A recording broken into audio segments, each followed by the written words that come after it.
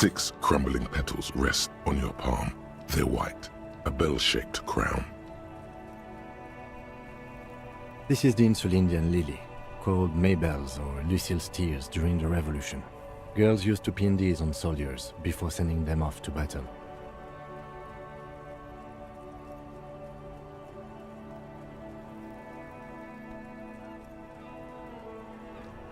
The revolutionaries, so the commoners and the anarchists. White's their color, but the custom started in the suzerain's army, so it held meaning for the king's men too. It's about girls and boys more than sight. Girls sending off boys who are going to their deaths, then also dying themselves in the ruins from dysentery and consumption. It's a symbol of the Civil War. Yes, but not this early, not to my knowledge. It looks dried, preserved. Maybe, maybe not. We'll see. The petals feel dry and fragile in your hand. Water flows under the channel bridge, dark water. You rub your sides for warmth, but there is none. Inland, above the Martinez distributary, the channel that brought wastewater from the silk mills of Jamrot, and then dead bodies during the war. The wrinkled fingers of an old man crush flower petals, then sprinkle them in the stream like white salt.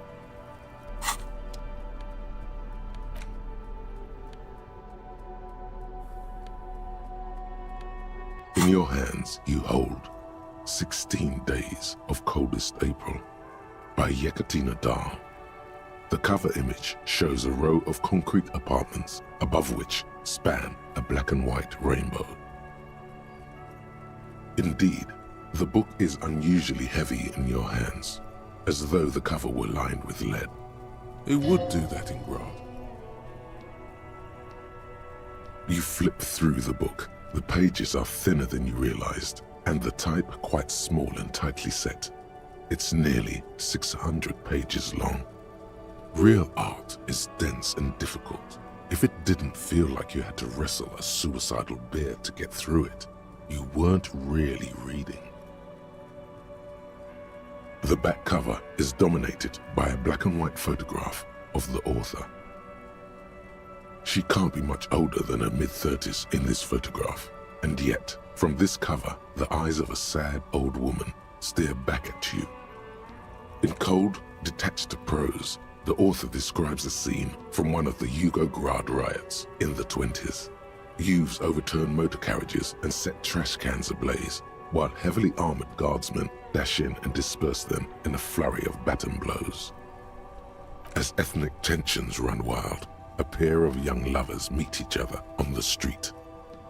Somehow, in the middle of all the chaos, they manage to lock arms and look into each other's eyes. It would physically hurt you to keep reading. Are you sure?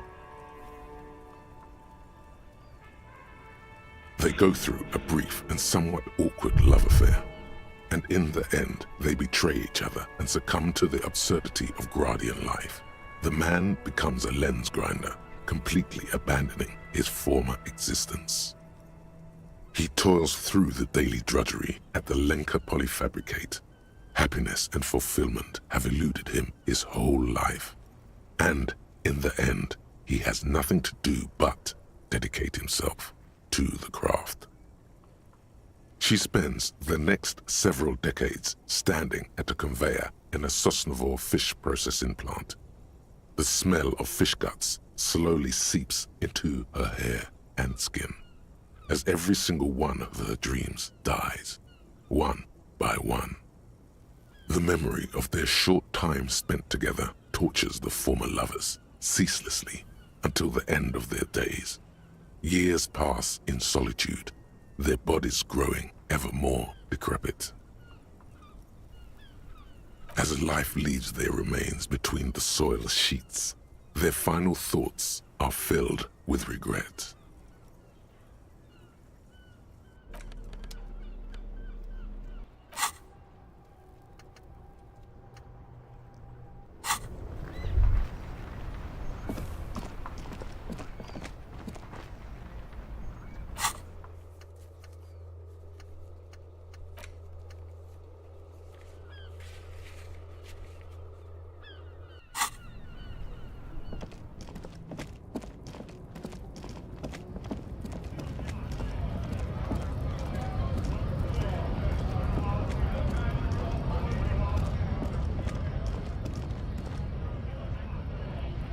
A lorry stuck in the traffic jam.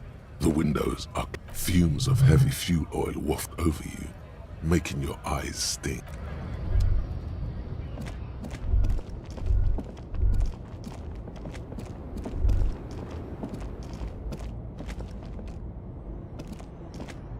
An old monument stands in the middle of the traffic island, pointing toward the sea. It looks as if it's been reassembled piece by piece, secured and mounted in the air with the aid of... This screen found A to Z contemporain is parked in the shadow of the ruins looming overhead. It's seen better days. This is the one our man pointed to.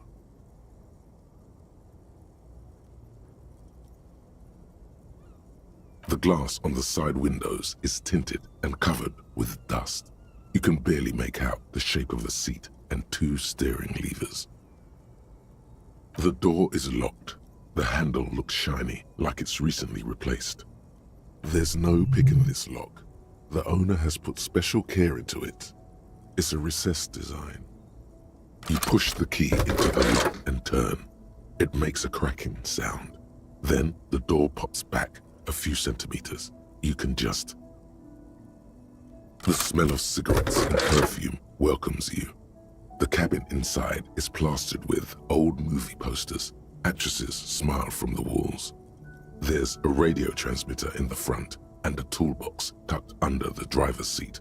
Some tools lie scattered near the pedals. There's something odd about the passenger seat.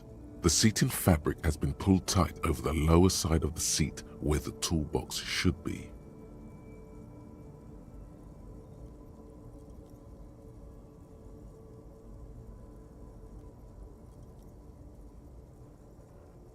These are movie posters featuring starlets from long-forgotten films from the 20s, the teens, even the 90s. One of them particularly catches your eye. A centerfold of an ingenue attached right above the back seat. There's definitely perfume in the air.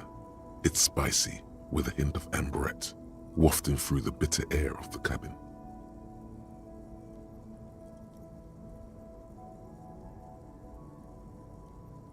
The remnants of a sweet juniper-scented perfume, probably Grenade number 5. The actress is draped in a sheath dress, one of her shoulders bared. The faded remains of an autograph run across the poster. She's looking past the camera. Wait, doesn't she resemble someone you know? But you can't put your finger on whom exactly. The actresses and the rear actor all smile you a warm goodbye. A radio transmitter is attached to the dashboard and a toolbox sits under the driver's seat. Looks like the frequency dial is absent. It requires a key to work, but the key has been removed, likely by the missing lady driver. Strange. There are so many radio stations saved here. Must be over 100 at least. It has to be an advanced model to fit so many frequencies next to each other without blending them together.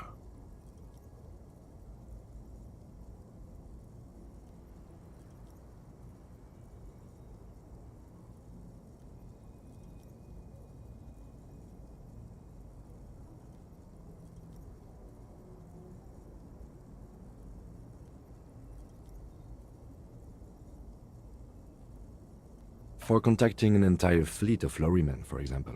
This is all shortwave, UW and UKV. Looks like we are dealing with an impressive organizational tool. The nerve center of a huge operation, with quite a range too. A 20-kilometer radius at least, perhaps extended by an attachable antenna that's not here right now. Doesn't look like it. It's completely inoperable without a dial key. The ghostly actresses and the rusty toolbox under the driver's seat and the oddly bulging seat cover. Voila, a stack of neatly folded papers has been stashed behind the seating fabric. You see three maps depicting a large metropolitan area. It's Revachol. Some of its routes and highways have been outlined with a pen. Bonne prise.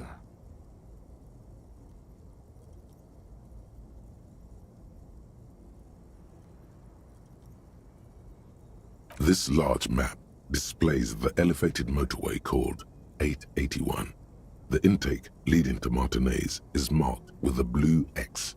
There's another X on the off-ramp at a place called the Old South. Toll booths at the intakes are marked with a circle. It looks like there are scant few ways of getting onto the elevated motorway that runs over Jamrock, and this person knows them all. There, hundreds of thousands of motor carriages roar on the 881, high above the mass of brown and red roofs that is Jamrock. The commuters don't even look down. The world ceases to exist outside the windshield.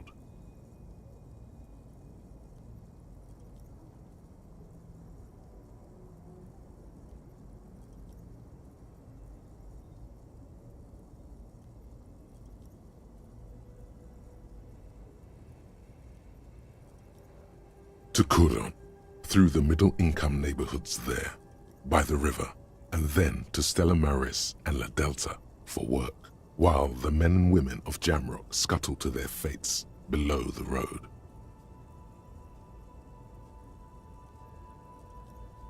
This municipal map from the 30s displays a complex system of storm sewers underneath a sub-district called the Pox, old military hospital, right adjacent to the 41st precinct. No storm will ever drown Revachol, the great solution to the riddle of history. Wind rips through the empty hallways of the once great military hospital, now just a ruin under an overgrown park. Beneath the hospital, great sewer tunnels hum and vibrate with life of their own.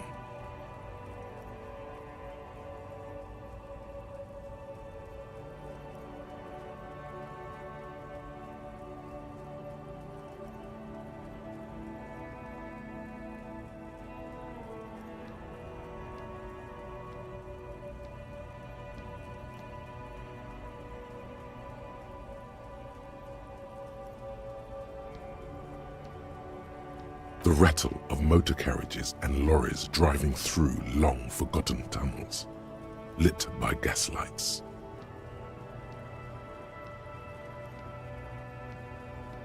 The final map displays a labyrinth of service tunnels left over from the construction of Motorway 881. A few routes have been marked with a pen, where the tunnels and sewers surface near the eminent domain and a traffic island in central Jamrock, by the lake. These service tunnels were probably used during the construction of the foundation beneath the motorway. Looks like the smugglers have infiltrated the road network belonging to East Motor Tract. So it would seem.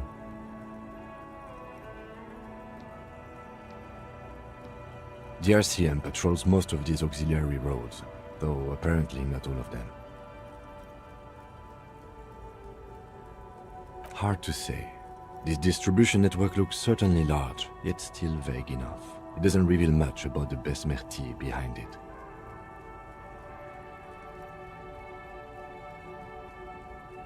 The Besmerti is a Revacholian crime syndicate. They see themselves as the inheritors of the 14 Revacholian Indo-tribes, but really they're just violent gangs vying for control on the west side of Revachol. With cool names like La Puta Madre and Aura Masta, it's a dark parody.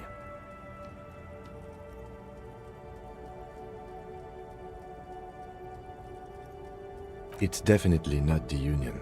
They just do some logistics. This operation has spread everywhere in Jamrock. If it's that widespread, then Madre remains the most likely suspect. Here's bad news. There have been attempts at a serious investigation before, but they haven't ended well for those involved. Especially bad news for cops who may have something in their past they don't even know is there. Best not to disturb the scene. I'll have forensics go over the lorry and pick this up later. The stack of maps looks just like before, barely noticeable. The movie stars look silently by, and the pull-out toolbox has a rubber handle, worn from years of use. You wedge yourself under the steering wheel to get a better look. Seems like the few tools lying around here, a hammer, a pair of pliers, a rusty wrench, have been casually thrown there by the disorganized driver. But one odd detail does catch your eye. A piece of sandpaper has been glued to the throttle. Sandpaper adds extra grip.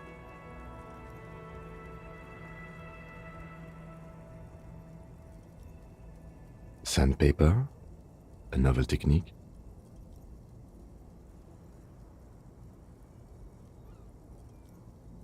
Yes? Do the honors, he thinks. Connect it yourself.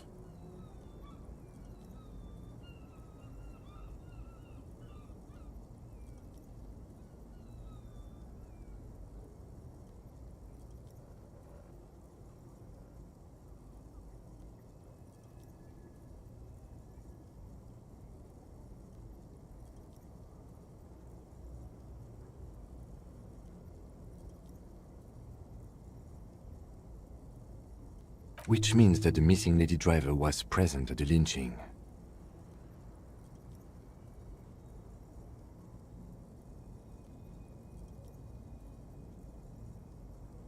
Looks like her, yes. Now we know for certain who's the missing eighth person at the lynching. Do you think that Hardy and his boys could also be involved in the drug operation?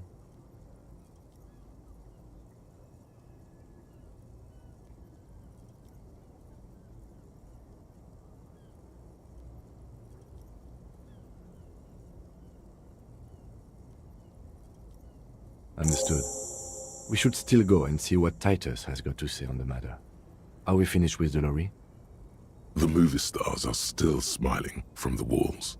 The radio transmitter sits on the center console and a metallic drawer slides out from the seat. It's empty, except for a folded newspaper. It's an issue of Petit Férique from last Wednesday. A piece of paper falls out from its pages. It looks like an article ripped out from a radio enthusiast magazine. Complex mathematical equations explain the basics of something called the Ulan frequency system. These formulas look oddly painful. Maybe it's the hangover, but they give you a headache. The Ulan frequency system? I've never heard of that before. I know of FM, AM, UKV, but... The pull-out toolbox slides back into its nest. You close the rusty old lorry door. Great. I think we got everything. A word, detective? Before we return to Joyce?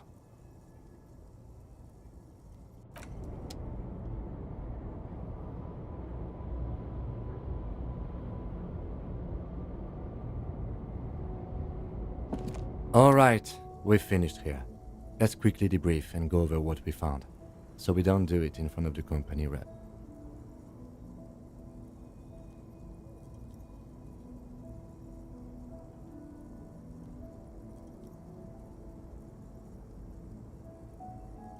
Honestly, I'm quite worried by what we've seen so far. The evidence seems to point to a rather extensive and well-organized operation. I'm especially intrigued by that radio transmitter, particularly the sheer number of stations it can connect. Looks like this alleged drug trade casts a wide net. This means it's well-funded. Technology like that, a major player must be financing it.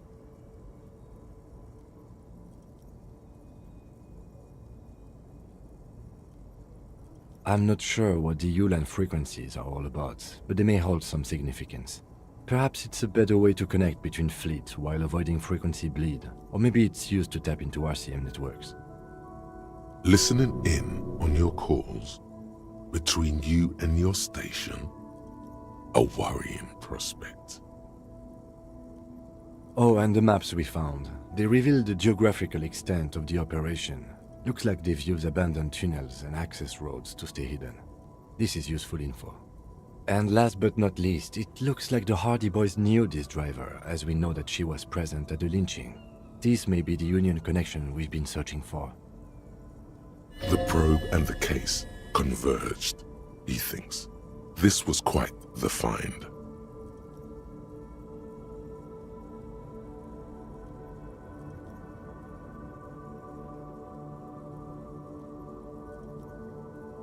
We should return to the murder case, see what Joyce tells us about the lynching.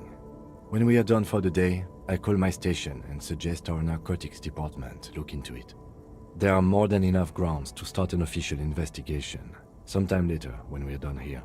We do not want to get caught in that. The fact that one hasn't started already gives me pause. An investigation, I mean. Especially if the Madrid grouping is involved, and I can't imagine they aren't. It's certainly worrisome. All the same, I don't like the idea of internal affairs descending on the matter. That won't help anyone either.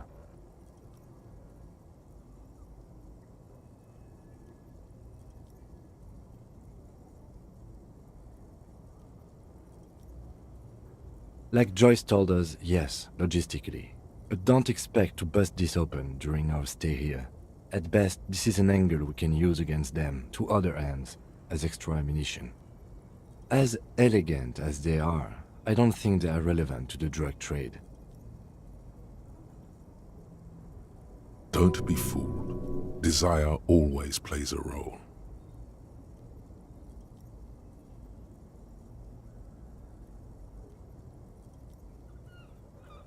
Yes, well... Unimportant. Debrief over, after you.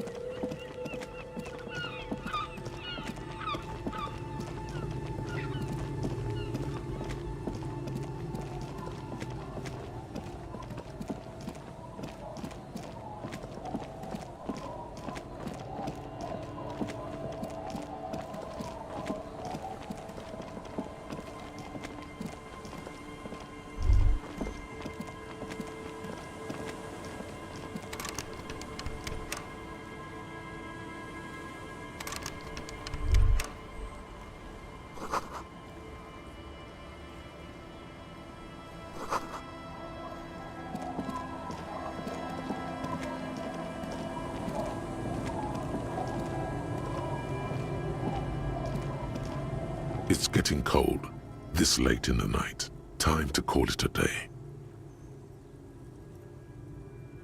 Good night, officer. We'll meet in front of the shack in the morning.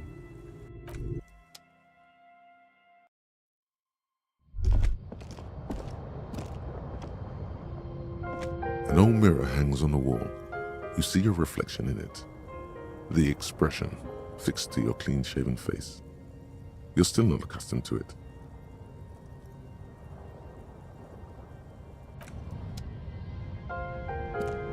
bed is comforting, if a bit run down.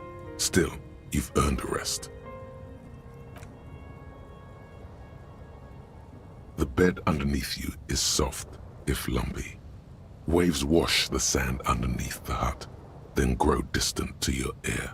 In the quiet hum of the organic heater, you fall asleep. Like a deftly cast fishing net, sleep pulls you out of the world and into its dark shore.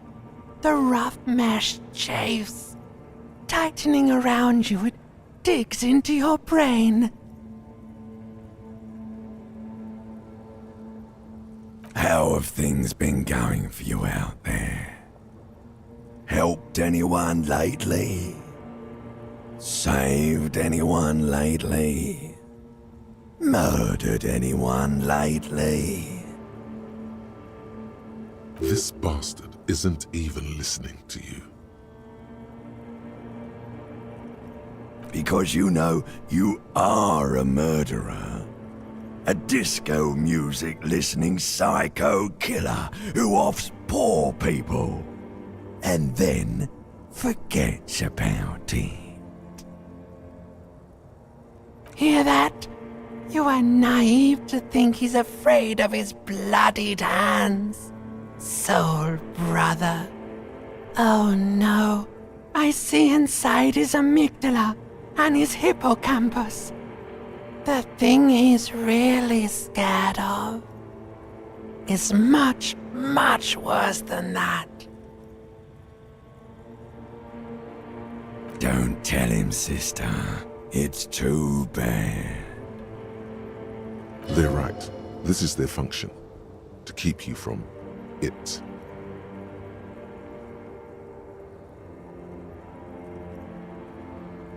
We're trying to help you. All these processes, these tortures, voices and tremors are all just distractions, flares and countermeasures to keep you from the last dream, the worst of them all. The last dream will be total annihilation. Cinders peeling off the fuselage. We won't be there to help you anymore, Harry. We will be dormant. You will be naked and alone.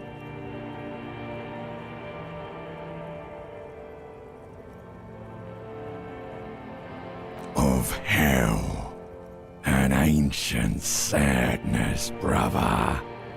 10,000 years later, in front of the video rental, there is a warm breath on your face again. Everything is okay again. Everything is so okay.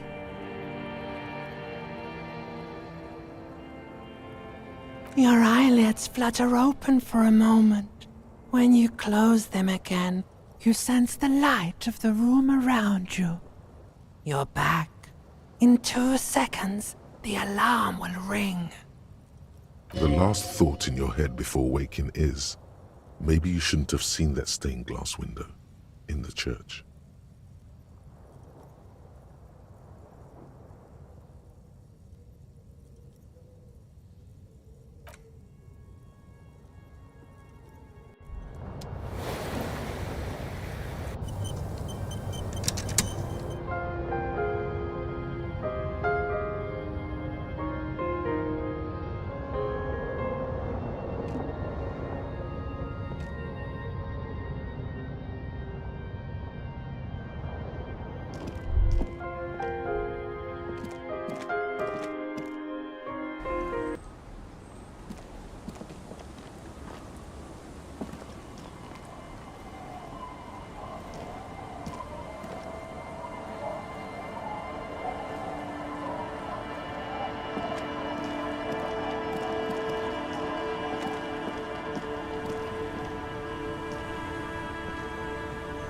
Aye, the sea's gonna calm down soon, I can feel it.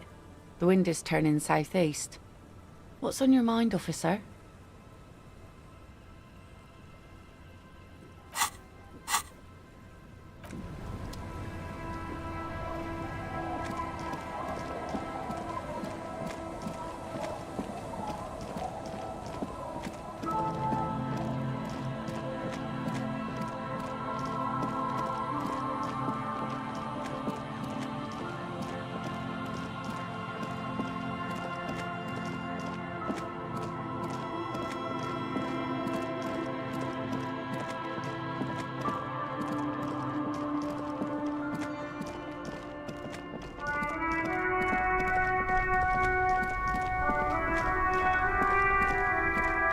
Officer, care to play a game with the lonely old man? Actually, never mind. Wouldn't be the same. The prick is gone. I can barely believe it. But he's really gone. Hell, most likely. He was an absolute Kent. His hungry little heart finally gave out. The dock workers found him in the guard booth this morning. Wasn't even supposed to be working for another week, but he just had to prove how tough he is. Did he feel like he has to prove he can still pull his weight? Doesn't need handouts? Guess he was about to head home, 'cause when the dock workers found him, he was wearing civilian clothes and not the Kuketu uniform I saw him in all the time. Sometimes I thought he was wearing it just to piss me off. Now the joke's on him, 'cause he's gonna be buried without it.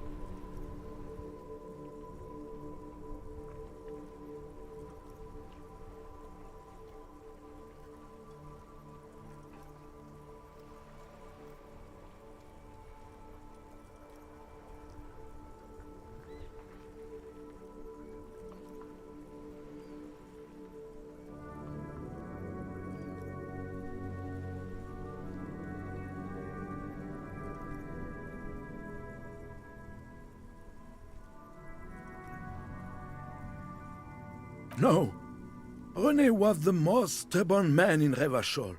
Nothing you or I could say would ever push him to do anything. The man was completely immovable. He has doubts, but right now, he just wants to move on and not think about it.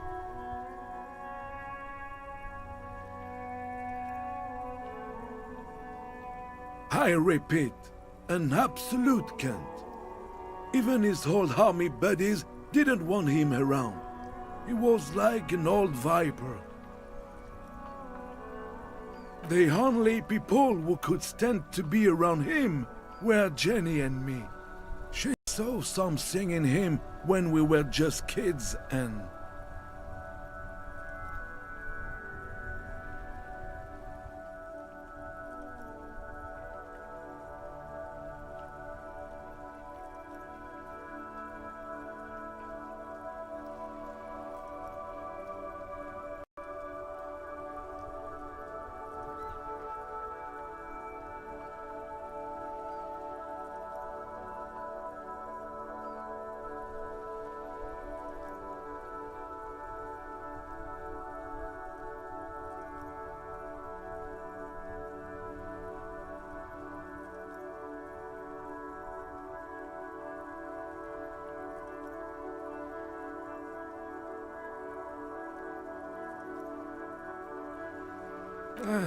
and she never lost sight of it. And I thought if the most beautiful being in the world can love him, then there must be something worth holding on to. We've hated each other our entire lives. So much, in fact, that... Yes, I loved that angry prick. He didn't deserve it, but I did. You know what his last words to me were?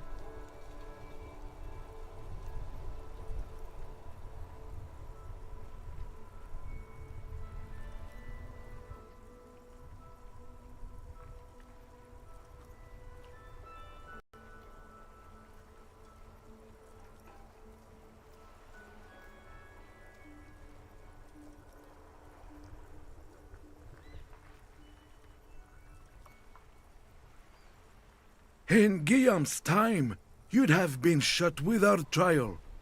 That's what he said to me. He lived a cunt, and he died a cunt. Let's leave it at that.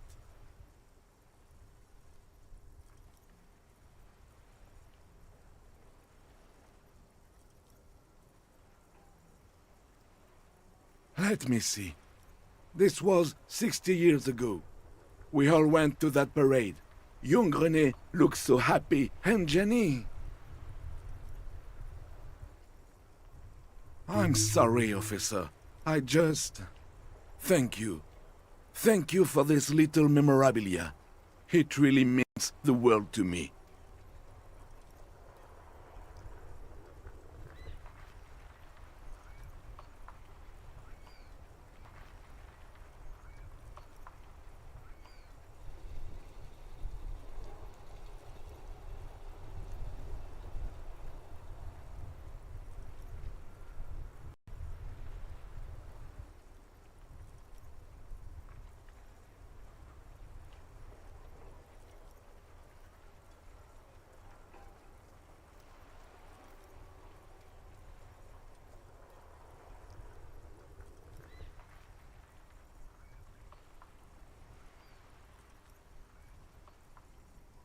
That was nice. A small thing for us, but invaluable to him. He probably didn't even know René had the photo.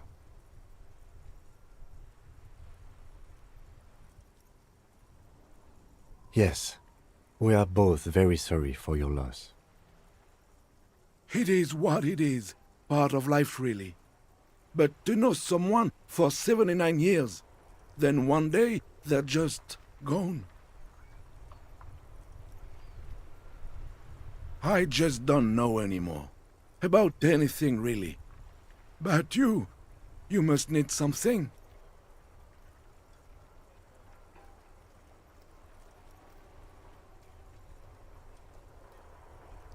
René wasn't really what you'd call a botanist, officer. And believe me, he didn't like Insulindian lilies.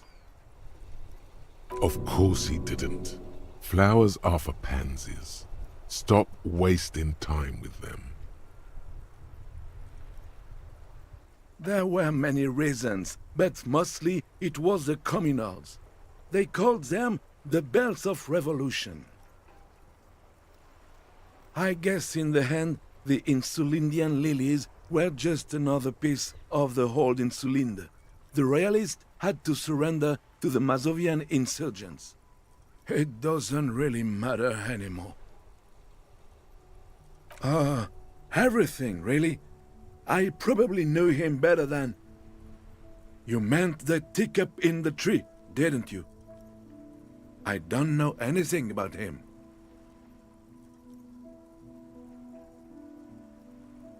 Teacup? Oh, because of the ceramic armor. Clever.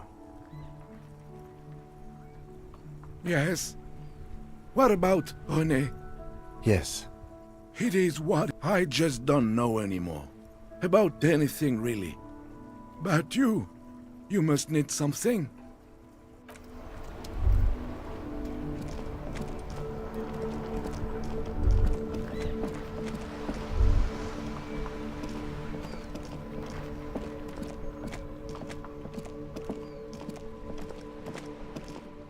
Hello again, sir.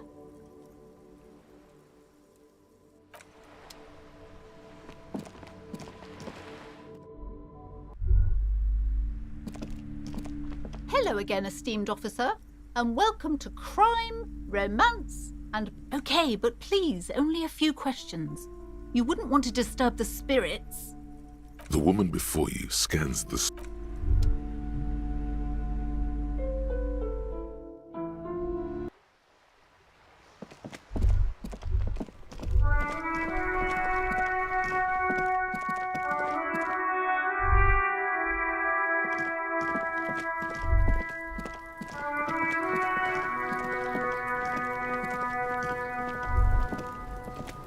Fuck does Kuno care? Kuno doesn't fucking...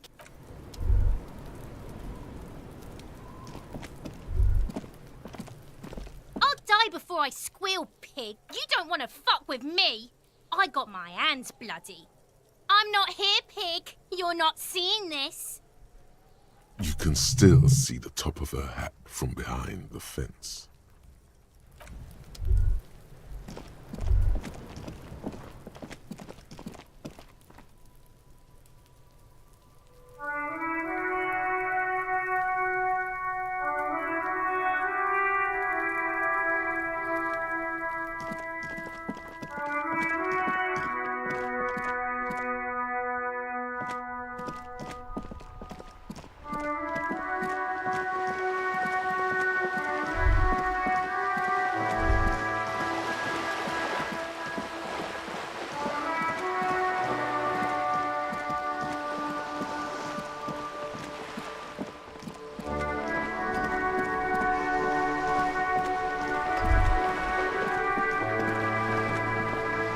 You're back. Good.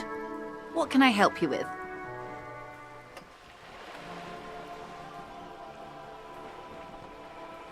Yes, my eyes on the harbour have sent word to that effect.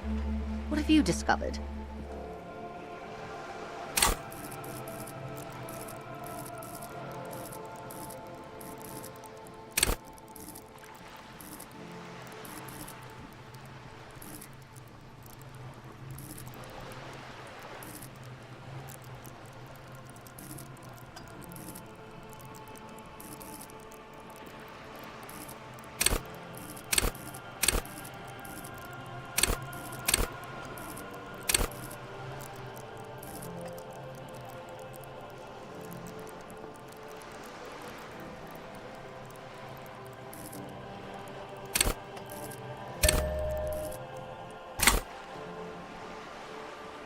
It doesn't really matter, and I do apologize for the surveillance.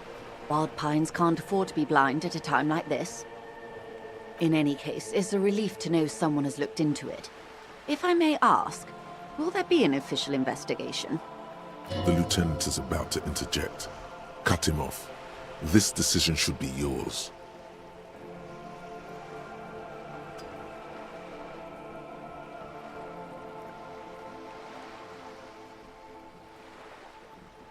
Exactly. But what?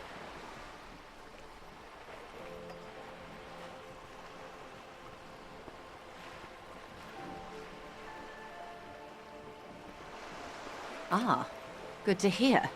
I wouldn't want to pry into a confidential police matter, but in the event you'd like to share more, I would like to know who it was.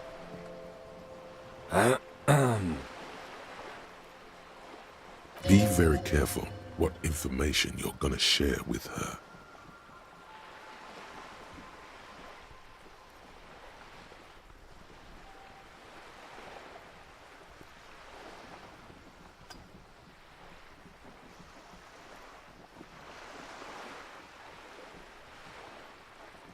First-rate find.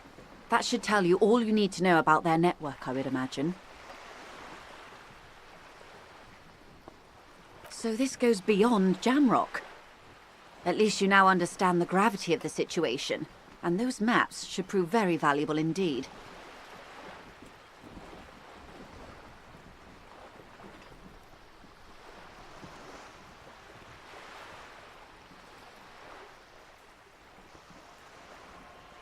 What is La Puta Madre? Well, he sounds very dangerous. I urge you to take care, officer. I wouldn't want anything to happen to you. Not with what's coming.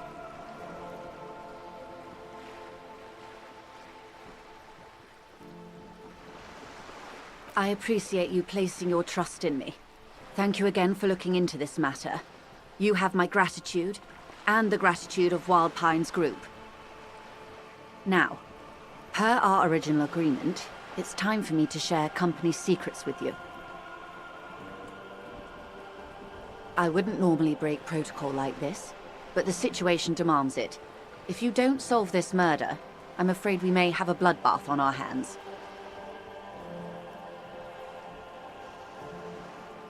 The words bloodbath sound cold in her mouth. They taste of iron and strawberries.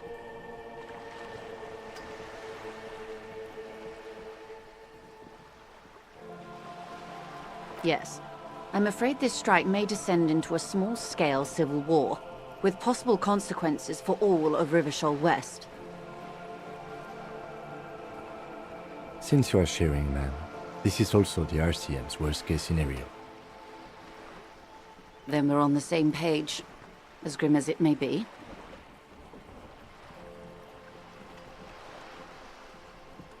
I have an indirect role to play, I'm sad to say.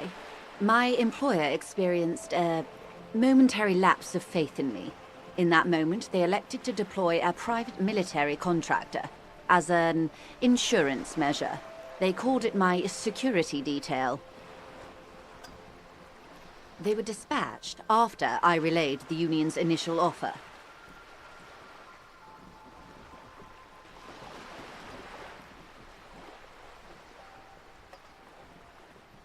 Every worker... A member of the board. I tried to convince my employer it was simply a piece of rhetoric, or a joke.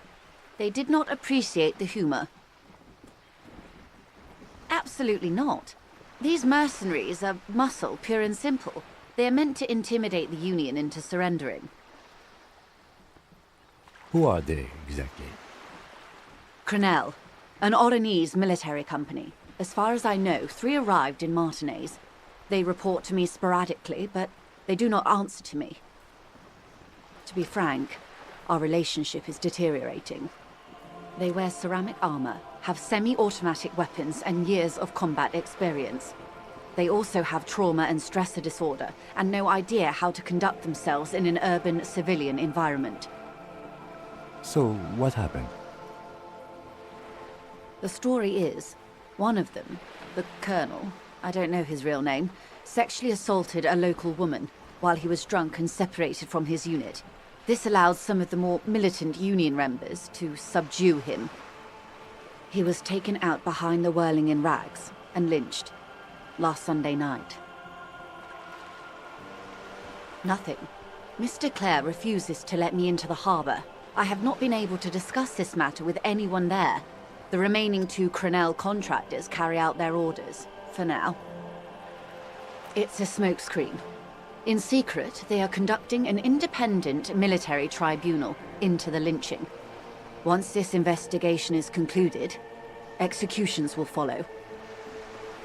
What is the nature of this so-called investigation? Whether to execute one, some, or all of the Union militants. It'll be all of them. The decision is already made.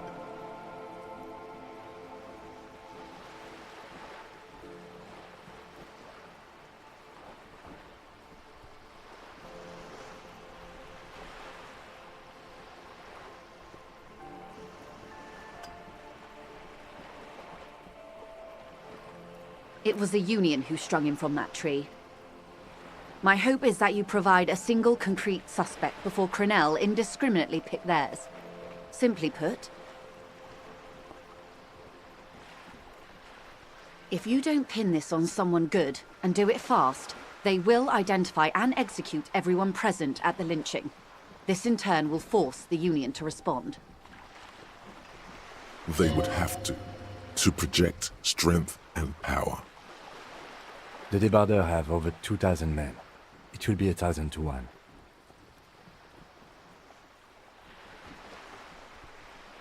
Have you ever seen a hornet invade a beehive, Lieutenant? It's not pretty.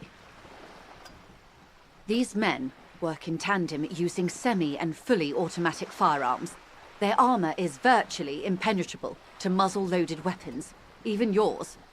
Most Union workers don't have guns at all. As I said, a bloodbath.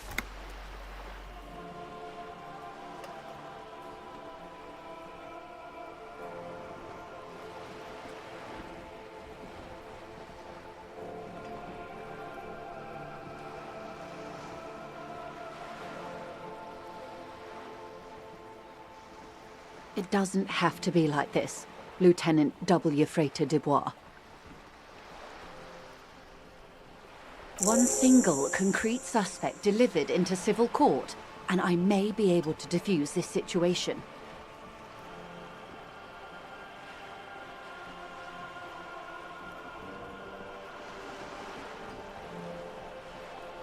Not much. Their public resume is relatively good, as far as private military contractors go. I believe they were once called Downwell. They boast a long list of clients: Saint-Baptiste, Welchman-Lorenz, Eendracht. A warning sign, however. The operations concerned all take place in third or fourth world countries. Guarding facilities, escort missions and such. Meaning they're used to operating in war zones. Yes.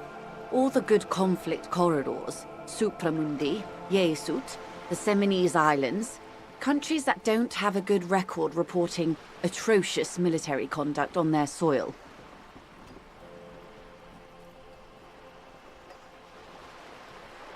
Sadly, no. Before this happened, I had little interest in them. Now that I do, I don't have the resources. If you still have access to the ICP's database, you could run a better background check than I ever could. It may take some time, though.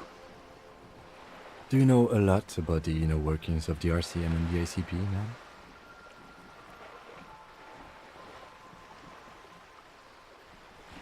In my line of work, it pays to do your research.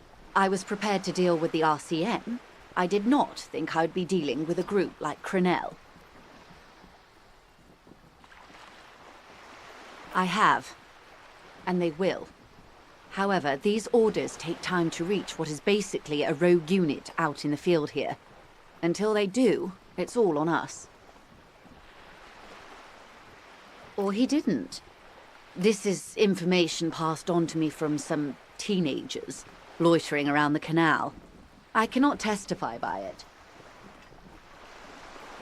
The remaining contractors, their tribunal, it's what they believe.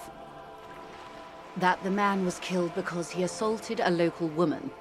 I've asked around a bit. This seems to be the accepted story around Martinez. This does not come as news to us, but still. To your knowledge, where did this assault take place, if you know? Last Sunday night, at the Whirling in Rags, the hostel by the gates. Supposedly, the colonel was drunk, maybe on narcotics too. Either way, he's alleged to have sexually assaulted a woman. Sometime later, a group of dock workers got their hands on him.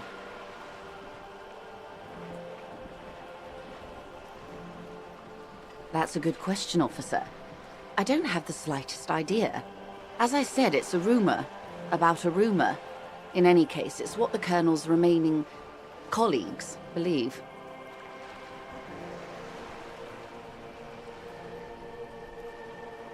If you mean did I see him alive, yes. But I did not know him.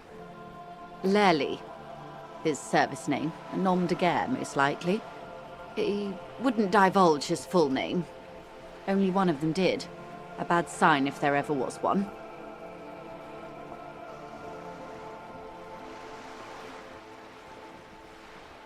One is a man, Corty, they call him, a nickname as well. The other a woman, Phyllis DePaul. Corty is the gunner, I believe. DePaul is a radio operator. What would you say was his eye color, the deceased's? She closes her eyes, trying to picture the man's face, then shakes her head. I can't remember. The lieutenant was testing her, asking a small detail first to see if she knew him better than she let on. She passed. That's all right, man. Anything else? Nationality? What would you say was his age? He was 40. Or 50. It's hard to say which. He had a combat injury on his lower jaw. It made it difficult to estimate his age, or gauge his facial expressions. This matches the dental reconstruction we saw on the body, and Classier also mentioned it, I believe. What else? Nationality? Accent?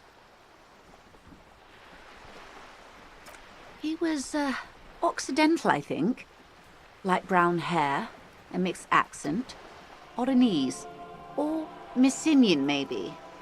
His injury gave him an accent all his own. In a way, it was humanizing. He had to learn to speak through it, through the injury. That's all I know, I guess. I only met him once.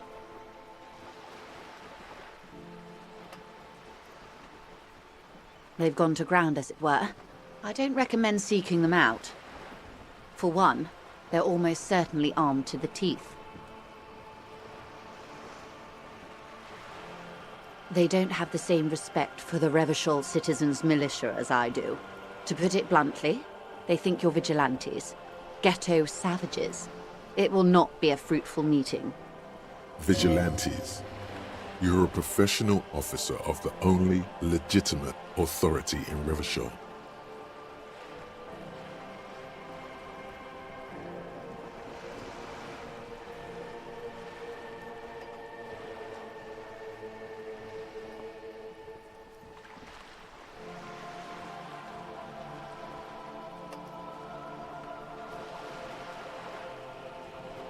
Somehow, I doubt that lecturing them on the legitimate use of force will persuade them to stand down.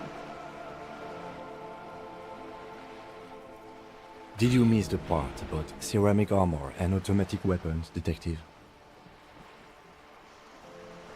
That is a bad idea. One I won't be a party to.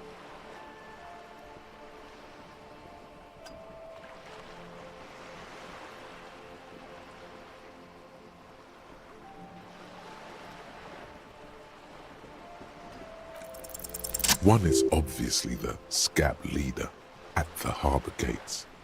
The one chanting the idiotic slogans. He's barely maintaining his disguise.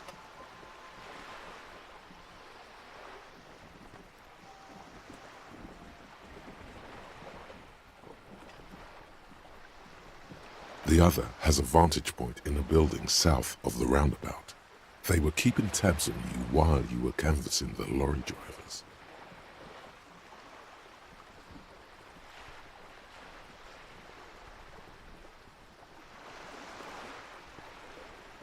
That may be so. I still hope you heed my advice. There's no need to kick the hornet's nest. For all your talk of averting this catastrophe, the situation at the gate is a powder keg. Does this not bother you? Of course it bothers me, Lieutenant. But my hands are tied. How would my employer react if it appeared I were intervening on behalf of the Union? Your concern may be appearances. Ours is keeping the peace.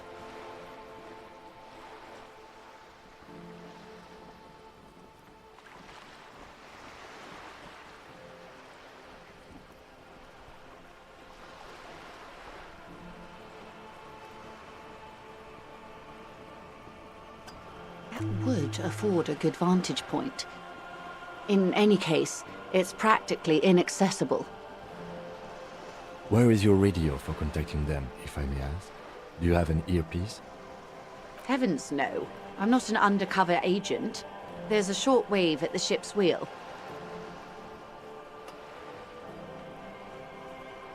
I hope I can answer it better. Until the executions start? Truthfully, I don't know. It depends on their progress identifying the members of the lynch mob, and their impatience. They don't report their progress to you? Not on this matter. I'm afraid they consider this a personal initiative. It's a matter of days, not weeks. I am sorry to have been the bearer of bad news. If there is anything else I can help you with, please ask. Of course. Excuse my hesitation before. For about half a minute, in silence. It was taken with a trigette not long ago. This is the man's upper body. There were no more markings on his hands or legs. Her mouth is relaxed. The accordion lines near her mouth vanish. The pearls of her eyes move slowly on the photo's surface. Sorry. I was trying to see if I can read the web of interdependencies between these points. The stars. I can't. But that's how you read this story. The points themselves don't have letters, numbers, anything. Their size, location on the body, and distance from each other tells you what they represent. Port cities. On the oceans. This is an Oronese map of the waterways, a sailor's tattoo worn by wayfarers of the Delorian century. As early as 300 years ago, the sailors would mark their bodies to map their travels. The sailor's soul would use it to fly back home if they should die abroad. This is a sort of contraption to be reeled back in by. The silver cord, they would call it.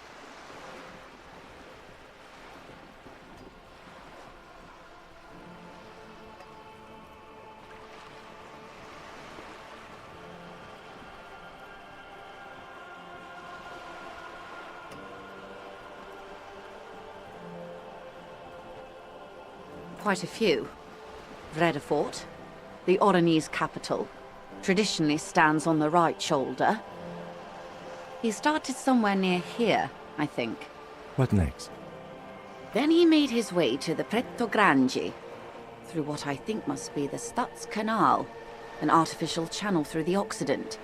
From the Pretto, he sailed to the Insulindic Ocean, first the Semines Islands, then this.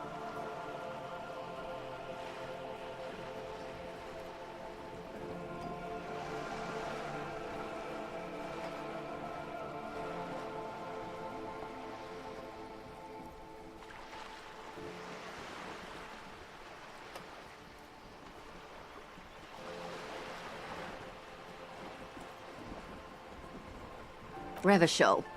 Those are the two constants. Vredefort on the shoulder, and Revachol in the heart. They started the tradition of these maps right after the discovery of Insulinde, at the dawn of the Interinsulary Age. The old world passing by, and the new world already here.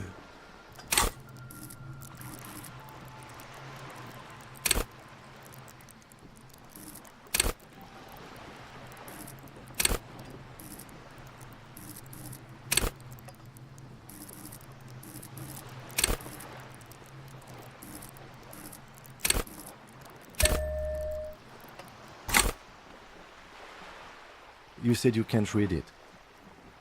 I can't. This man was no sailor. And these are no ports. I can understand geographic fragments, but not their meaning.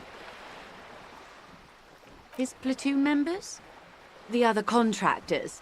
Though I do not suggest you go and show them that picture. This man was their friend and comrade. Challenge accepted. I say we do it.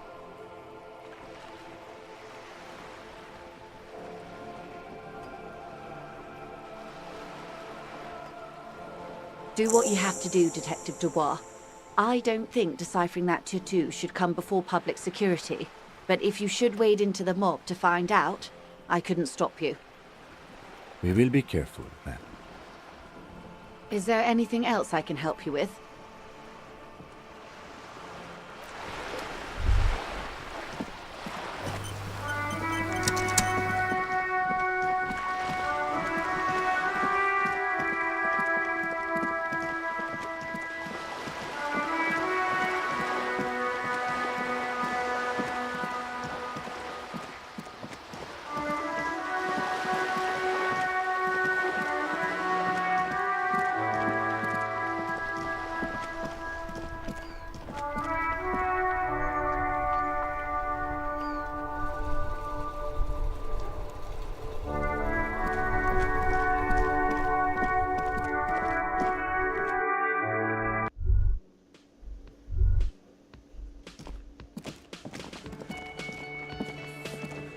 It's you again.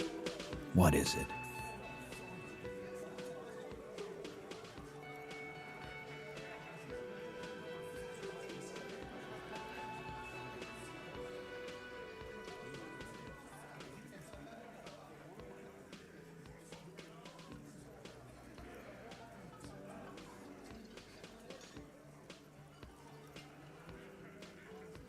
Like hell you have.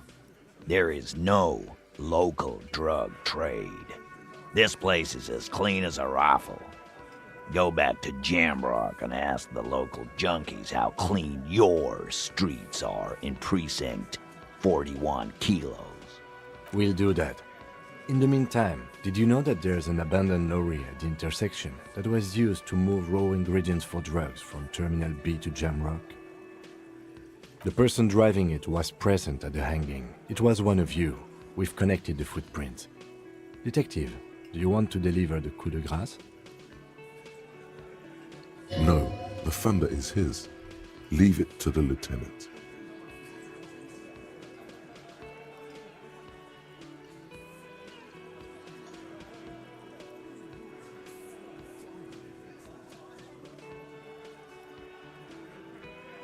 Thank you. You're right, Titus. There is no local drug trade because it's all controlled by you. You're the drug trade. That's a mighty interesting theory. I guess that's what you would need to do, theoretically. A big, strong, state-run monopoly would outcompete the runts on the street. Yeah, man. Theoretically, that's what you would do. To get rid of the gangs, the dealers, even some of the junkies. You would need good, trustworthy people to take their place, of course. Hardy men to run such a monopoly. For the good of the community, of course.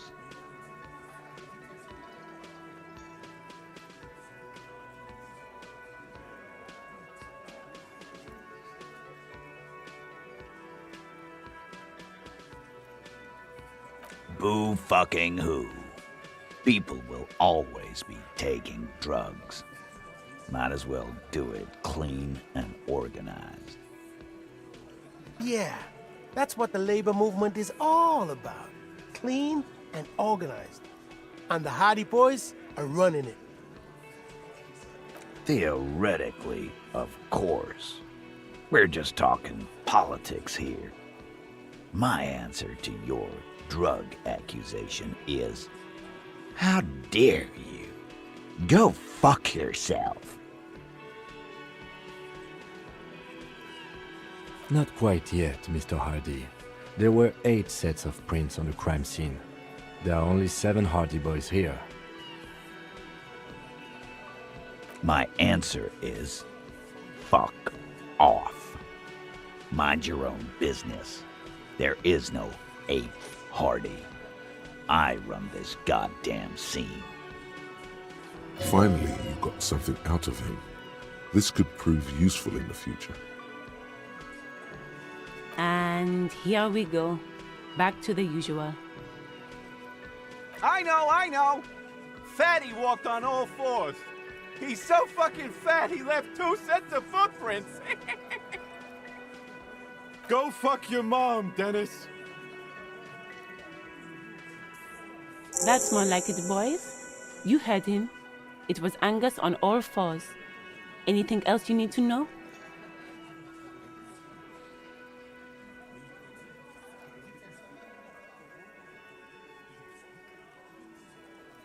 Yeah.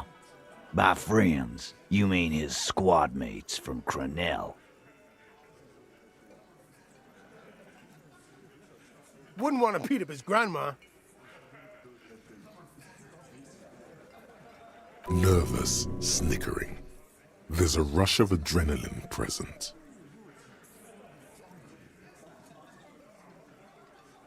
This is what happens if you take the law into your own hands. Other people start doing it too. Let them come. The Hardy Boys are right fucking here. You heard the man. Right here.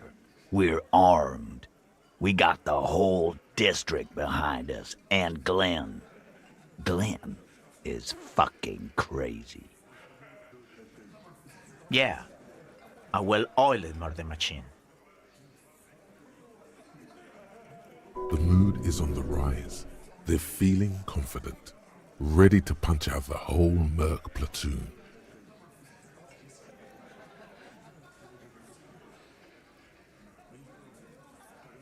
We got weapons of our own. We got Ister 50s, Zeelagers.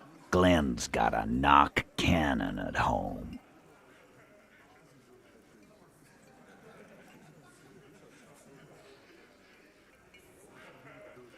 I guess we're gonna see, aren't we? That was an unsure phrasing.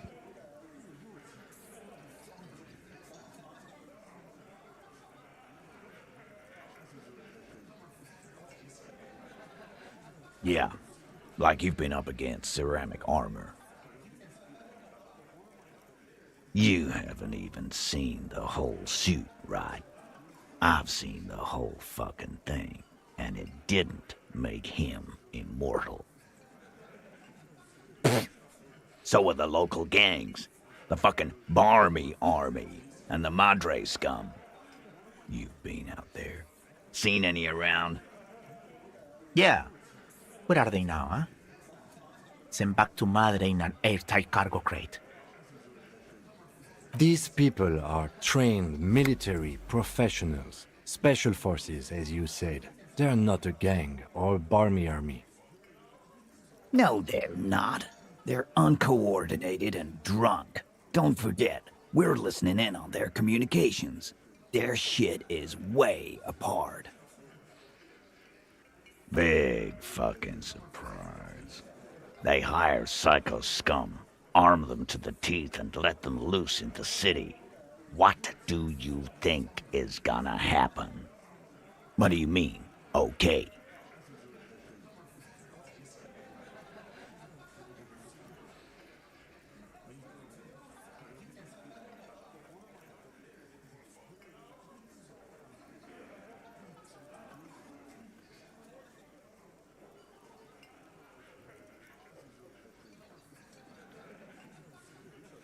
No, they won't. Get out of here with your negative energy. He really doesn't like you ruffling their feathers like that, on what might be the eve of battle. All he means is that the situation is serious. No wonder you cops get shot to shit every day. Can't go to war with an attitude like that.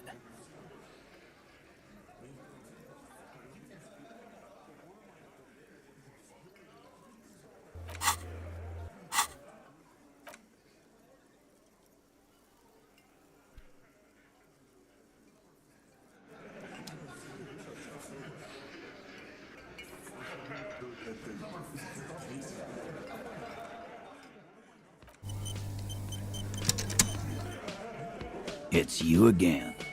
What is it?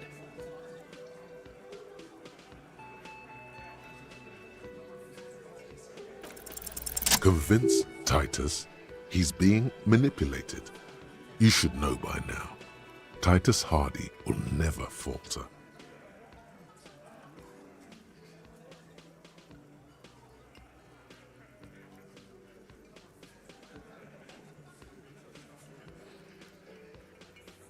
Just remember, it's about more than Glasia. It's about these men and Martinez, their district, their responsibility. Outside, under the rising sun, tattered and in ruins, the windows of the cafeteria aglow with her morning light. Huh?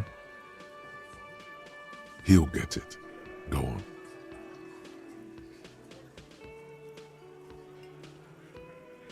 Got it. Kill you because they don't like you. All because...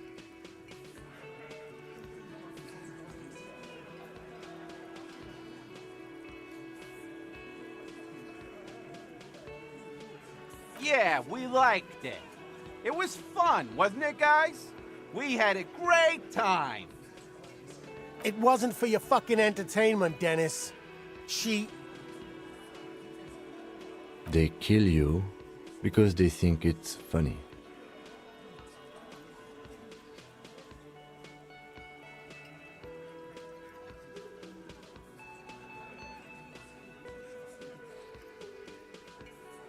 It wasn't that.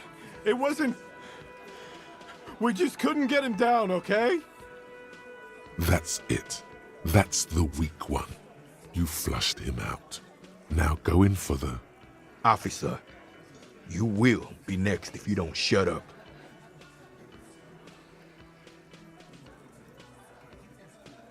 Firearm.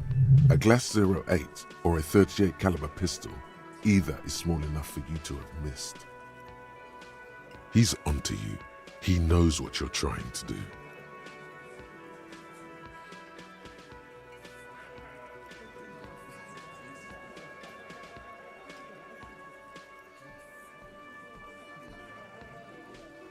No, I'm not gonna do it.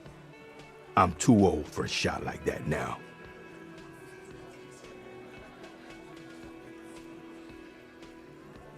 Suddenly, there's an awful ringing in your ears. Your body temperature spikes. You're burning all over with fear. The most terrible fear. Bigger than any before. To your right, you sense the air move. The lieutenant draws his firearm. You only manage to perform one more movement. An instinctive jerk to your left. Then, no sound. No one screams. It's impossible to say where it comes from. More dead cops. Sad news from the district of Martinez, as the bodies of 2 police officers are found floating in the canal. It is believed the officers were pursuing a murder investigation, but got caught in the dock workers' strike and were gunned down under unclear circumstances. Such needless loss of life is truly tragic, a local union leader, Everett Clare, commented, and added that although the event is truly horrid, we can expect similar incidents to follow if right-wing vigilantes are allowed to run around uncontrolled and try to wriggle their way into well-organized neighborhoods.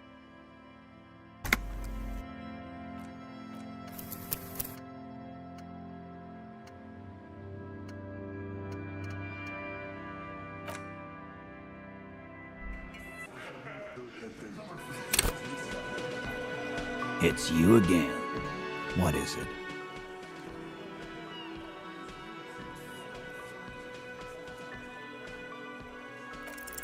Clausia is playing them like a fiddle. No, we fucked. No, Glenn. I want to hear this. Who do you think is fucking... Oh, you want more? I think you're losing it, Phil. No. He'll put the fiddle down. I do not understand. This...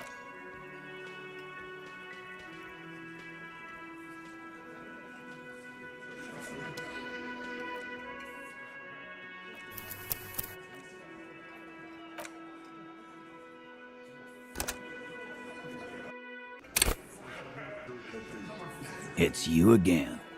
What is it?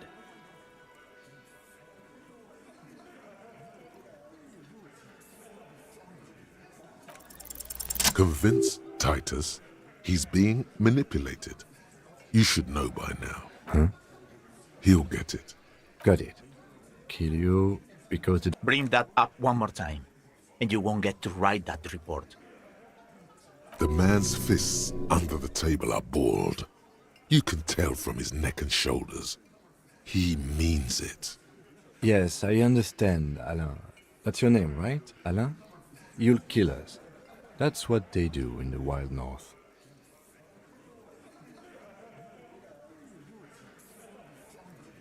It wasn't that. It wasn't... We just... That's it. That's the weak one. You flushed him out. Now go in for the... Officer, you will be next if you don't shut up. Firearm. He's onto you. He knows what you're trying to do. The lieutenant has put down his notebook. His hand is resting on his holster. He gives you an imperceptible nod. What? What does that mean? Go for it. The lieutenant has his eyes set on the fat guy. Push Angus. We're almost there.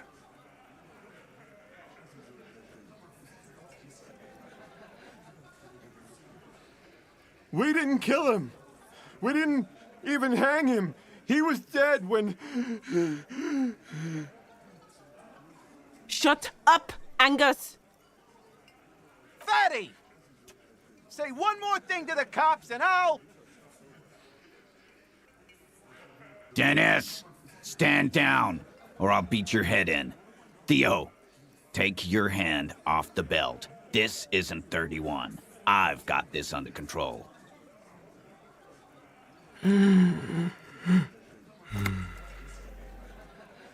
Angie, where's your goddamn inhaler? You sound like you're dying. I left it home. I can't get it. I'm too fucked. I'm sorry. Why are you so fucking fat, Angus? Now it's all pointless. Because of you. You wasted my time. I told you, Titus. I told you just give her up.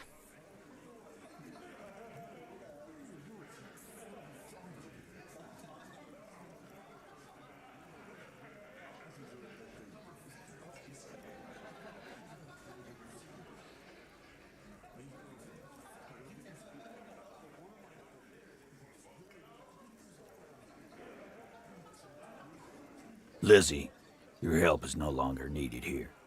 Go tell Everard. Fine.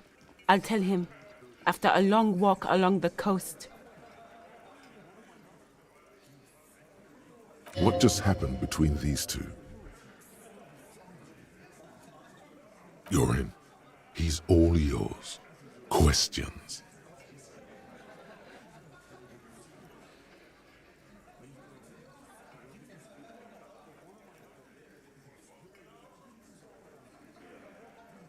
He nods. You hanged the corpse to cover up the real cause of death, the bullet in his head. Another nod. 'Cause the girls asked us to. They were in some shit. Girls plural? There's another girl? 2 of them? Take note of this. They'll probably say more about her later. Did she kill him? Cop, I have no idea. The girl says she didn't. He doesn't think she did. Or at least he hopes she didn't.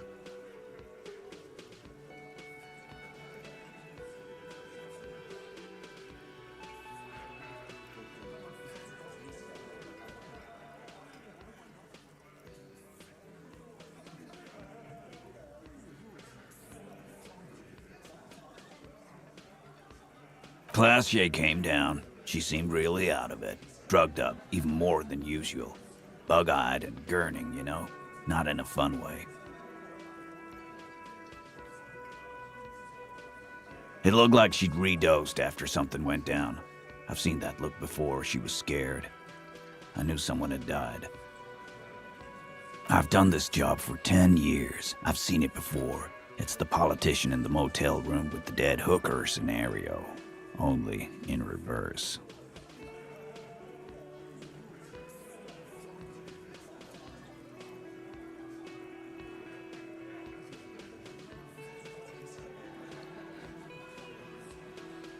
Good analogy, boss.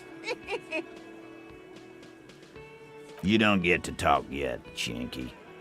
You're still on the bench. And you keep taking it easy too, Angus.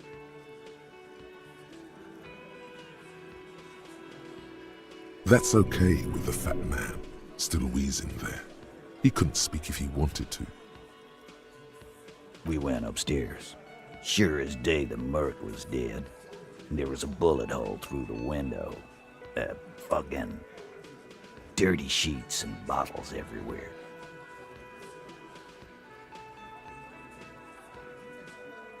He means they'd been fucking?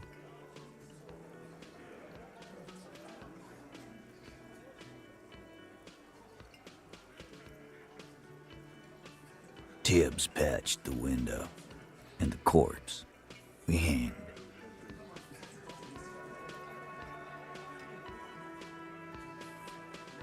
Nah, he's my brother.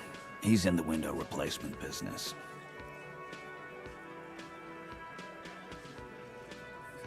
Right now, He's grateful he hasn't gotten his brother into this mess.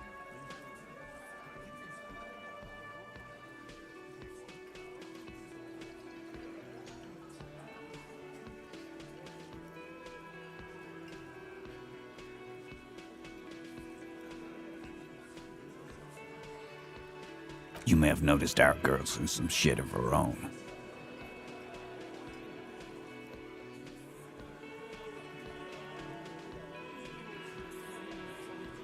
Yeah, she wouldn't.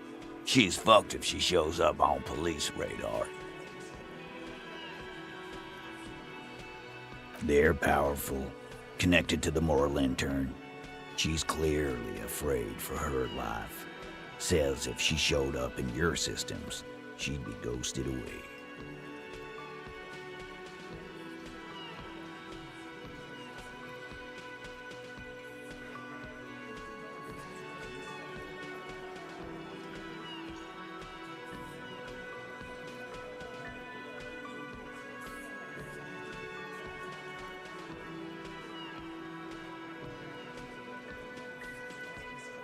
And why would you help someone like that? By taking on a murder? Why would I? I guess we abide all sorts of runaways and losers here. It's a Martinez thing. Not yet. Just some ideas. She says the shot came from outside, behind the window somewhere. So that's a clue. I'm thinking someone's past caught up with them. Either hers or his. Hers, you mean? I mean the people after Klausya. Maybe the shot missed. Maybe it was meant for her.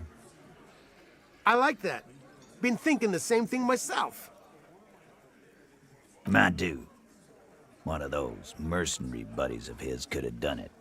They got guns, training, years of bad blood, probably.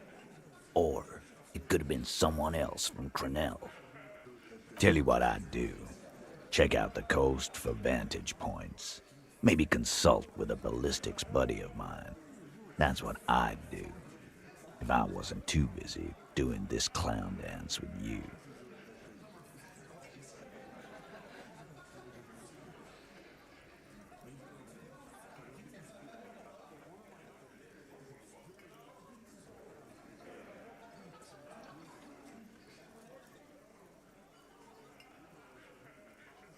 In a manner of speaking. Remember the two girls? He may be talking about the other one. That's right. It was her idea to hang him. I liked it for political reasons. It sent a good message. Fella, you think too much. He's off all right. You're gonna hurt your head.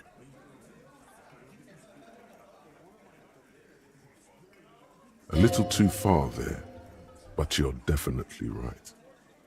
That woman is just affiliated with the Hardy Boys. You don't know her, anyway.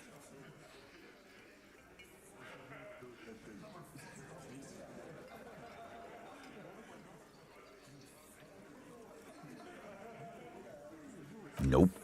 You're not getting to her. It's Klausya you want to talk to.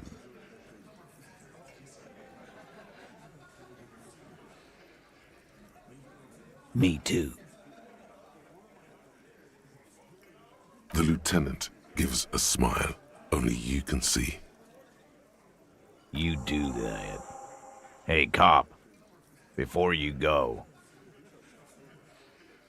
Suddenly, the wind picks up outside. You hear it rattling the large windows in their frames.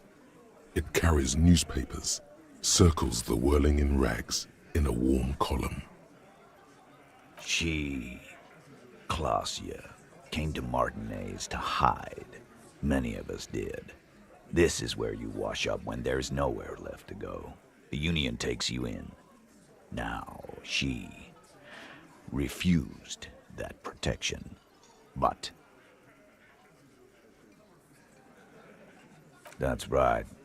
If we didn't take care of the people who end up here, this place would just be a couple of ruins and some cargo containers. We'll take that into account.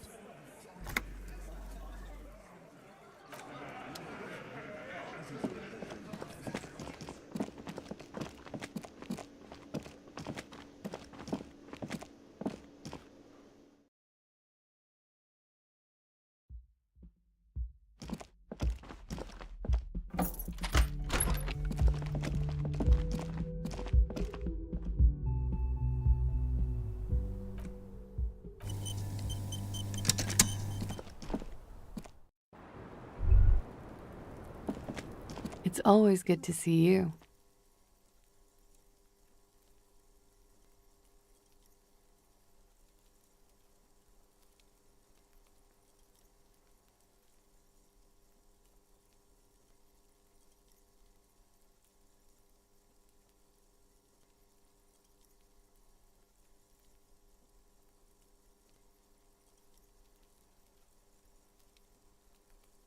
Something in her demeanor has changed. She's tired, consigned to her fate, to being here with you and what's to come.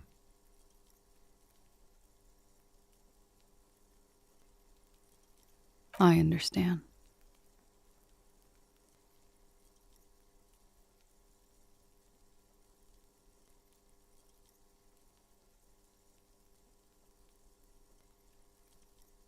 I knew there was a chance you'd get them to tell you. It's what you do. You're the police. For what it's worth, I'm sorry for wasting your time. This is good. Clear the air first, between you two, then move on to questions. Is it? Something is off here. Shush, I can't hear what she's saying. Let the miss speak. She's tall and thin and tired. A twig trying so hard not to break. If you knew we would find out eventually, why did you waste our time? Because of the Hardys. I couldn't just dispense with them. They were only trying to help me. Out of the shit I'd gotten into. Is she implying the Hardy Boys are the law?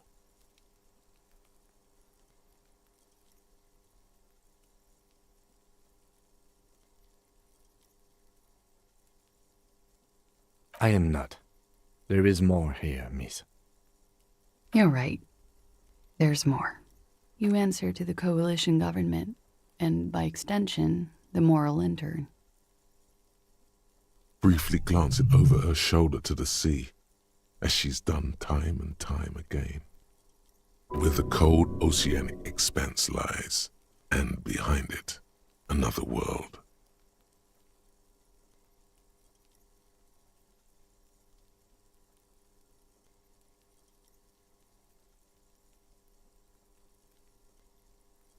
You share a database with them.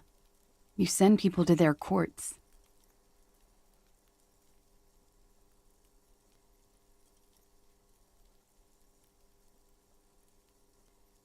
Just business, but bad business for some people in the moral intern. If I show up in your records, officer, they will find me. They will... What happens if they do? They will kill me, sir. If you file my name, take me in for questioning, enter me into the moral intern mill, well, then I'm fucked. For nothing. This murder didn't have anything to do with me. Actually, this murder did have a little to do with her.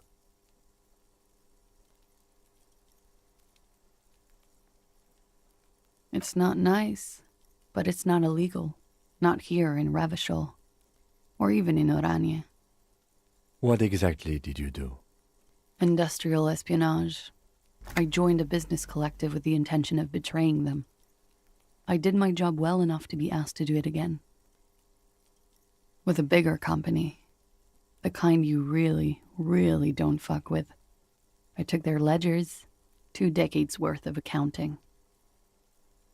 I need the names of the companies involved and who hired you. The job was Lewes-Duin County Savings Bank. They sound small, but they're part of the Lewes-Scott conglomerate. That was the second job. The first was some printer company. You wouldn't know them. But she really destroyed them. She still feels it. As to who hired me for the job, I don't know. But they're after me too, along with Lou Scop and their friends in the MI. Once you're done in the competitive intelligence circuit, you don't have allies. You're radioactive.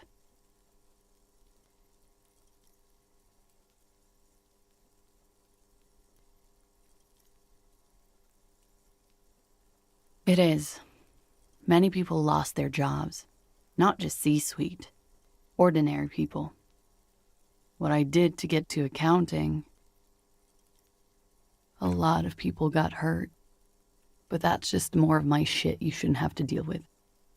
You're solving a murder. That can wait. Look into her eyes. There's more. One of them killed themselves because of me.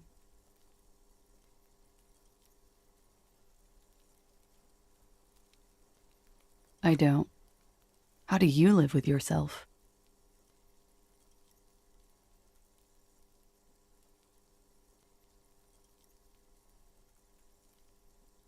By bargaining, then. I do that too. It's not all that effective.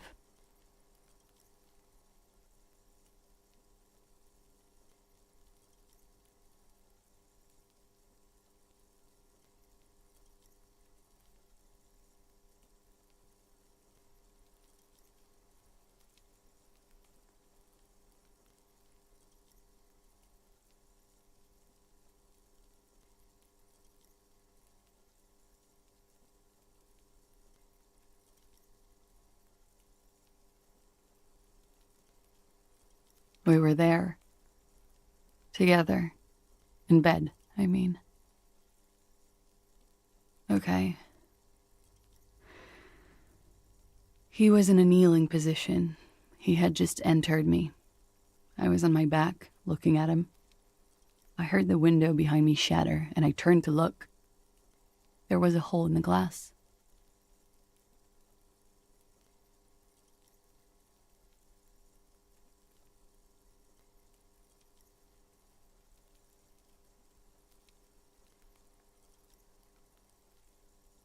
I turned back to him.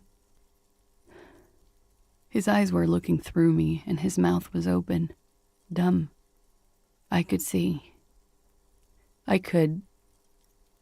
A great pain moves through her, a dark and indefinite wave. She continues in spite of it. I knew he was dead, before he fell down on top of me.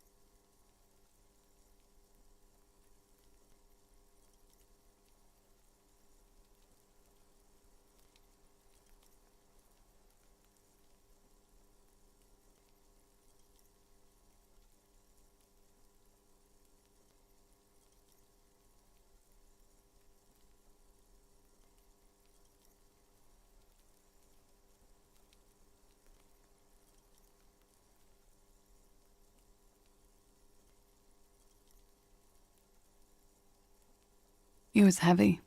I pushed him off and he fell to the floor. There. He only had his boots on. I bit the pillow, not to scream, then ran downstairs.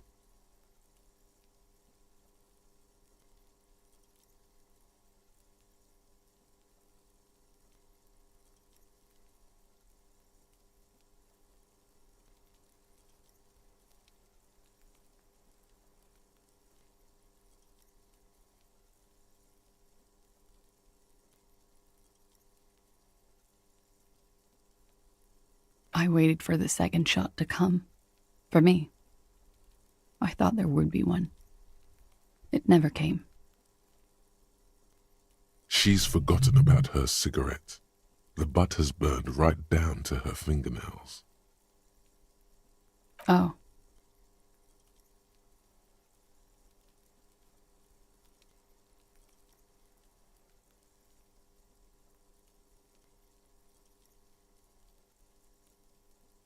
So am I.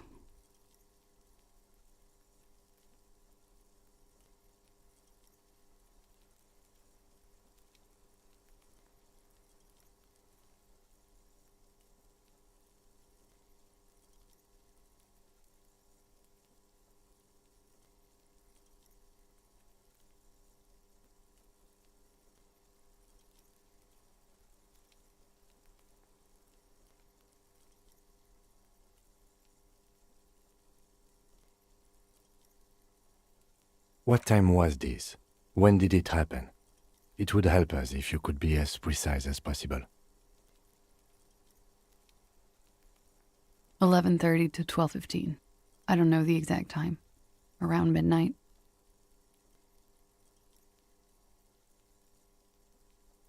It's okay. Were you inebriated?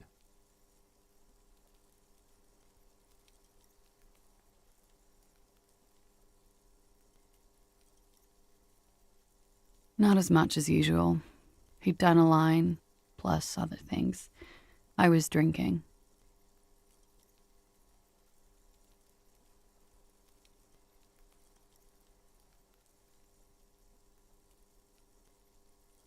Wait. Titus said she was gurning her jaw off, much more than usual. Oh, yeah. I did one of his lines, just to clear my head.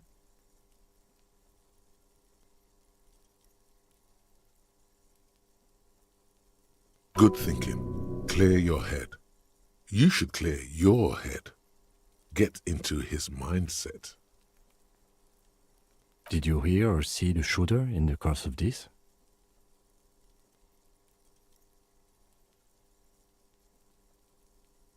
No.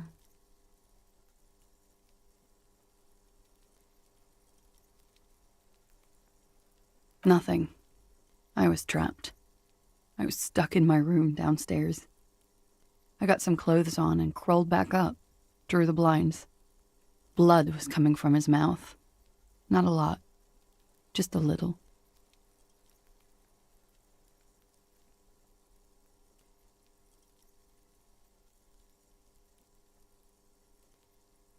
He was still on the floor, slouched. I couldn't be there with him anymore, so I ran down and out of my room, into the hallway, down the stairs. I knew there would be people there.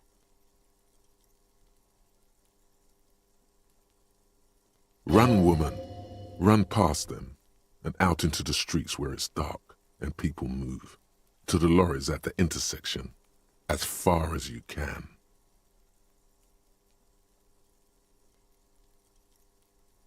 She pulls on the cigarette, looking up at the sky. Her hair ripples in the breeze as she stands there, silent.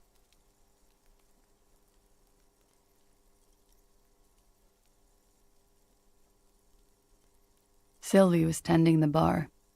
A lot of people were there. The Hardys were at the table in front of the stage. I think the Union box was full.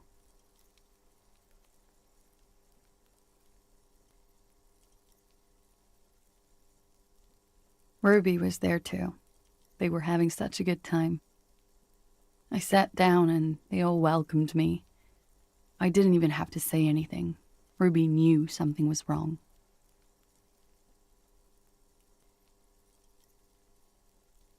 Ruby? Ruby. You know, the leader. The leader? Of what? The Hardy Boys. Well, nominally, yes. Ruby's the one they go to when things happen, like things they need taken care of. She's the organizer.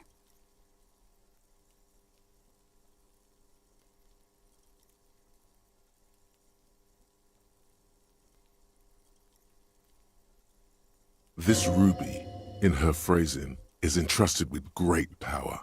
She trusts her, so do the others.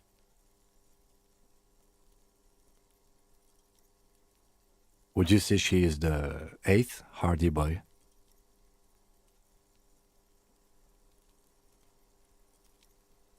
Why not?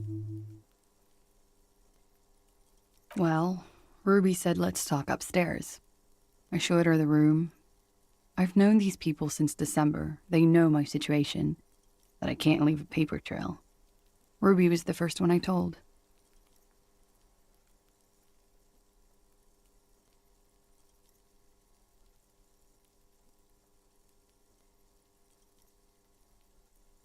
She said she'd take care of this. It's what she does, you know, take care of things.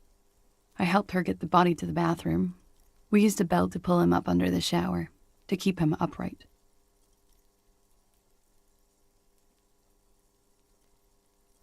To mislead you, they were tampering with the body. To produce lividity, matching a hanging?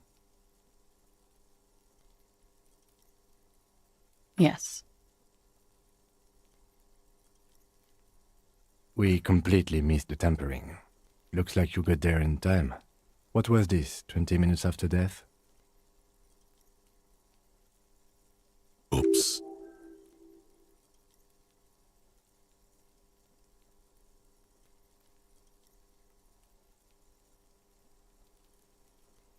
About 20, yes. Ruby explained it would make the blood... You know what he does.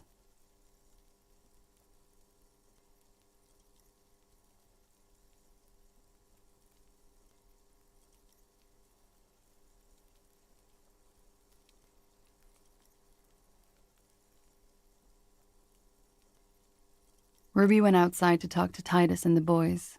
I was just looking at Lely in the bathroom. I had to put his clothes back on. His armor, too. It was tough, but I've seen him take it off and put it on many times.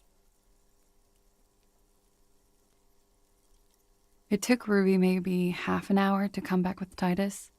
I'd gotten him ready by then. They carried him out. I knew what they were going to do, make it look like a hanging. Ruby said they would.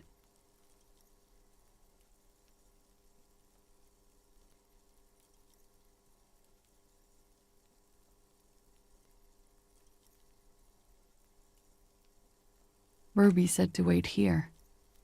She also said I wouldn't see her for a while, that we should lay low or something. So I did. I don't know. I haven't seen her since. We will need to take this question to the Hardy Boys. Interesting. Why did this Ruby go through so much trouble to hide something someone else did? Look into this later.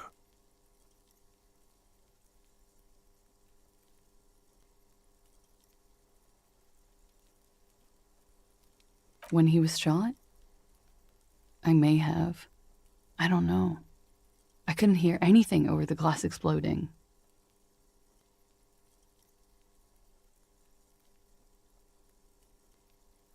The gunshot wasn't that loud. This is something to keep in mind when assessing the distance of the shot.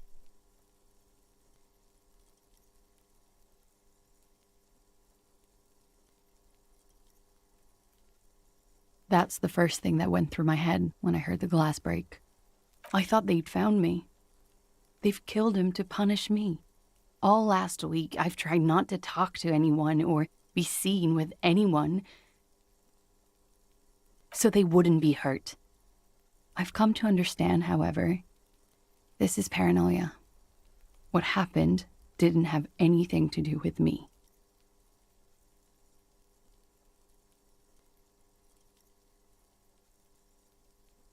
Or, I don't know anything anymore.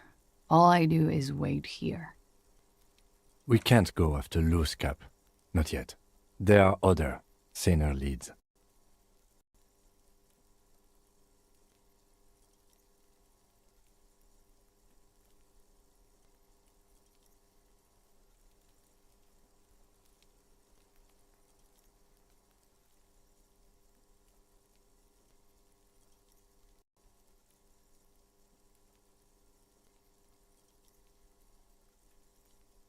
I don't ask you to, Lieutenant. If there's one thing I know, it's that you'll get nothing from there.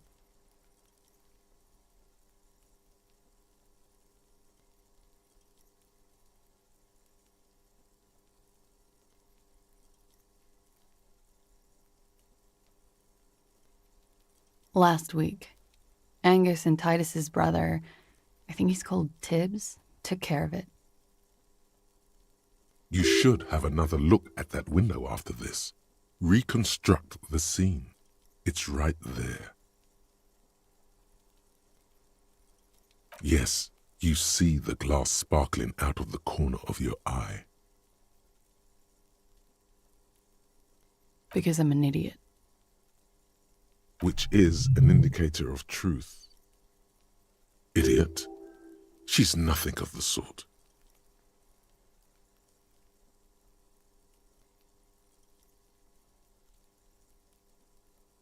You have to understand, the people around here, no one was making the call, and he kept rotting. And then they picked his clothes off, and that little fucker threw stones at him.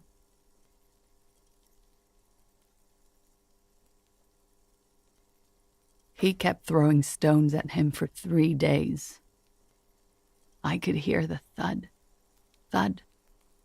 So I called you. I hope with all my heart it's not the last thing I do in Ravishol.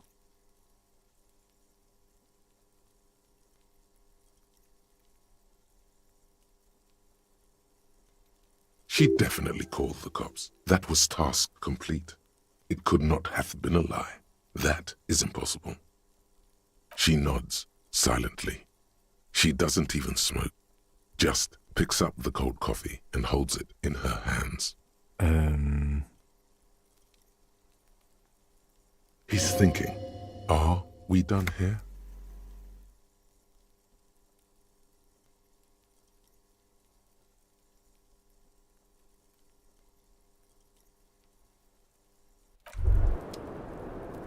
What's this?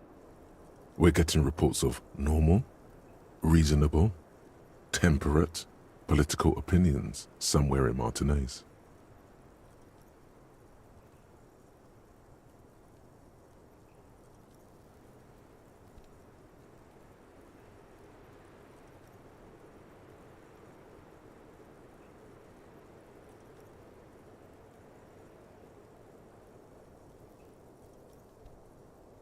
The air suddenly feels calmer, more transparent in a strangely tender way.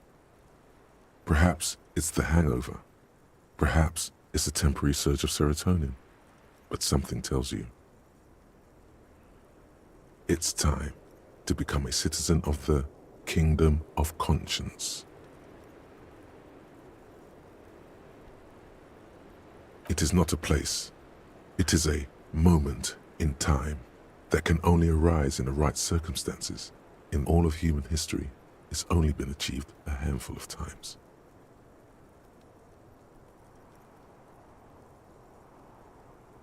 Incrementally. Yawn, you'd get there faster with a little speed.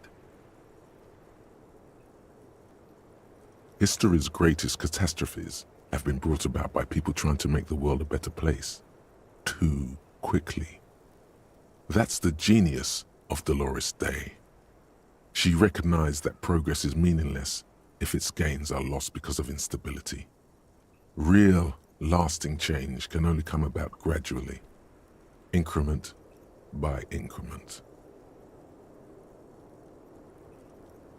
Tisk tisk, just because you live in the present doesn't mean you have the right to place your needs above the needs of the future.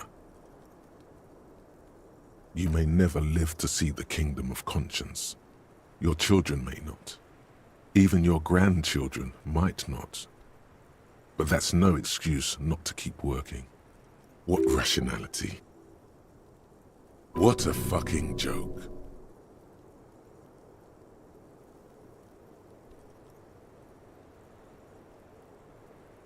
The kingdom is difficult to comprehend, and even more difficult to describe. Partly because humanity will need to discard many of the categories that define and limit it today. The kingdom of conscience is post-capitalist, post-national. It's also post-industrial, post-ideological, and even post-sexual.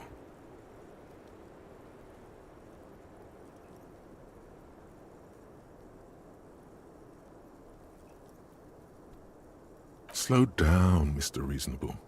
Did you miss the part about compromising and taking things slow? That's right. Remember, real democracy is just around the corner for Revachol. When that real democracy kicks in, a long time from now, we are all going to be so much happier.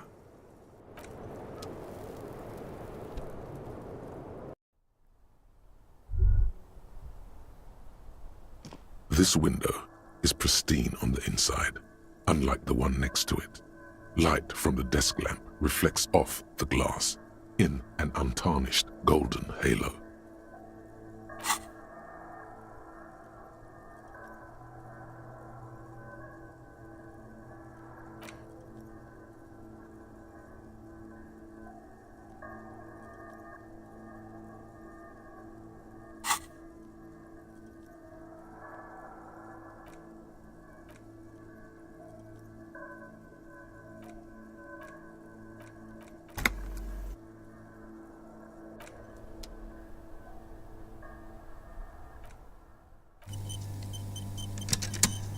This window is pristine on the inside. Golden light melts away into the blue, glassy darkness of your mind.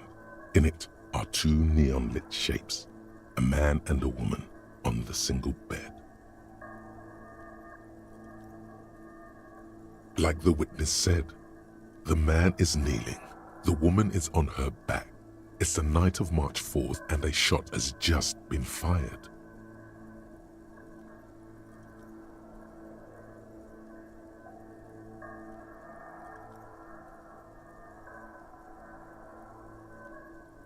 The man looks directly at the woman.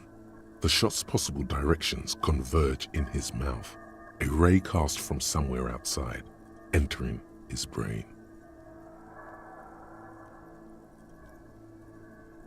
Ending him. From the roof outside, location A prime, the glass fractures around the bullet hole, shards face inwards like a corona behind the woman's back.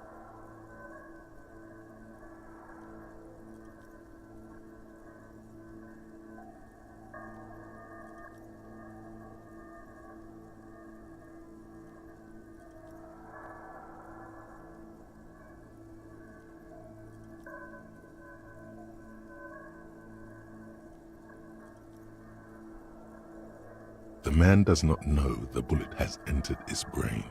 He never will. Death comes faster than the realization.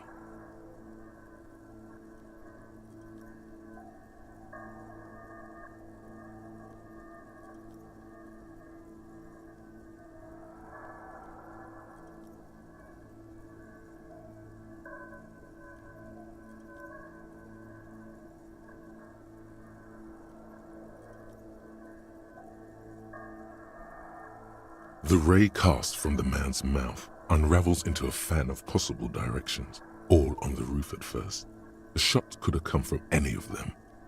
This is composite location A prime, most likely of the origin points.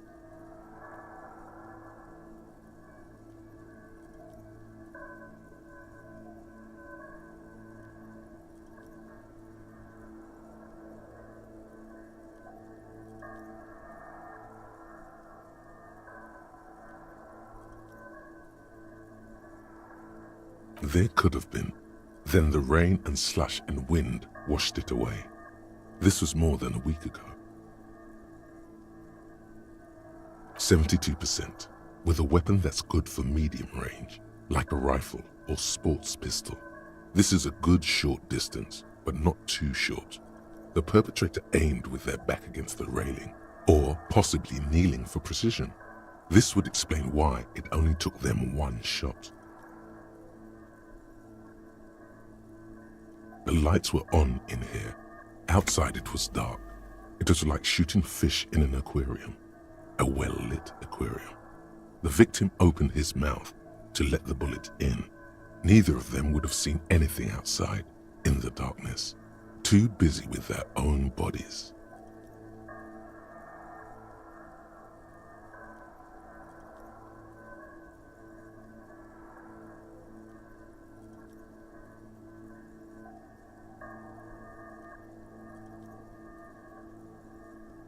None that you've found thus far, but that doesn't mean there aren't any. Point X would contradict the woman's testimony, rendering the entire proposition void. These figures would be wiped out, Detective.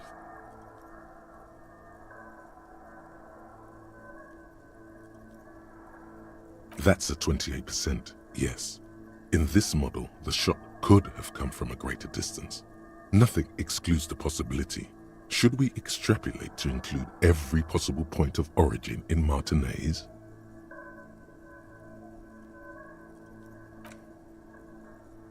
According to your map of the district, this shot could have come from a wide angle of locations, starting with the northern edge of the abandoned boardwalk, ending with an islet in the bay. Let's call them B prime.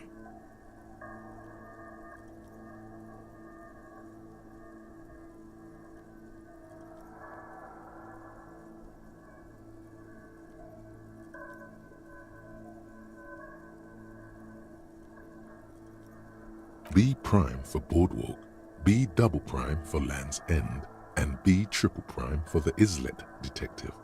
There may be smaller points in between, but those are too fine to zoom in on.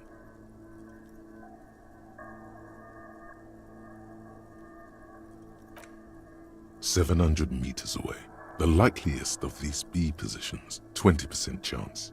A skilled sniper could have made the shot, provided he had a safe sniper's nest. Even with the light on inside, we're talking military training. At that distance, the perpetrator would have had to take wind direction into account.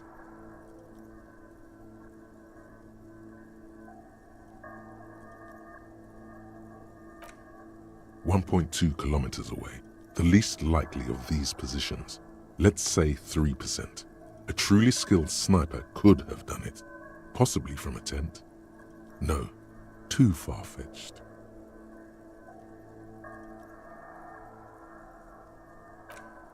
"1 kilometer away, a point beyond the docks, on an islet in the bay. The fort is ruined, but the perpetrator may have found a stable spot on the beaches surrounding it, where the concrete crumbles into the sea, as you saw in the coin-operated viewer.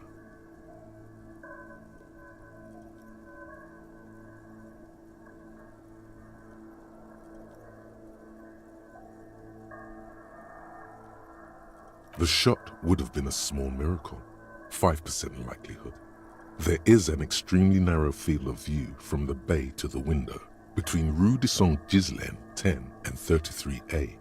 The angle would have been extreme, and access to the islets is questionable.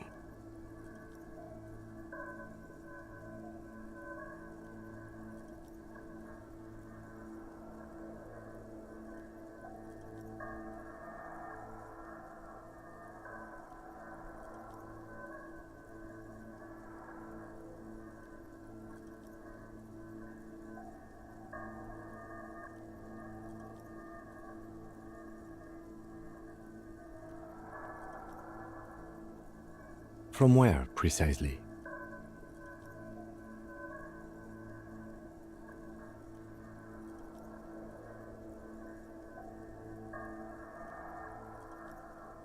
I see you have given this a lot of thought.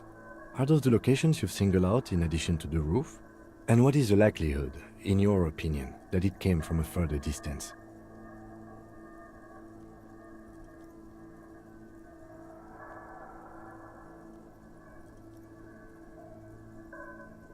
Okay, well, we should see if there is gunshot residue or sniper nests if we go down the coast. Rule these spots out one by one. It would be the diligent thing to do. Until then, personally, I'm going with the roof version. A simple hypothesis can be wrong, but it's something to build on.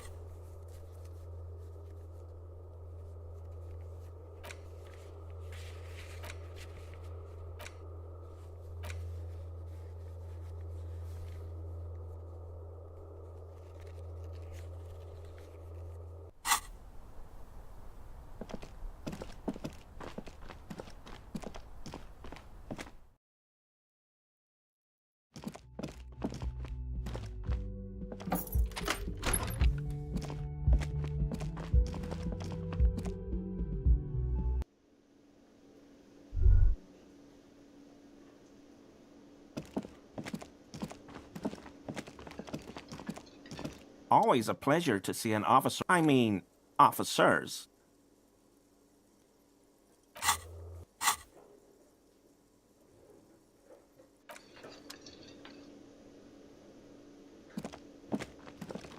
Hello. Lena and I were just discussing the design of the new trap.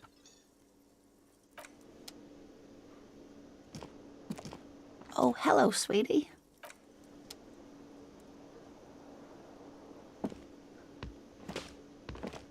Hey, was there something you needed?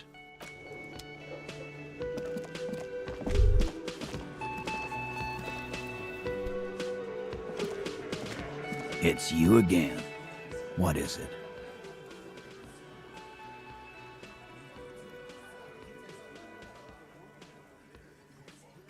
Why?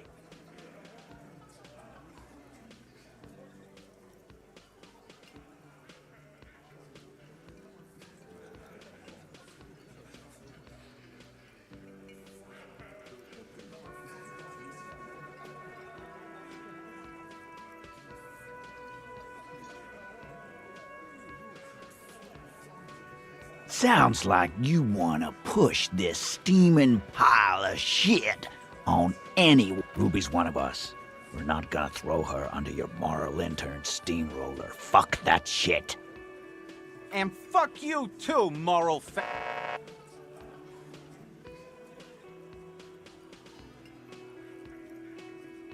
Ruby is missing. If you hide from the police in a murder investigation, you become a suspect. You know how it works, guys. That's nothing.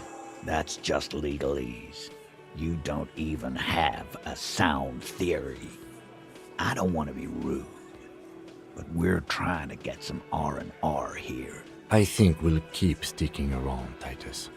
You'll be surprised at how quickly a theory presents itself if you keep looking. From the corner of your eye, you see a little bird fly into the bush, right behind the window, behind Titus's back.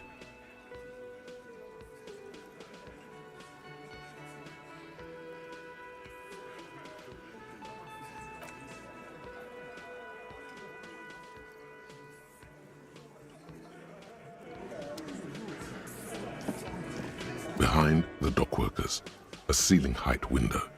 The hawthorn branches scrape the glass like bony fingers.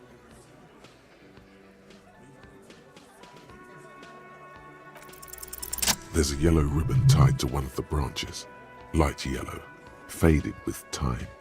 A tiny splash of color in the blackness of the thicket, hanging from it, a bronze key. Someone hid the key in the bush and attached a yellow ribbon to make it easier to find. It's close enough to the latch up there. One can slide it open and just take it. Surely not a coincidence. Huh?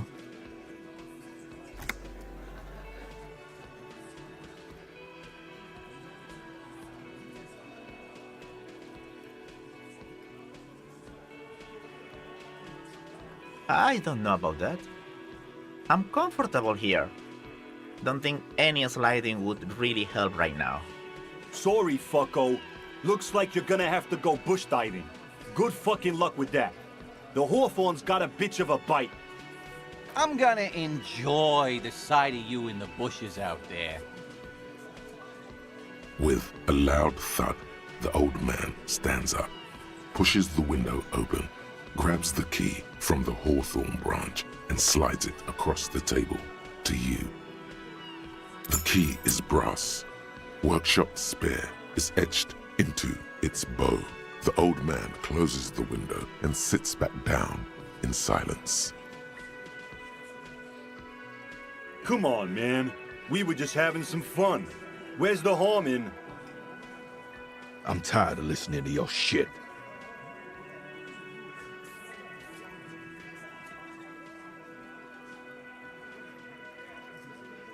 Don't thank me.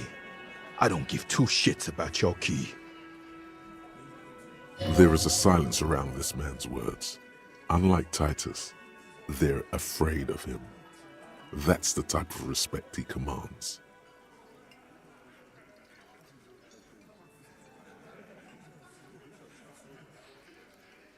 Didn't even know it was there. Boys. No idea. Never even seen it. Someone must have hidden it there before this room became our place. It could open the door in the kitchen. The blue door. It says workshop spare. Maybe there's a workshop there? It's worth a try.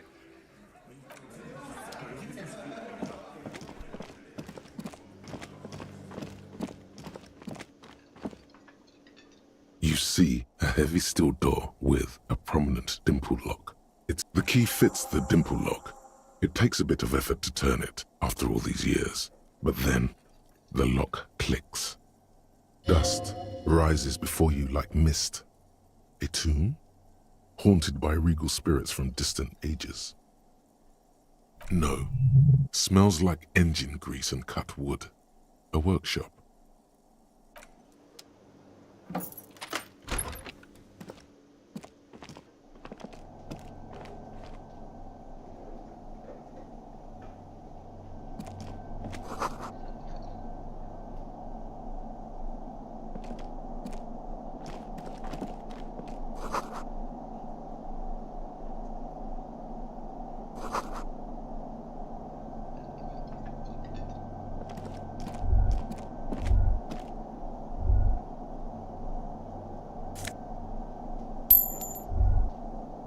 Over there, in the corner. Not just any pinball machine. This is the pinnacle of pinball. Cornelius Gordy and the Mountain Goats. It's lit. You can't wait to get your hands on it.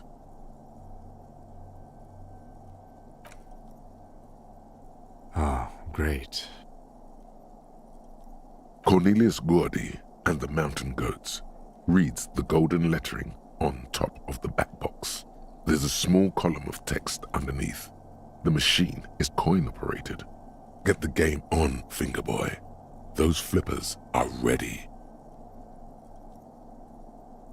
Above the painting of a mustached man climbing a hill, a column reads, inspired by the legend of Cornelius Gordy, taken on the world's tallest peak, Corpus Muindi. The Mesk legend holds that when the nation is in danger, heroic Gordy shall return and save his people. The theme of the game is to explore Gordy's climb through the perspective of goats and to ascend to the top of the mountain in a time of trouble. The peak of the mountain is at the top of the playfield. All the balls have small goat icons on them and represent the goats as they race up and down the mountain. Areas around the playfield represents Gordy's climb, places he was said to have camped, which the goats can discover. Get them to the summit. It takes a while to get into a rhythm, but pretty soon you're able to keep 3 goat-faced balls in play with relative ease.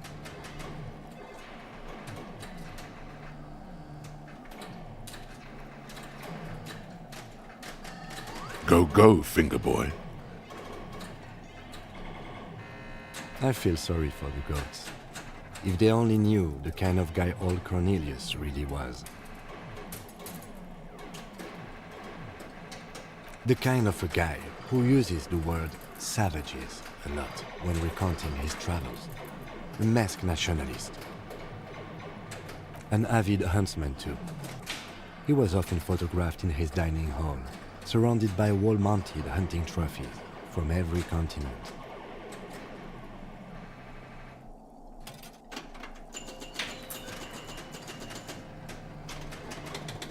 He also hit his wife and kids, other people's kids too, sometimes pets. Hateful little man. But you seem to be having fun. Your game is definitely improving. The jolly goats are flying all over the board, and although a few plummet to their deaths, you're never left with less than 3. Suddenly, a special passage leading to the summit slides open at the top of the board. This is where the balls need to go. Maneuvering a goat ball into a position for a perfect hit isn't easy. More fall to their deaths. But finally, the opportunity presents itself. One of them gets through. Tiny hammer shatters something inside the machine. Something glass. The words "pale rupture" light up on the speaker panel, and the machine starts filling with a thick, milky fog. Something's happening. Congratulations. This is where the game ends. It's a cheap way of getting more money out of the players. A stupid, nihilistic finale. There's so much fog, you can barely see anything. Some is actually leaking out of the machine, and one by one, your goats start slipping, disappearing into the milky nothingness.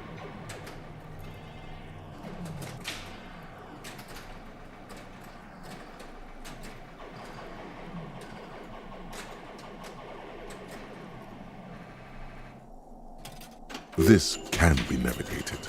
The balls leave almost imperceptible disruptions in the fog. Use them to calculate where they hit next.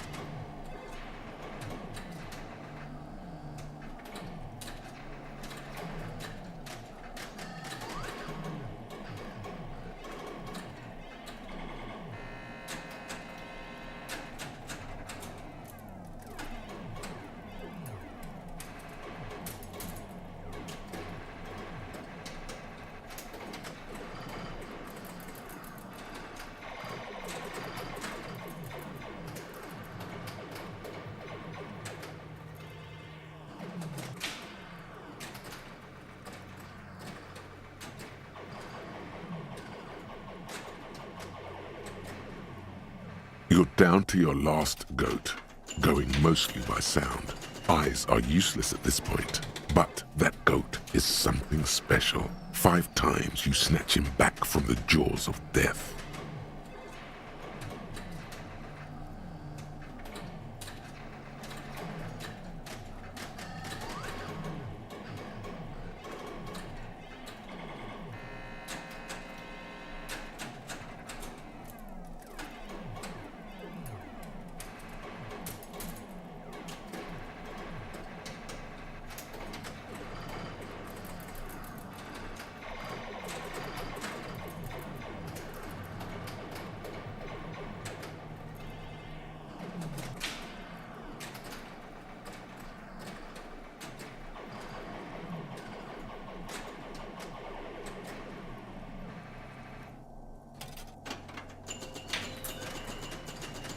I am. I've seen it before. Played it too. You will eventually make a mistake and then it's all over.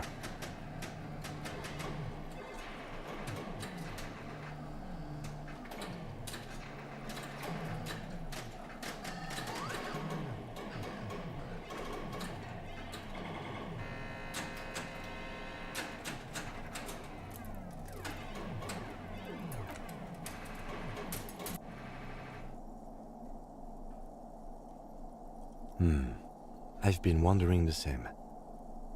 There goes nothing, finger boy. The machine is dead and silent. It needs serious maintenance before anyone can play it.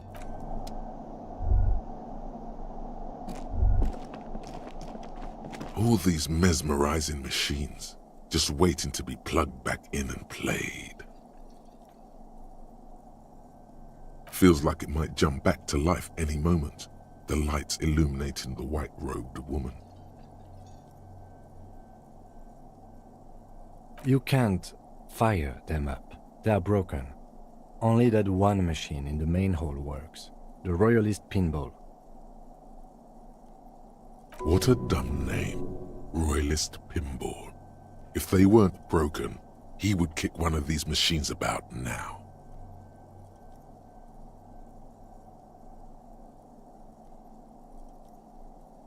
Some kind of inane pinball theme, probably related to Messina during the DeLorean age. The history themes are the worst.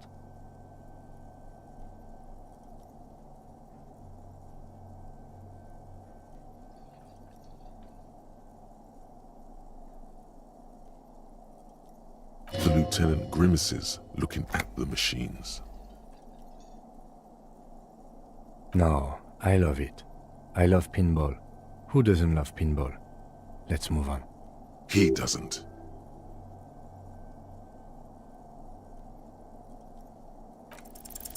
It's strange that he doesn't like pinball. Kim here is a Zeolite. His people are incredibly dexterous, and they all love pinball. Matter of fact. Us? Guys? Seoul is an extremely protectionist Isola, inaccessible to the rest of mankind, as it has been for over 1,000 years. I have no special knowledge of them, despite my heritage. But even I know that they don't play pinball. They have a rigid class society and a punitive justice system. We should continue with our exploration of this place. It doesn't matter.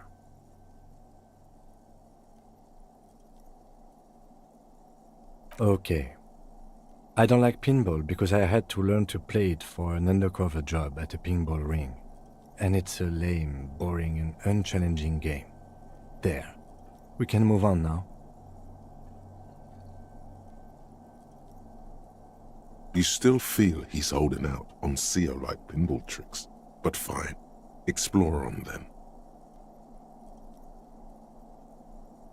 No.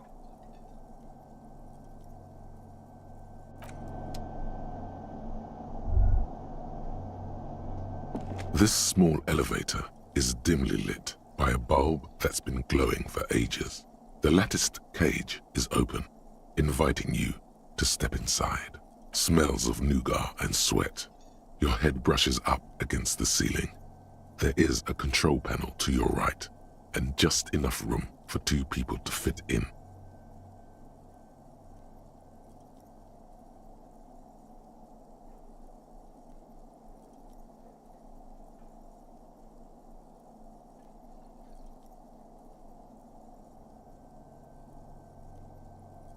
The maintenance card under the control panel reads, Last maintenance, 10th July, 88.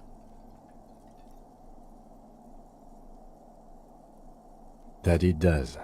I say, let's brave it.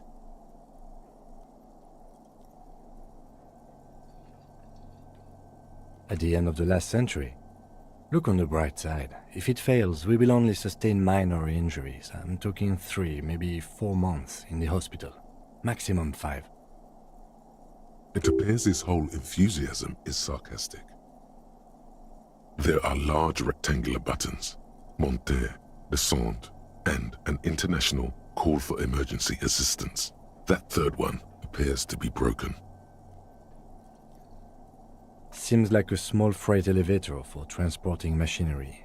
For that, it's pretty quaint.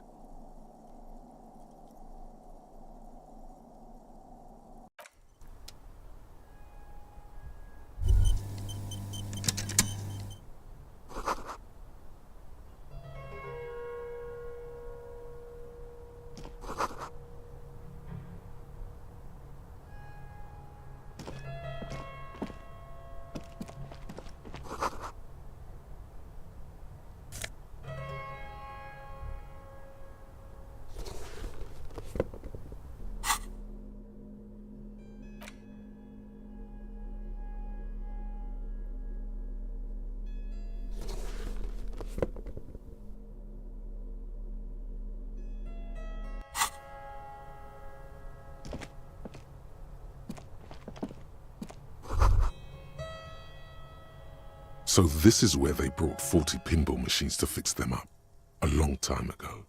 Everything is covered with dust now.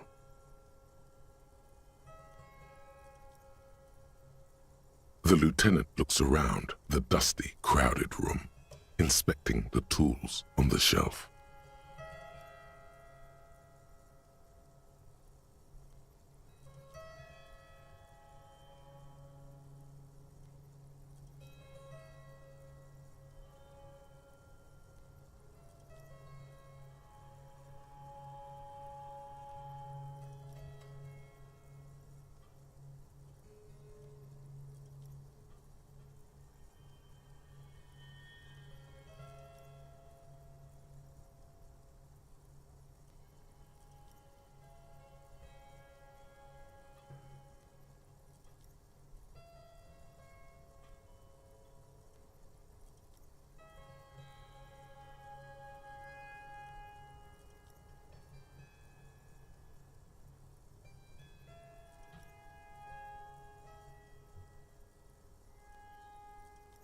At some point, 20 years ago, 15 maybe, before pinball went out of vogue. Looks like it. I'm guessing Martinez North 22 used to be a pinball arcade before it became a hostel. There are machines left over. A creak. Some dust falls off a shelf. Downstairs in the hall, next to the main door. One of them even works. I've seen one of the artists bang away at it.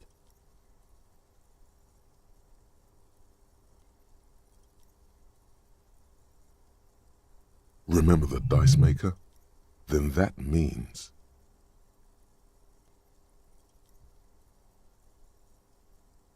Ah, yes, as the novelty dice maker said. This has absolutely nothing to do with the case, I'm sure. But I do like a nice little connection. But then it went bankrupt. Your skin crawls from making the connection.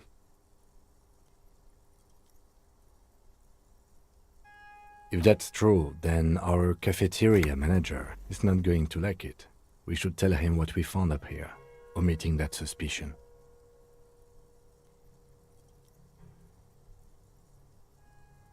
He does not appear to be the kind of man who likes his establishment to be part of a neighborhood ghost story about bankruptcy.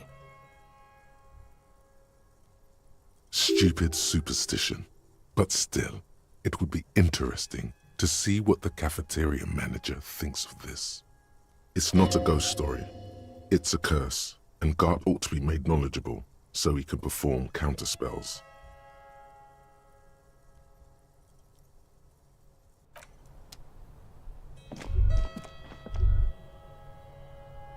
You clearly see footprints in the downy carpet of dust covering the workshop floor. Jackpot. These, unlike everything else here, are new.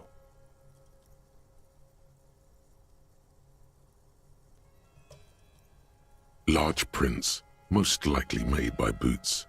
The size is hard to determine. Soul could be bigger than Vamp. The soles have left a pattern, uniform, horizontal lines.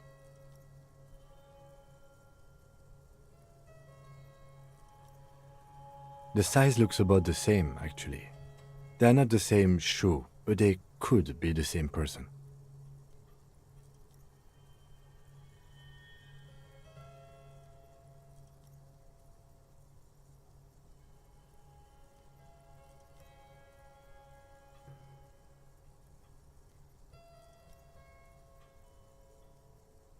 I wouldn't rule out Ruby coming here yet. This isn't an argument against her. People change shoes, you know? But it's not an argument for her either. No, these little horizontal lines are different. They look custom-made to me. Or some kind of foreign print. Hard to say. Still a boot, though. Everything around you is quiet. The prints crisscross the workshop floor. 3 weeks maximum, from the dust coverage. It could easily have been 1 week too. You know, officer. This is good. He likes it. There's a little smile there, in the dark of the workshop. This isn't bad at all. It was a good idea to see where that door leads. Commendable work bringing us to this place.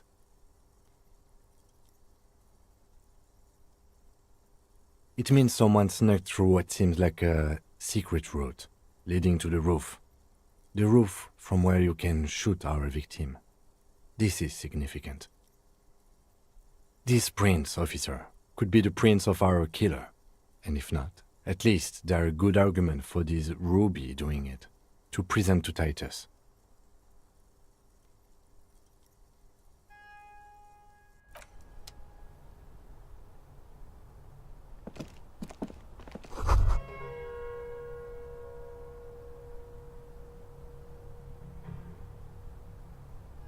You can almost see the shape of a man and a woman writhing inside, bathed in drug sweat and dirty linens. Bottles lie around everywhere.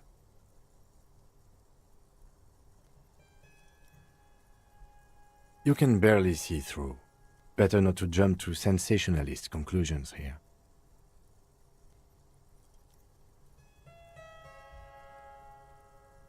The footprints on the floor, however, definitely suspicious. Boring footprints. I want to jump to sensationalist conclusions. You lean closer to the peephole instinctively. I bet they're doing something quite unnatural there. Sensationally unnatural.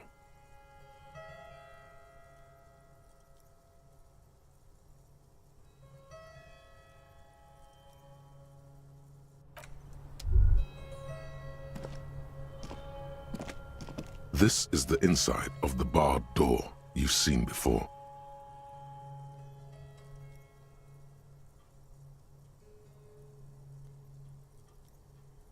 Unless we've veered off into a folded M dimension, I'm expecting to step out on the roof. We could ask Glacia about this route, see how she reacts. Folded M dimension, a reference to the popular science fiction series In System.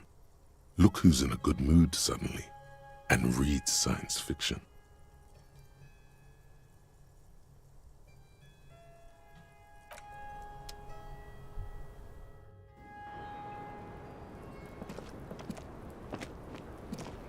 Hello, officer. What brings you up here again?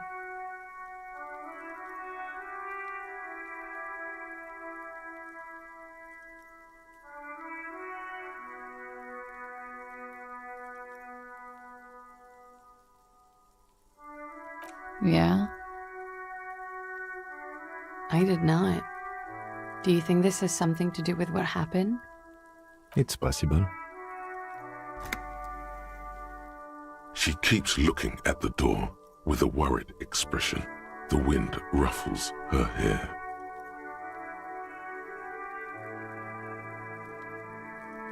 A peephole? You mean like a hole in the wall? Yes, looking into your bedroom, miss.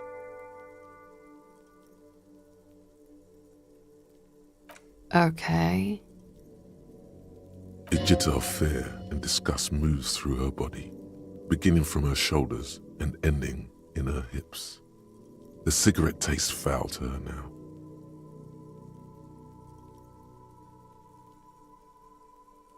Do you think this is somehow connected to me?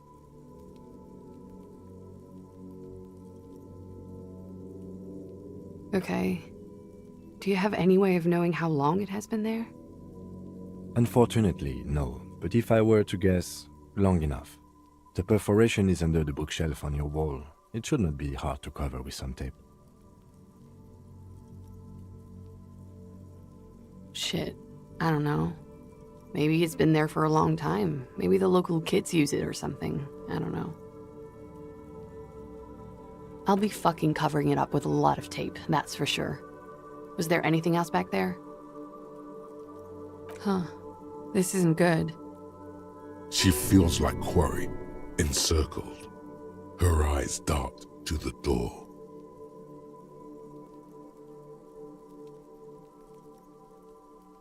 Okay. I'm glad someone's had fun. Mm-hmm. She's lost in thought, eyes narrowed, forehead furrowed. All right.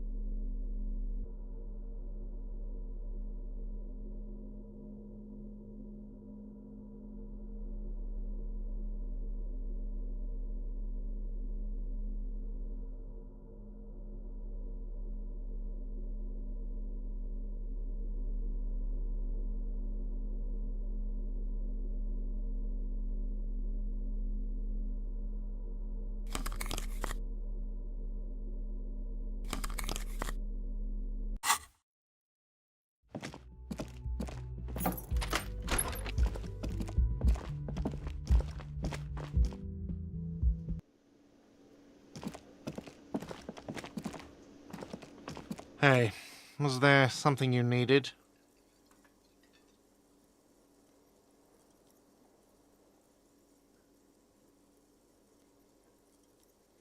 Another thing. Great. I love those.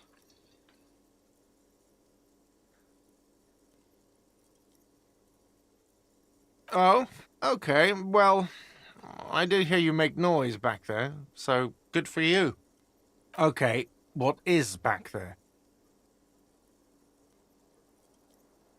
Yes, haha. What's actually behind there?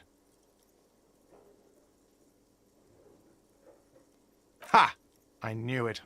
I've always wondered where those machines by the door came from. And they told me there was some kind of pinball thing here, too. I knew it. Were there any back there? In working order, I mean.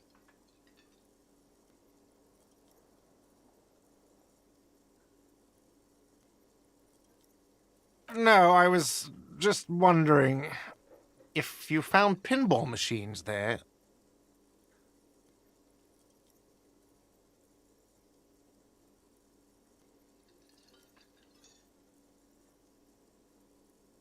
Those machines are whirling property.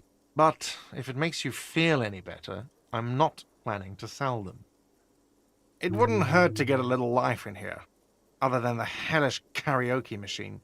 That one's always causing trouble. Yeah, those numbers he's adding up must be making good sense to him right now. Sounds like he cares about the place. He's not going to be overjoyed to hear that it's part of the doomed commercial area. He should still know.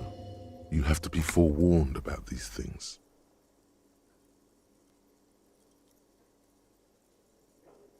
What wall? I'll have it fixed at once. Thank you for letting me know. I assure you, the whirling does not abide spying on its guests. What a shame to fix such a good peephole.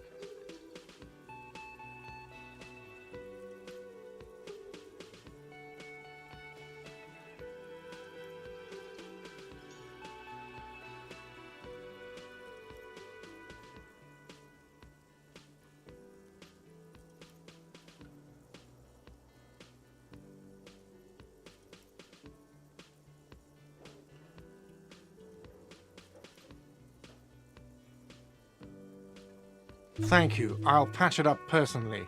Was there something else about the establishment? I hope not. Yes?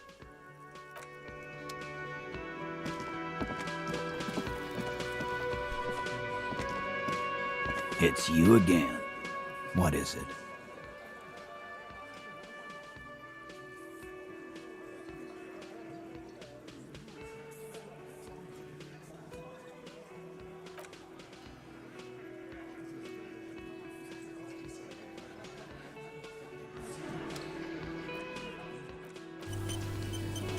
It's you again. What is it?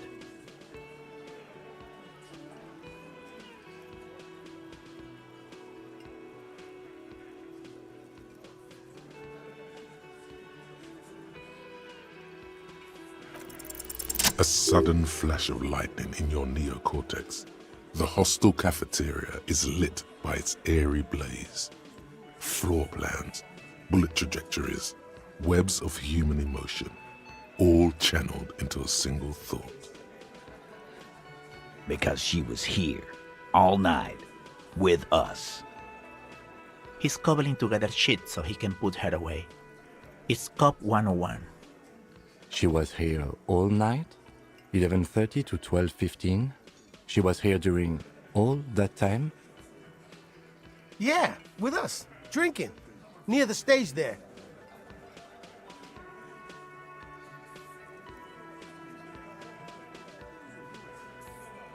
No. All right. She took a fucking leak, okay? For one moment. Maybe went out too. She has an operation to run from her lorry. We're not getting into what that operation is again, Culp. That's probably for the best. Don't break your stride now. And just 'cause she was gone for 5 minutes doesn't mean she magically got to the roof and shot him. I've been through this. It's not plausible.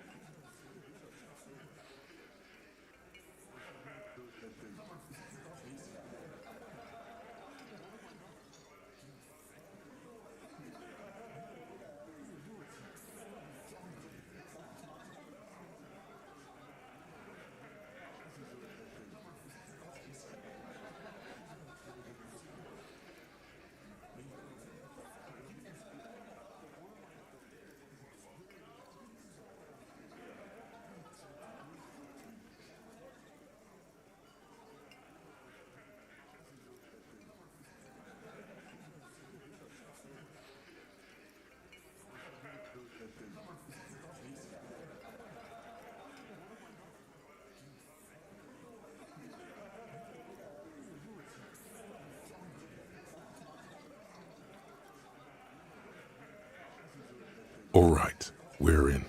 We got Ruby unaccounted for sometime during the window. This was crucial.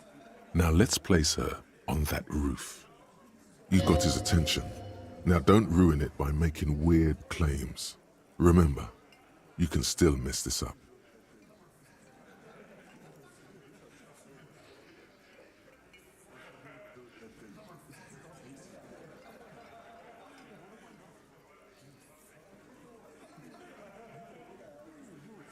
How?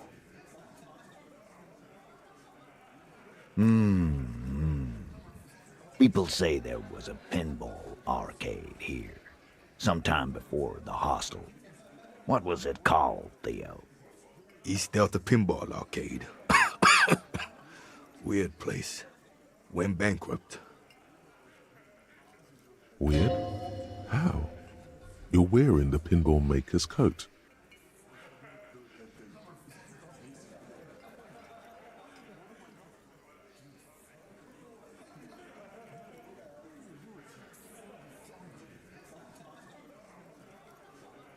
Was run by a fella called Nerflock something, who wore a yellow dust coat like the one you have on right now.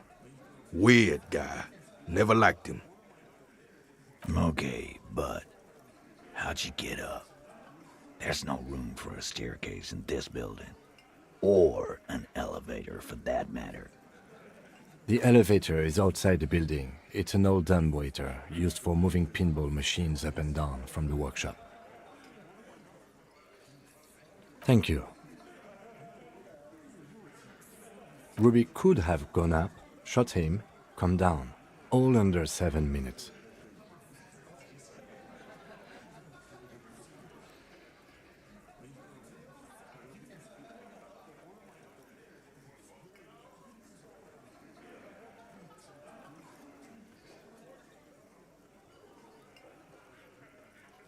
That's quite the theory.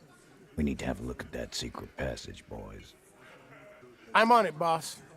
Right when the law clears, me and Angus are going up there. It's a dumbwaiter, not an industrial lift. How about I go instead of... Just now. You got something else to back this route up? Or is that it? Why not? You can't draw a straight line into Clausia's window from any of the surrounding buildings. Not from what I know about Martinez. Maybe from the coast. But like I said, I've been too busy dealing with you idiots. So no, I don't think it was a sniper. It was close up. 72%. There's a percentage and all. Where'd you get it from? Your guys in the lab?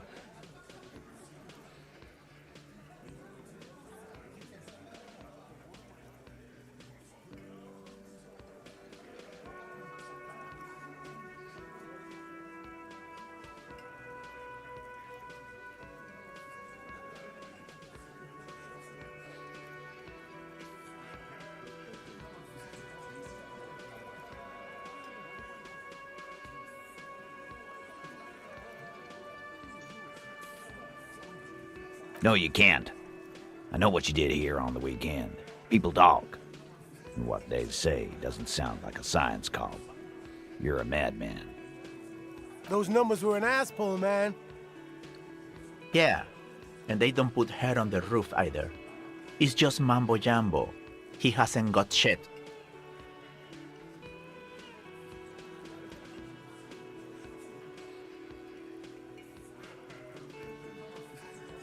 Footprints. Recent.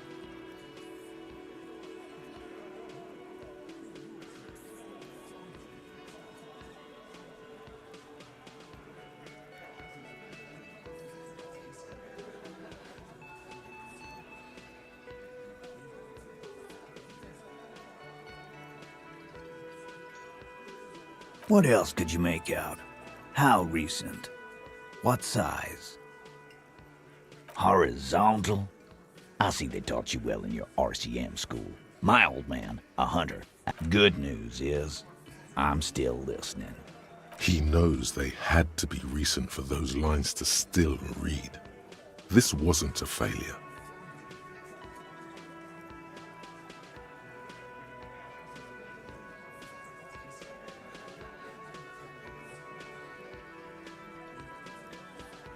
I don't like guessing, Cole.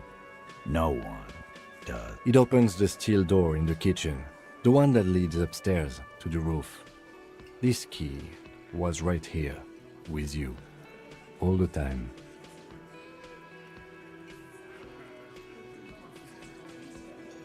Quit jumping to conclusions, Theo.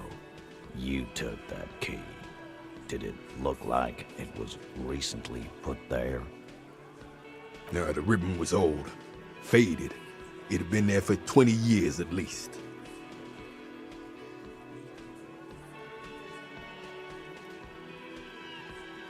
Why? This doesn't make sense.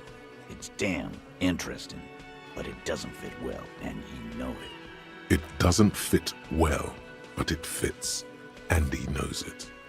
Also, it has to be said, this man would make a good RCM sergeant, or maybe even lieutenant. Just don't let him anywhere near women.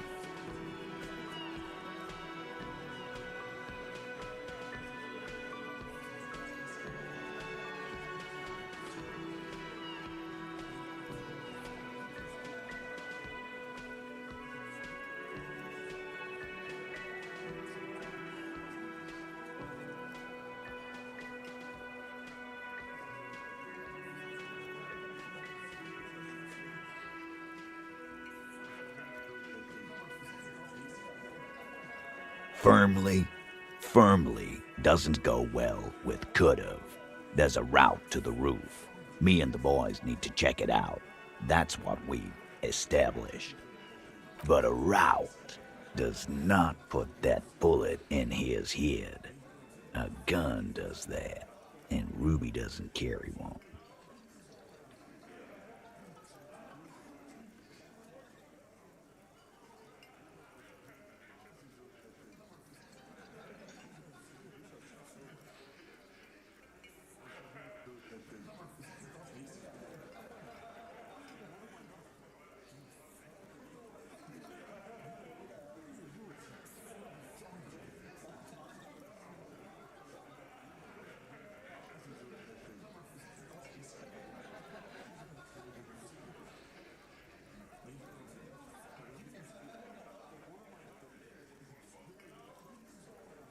Phase 2, murder weapon.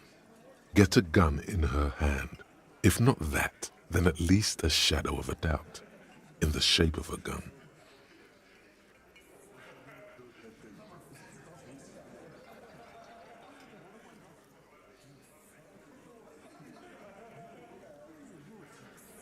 You lost your gun? What an idiot!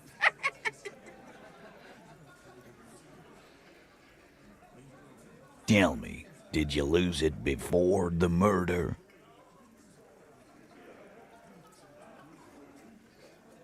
No, you didn't.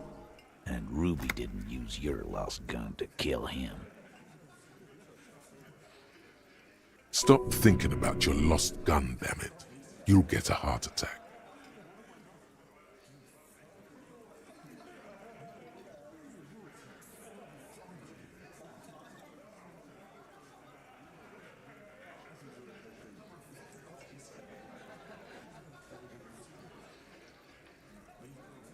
This was merely a thought exercise. He did not lose his gun. Let's move on.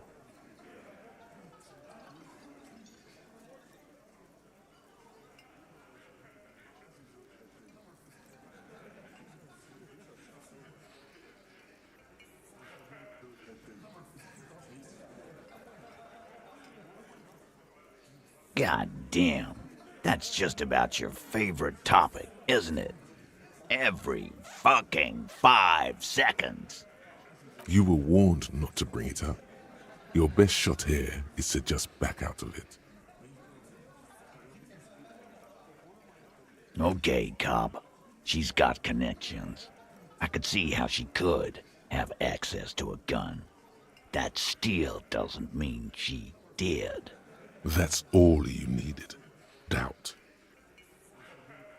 Yes, goddammit, I know what a 72% chance means. It means there's a 28% chance it isn't that.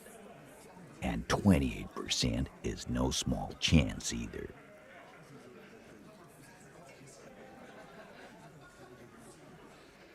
Just making sure we are on the same page. It doesn't all fit. We are just sharing info, candidly. Titus doesn't reply. Probably a good sign. I don't know, cop. Why don't you find your lost gun first? Easy now, Al. This isn't comedy hour. Titus, we're not seriously considering it, are we? Ruby wouldn't do this. Why would she do something like this? Phase 3, motive. The last component. The big one. Get this and they'll give her to you. Remember, don't piss him off. That never works.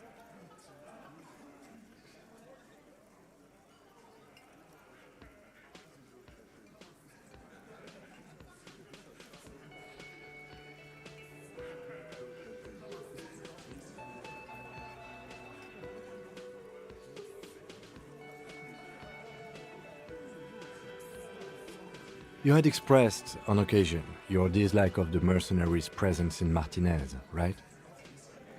Whack someone in my district? That doesn't carry much favor with Titus Hardy. She has to know that. And I suppose you have a theory on that. Think about it. Why go through all that effort? It was her idea, wasn't it? The hanging. You went along, but she suggested it.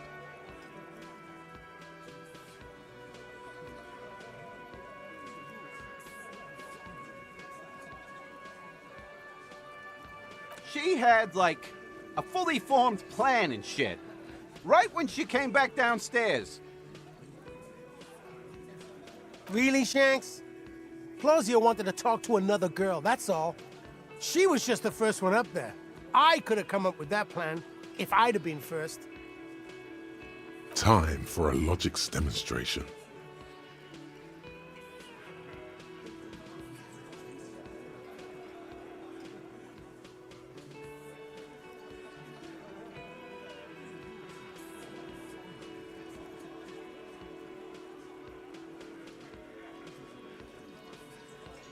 I didn't do it, fucker! It wasn't my plan! You probably did, though. It's just a thought experiment. Think, Shanky. You killed him. You got up there, shot him, cut down.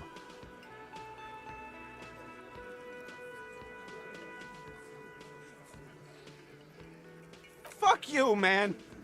I would never fuck my guys over like that. She didn't either. She would never do that. Why aren't more of you defending her? This is fucking stupid, Titus. Glenn, I thought the same thing when she skipped town and left us in this shit. Oh, so he didn't rule her out completely. And she skipped town. This is good. Silence. He looks around the room. The old man in the corner nods. A very small nod, and a trickle of tobacco spit on his lip. This is the only option he cares for. Yeah, I see it. There's one more thing I've been wondering about, ever since you asked me where she is. Add it to your list of suspicions, if you won't. I don't know where she went. She just got up and left. Got real scared, too. Wouldn't tell me where.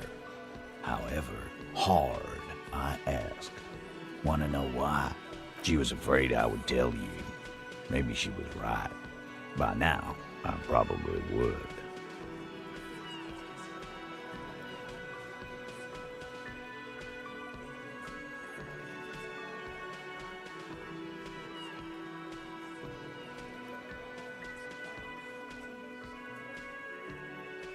She knew there's evidence on her, and she knew we'd find it. This is typical suspect behavior, why fleeing is always incriminatory. Perhaps. Ask her if you find her. It won't be easy, though. She made sure of that. Friday afternoon, when you first arrived, I got word the RCM was in town. Then she came in to see me. Told me she was leaving. That's when we had our little conversation.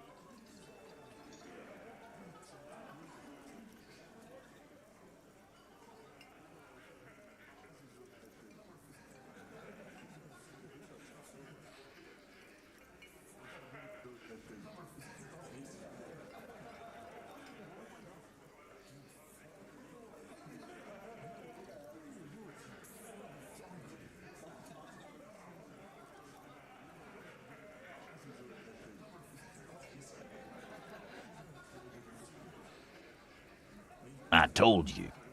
You. Yes, you. The cop with the sideburns and the disco clothes. How can I forget? You know, when I first saw you limping here, I thought she was paranoid or sniffing her own supply. But now I'm not so sure. She said you have a funny taste in clothes, and that you won't stop. Until you have something on her. She said she's heard of you from Jamrock, that you're a human can opener, that you play suspects against each other, open them up like cans. Fucking hell. Titus, did he just... Open Angus up like a can? Yes, he did. Now, we can whine about it, whack him, or we can go on with our lives. I'm having a go on with our lives kind of day, Al. How about you? It's not an actual question. Silence. He nods.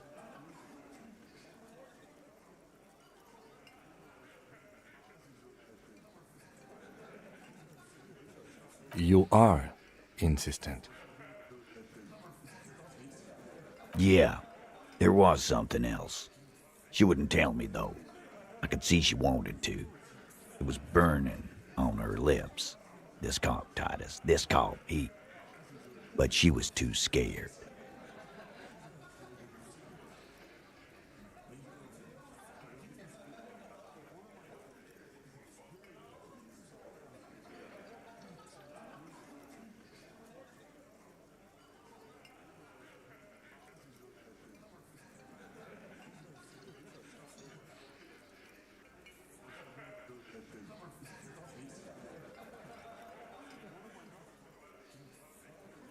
Scared. You should be too. A strange fear creeps over you. A metallic taste in your mouth. Change the subject. She's not far. We know that much. She didn't take her lorry, so she's on foot. Good fucking luck, man. She knows this place like the back of her hand. You'll never find her. Yeah, Al, and we won't either. She's not really a hardy candidate anymore, is she? She's not, Glenn. A little. On the coast. Where have you looked for her, more precisely? More precisely, on the coast, past the waterlock. She's not here, so I'm thinking she's there.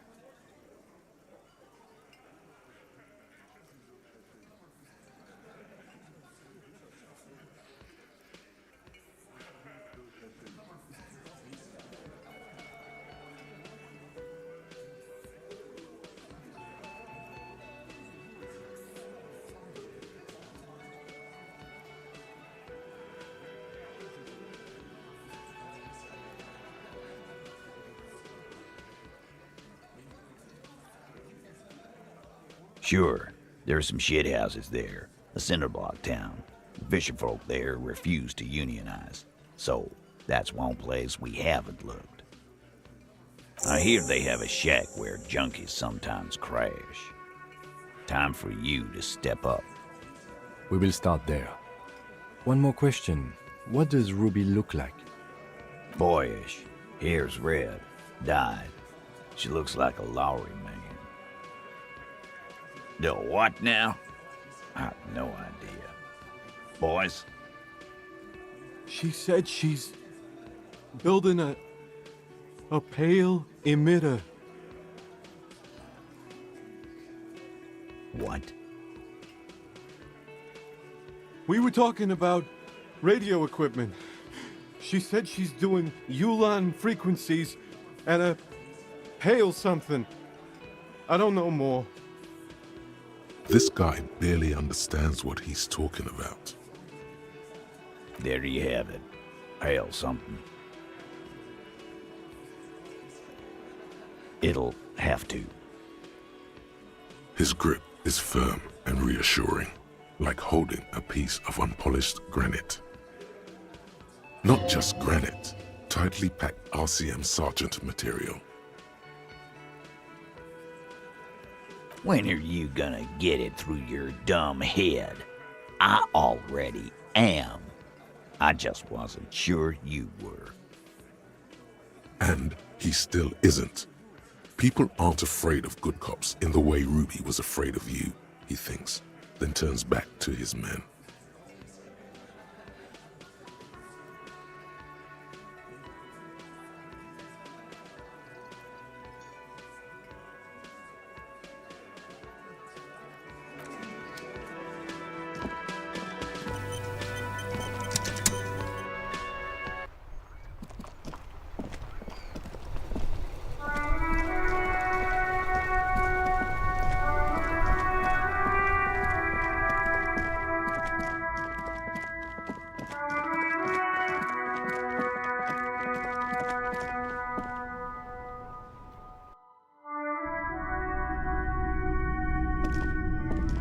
Hello, hello.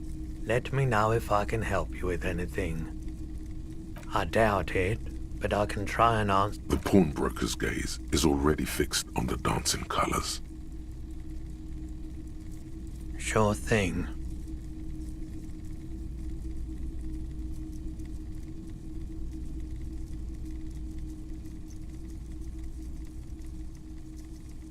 Sure, man.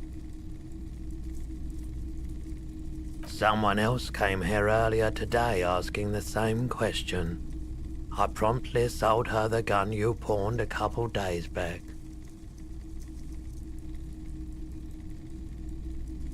What? This is a pawn shop, and it did feel as if you've met before. Oh, the lieutenant shifts from one foot to another, alert. Sure, man.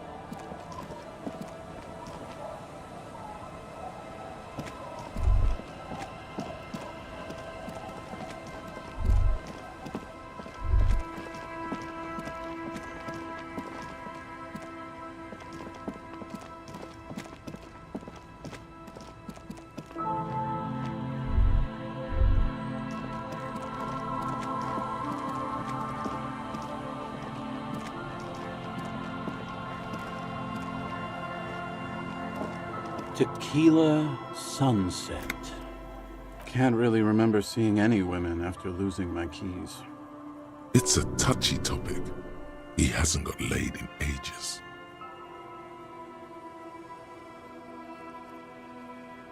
He really has no idea who this Ruby is, sire.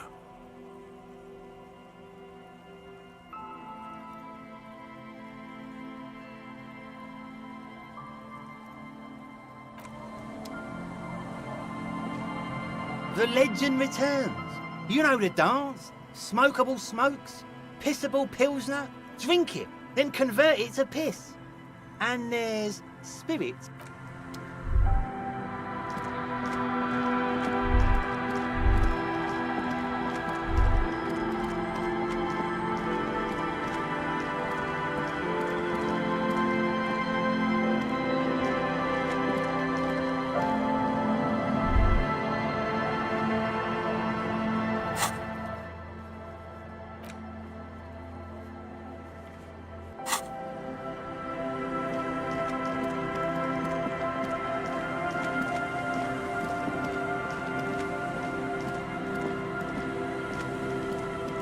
Our tenant, the policeman. I hope the waves don't keep you up at night. What can I help you with? Nay, I haven't seen anyone lately. This is my little cinder block town. I know what goes on around here. She's being evasive. She knows something. There was a murder in Martinez. She might be a suspect. We would appreciate your help. Would you now? I know how this world works. And it doesn't work when people tell on each other.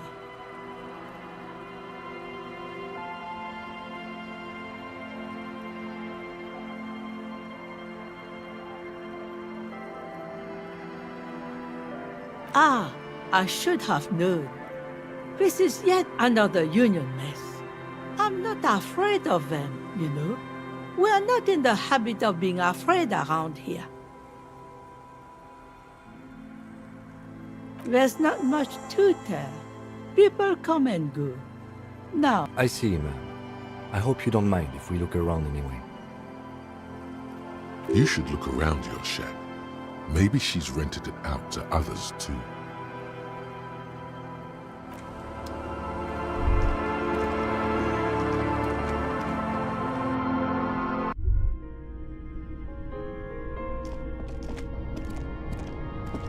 As you look at the floorboards in this corner of the shack, it's clear one of them isn't quite level with the others. The edge of a floorboard next to it looks scratched.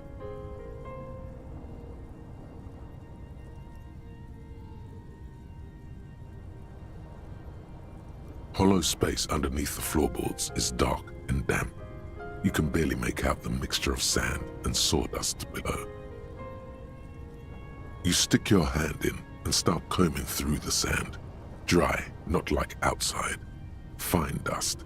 And then, something hard wrapped in paper. A small cylindrical object. You pull it out. A bullet. The floorboard doesn't care.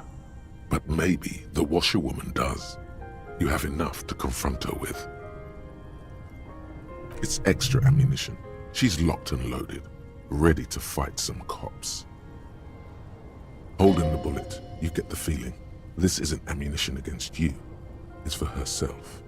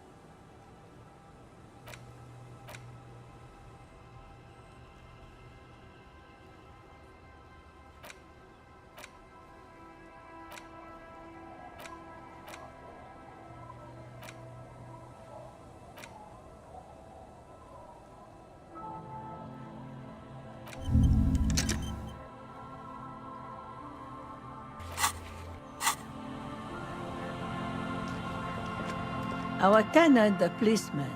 I hope the waves don't keep you up at night. Damn that girl. The bullet? You didn't put it there, did you? She did. Gone and hid things in there? She's usually a good tenant, and not a stupid one either.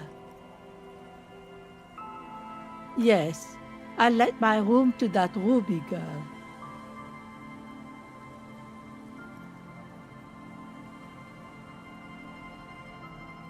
As I've done before when she's been in trouble or just looking for solitude. I've made it clear, we welcome all kinds of people here. She came last Friday, left on Monday in a hurry.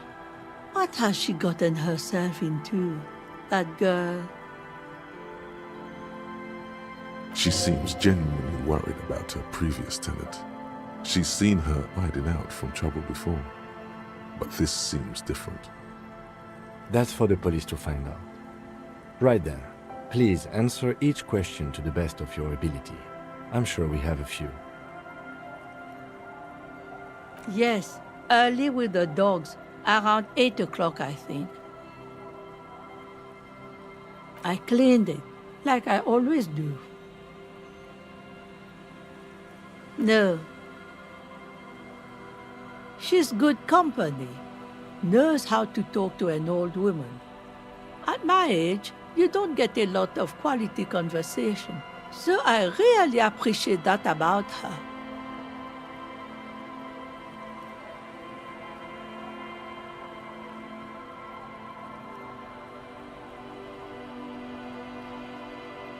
Did she talk to you much during her last stay? No, she was mostly silent this time, kept to herself. She tried not to let it show, but I could tell she hadn't come to fish. Usually she likes to cast a few lines, but this time she mostly stayed in her room.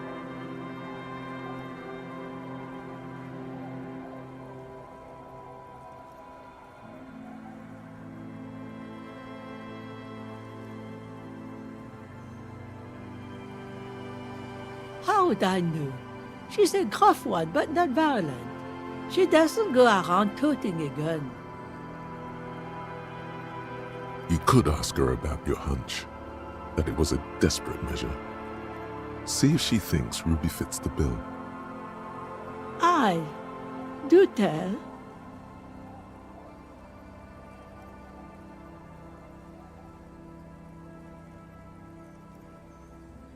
Exit from what? The lieutenant stops writing for a moment. He looks at you, then at the old woman. No, she's a fighter. Not a quitter, like you sometimes get, son.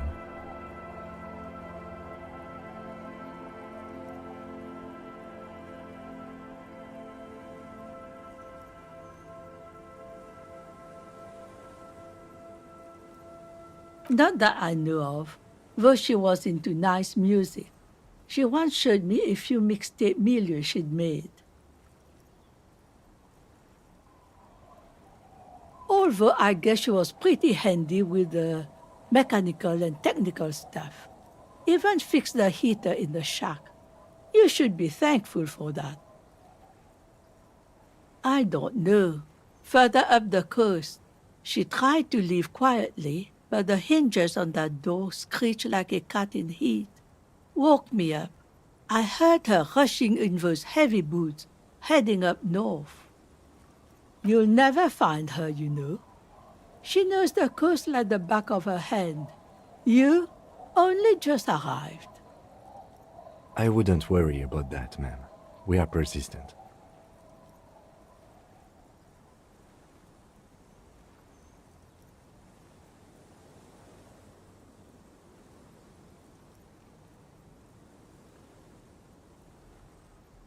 Are you sure you would rather stay here?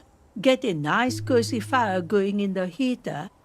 Seems like a better idea to me. No, you can do it. You still have plenty of juice in you before you drop. Behind the cinder block houses, old pre-war ruins rise to the sky like dark palaces. The wind calls. One thing, officer. If you do find her, please go easy on her. She really means it. It's an honest plea. She's a good girl. Whatever she's gotten herself mixed up in.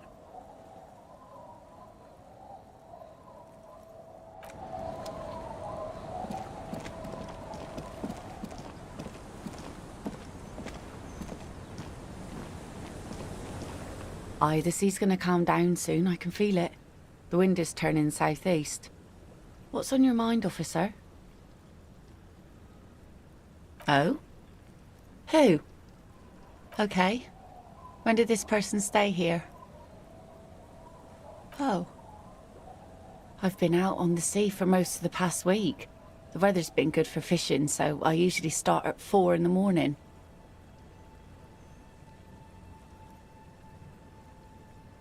Yes, that's the optimal time. Got to make the most of the calm. I've been sleeping like a corpse after. The sea really takes its toll. Now I'm just waiting for the wind to settle to get out there again.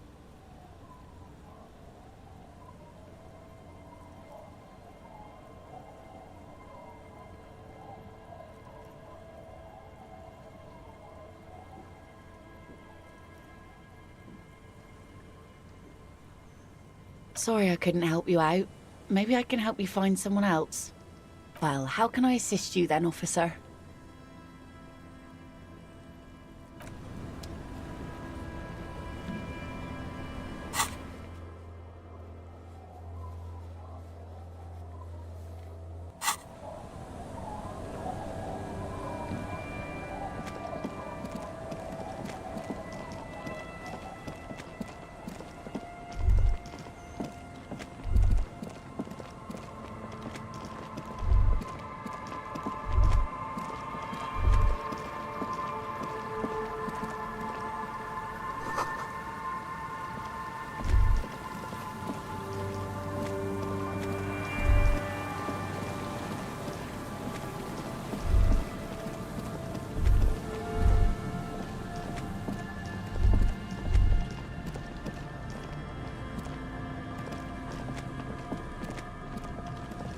There's nothing else to do with the traps at this time.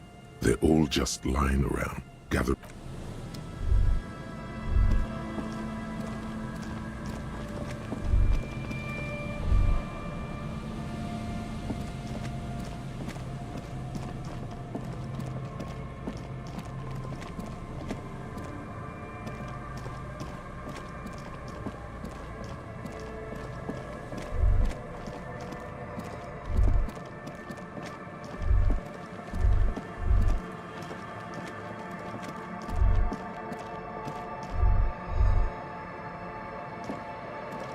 A scattering of bullet holes is spread across the cracked wall, reaching from one corner to the other.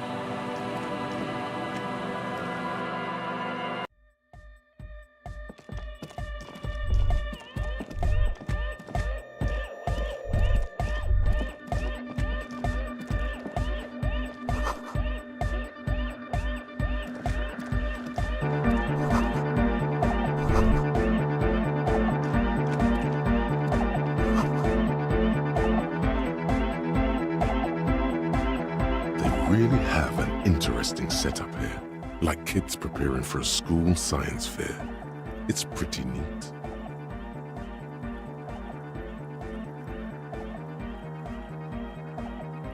Nah, that's just the smell of healthy experimentation and lots of chemicals. This? Oh, we're trying to see if we can come up with some cool new special effects to add to the visual aspect of our club experience.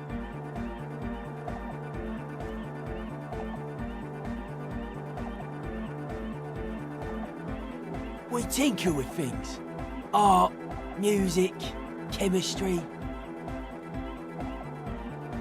Some chemicals, when mixed, can, you know, change colour or sort of blow up.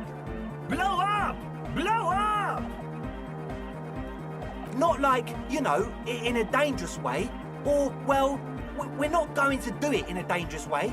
Besides, did you know that smell experiences are all the rage now at the... Very big in art circles. Yes, chemistry has many uses, and police work too. The young man looked startled for a moment, but then flashed. I hope you get to experience one of our light small shows sometime, sir. It'll be a blast. Feel free to come back later and have a blast with these exemplars of youthful avant-gardism. But we really...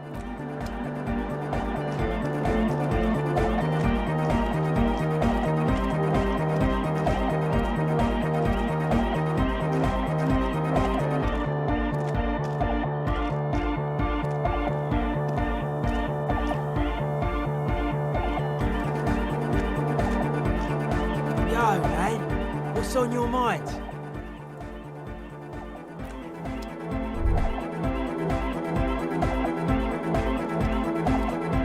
Welcome back. No, Just no? it's pretty desolate here. I only hear the dogs bark at night and see the shadows move down the coast. Superstition. We can turn the grim desolation into a fun dance club and thus also help turn this hellhole around. Sure, you helped us out. I can repay the favour. She's a bit odd, I have to say. Doesn't talk much. I'm not really sure how to vibe with her, you know? Seems like she's not in a very good mood most of the time. But earlier today she told me about Welkins, and she seemed oddly happy, like she had some idea with those little creatures. Some artistic idea.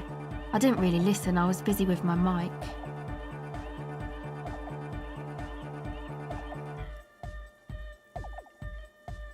Oh, the crab man. Still gives me the creeps the way he moves. But he doesn't actually come down that much, just climbs around the rafters. I just tried to stay away from the crab man, but he talks to Noid. They seem to have some thing going on. Beats me. Noid said they get along somehow. They're both crazy enough, I guess. Who knows?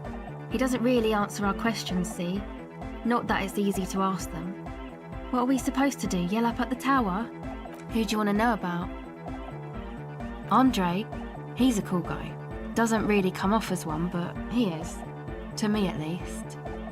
He takes care of shit. Sorry. I mean, he's got a vision. For what life should be, you know? He tries to push things until everything falls into place. He's an organiser. Nothing. But then again, there's nothing to organise around here either. He really wants this church thing to work.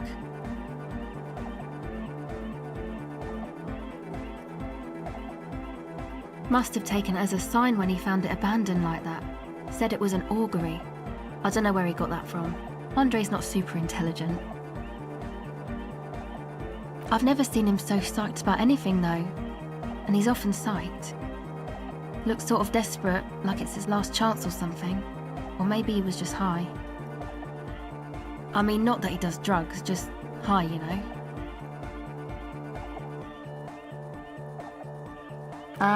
Yes. Anyway. Yes.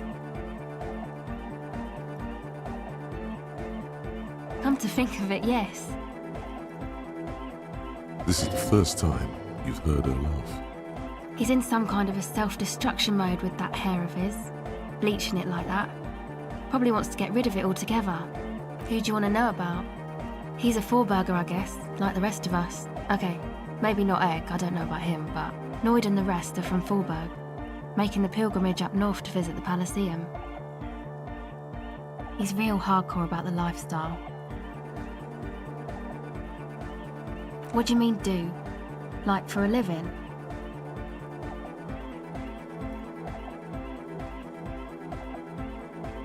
He's a carpenter, trained and all. He's very good, he just doesn't have the mindset to work like that, in a shop somewhere. Not to sound too dramatic, but I wouldn't make light of his belief system when he's around. Noid's a serious person. He's serious about the lifestyle. It's just something poor Forburg kids do every spring. To pass the time, we walk the entire length of Boogie Street, up to Jamrock, or as much as possible. I don't know, man. Have you been down Boogie Street? It's a little bewildering.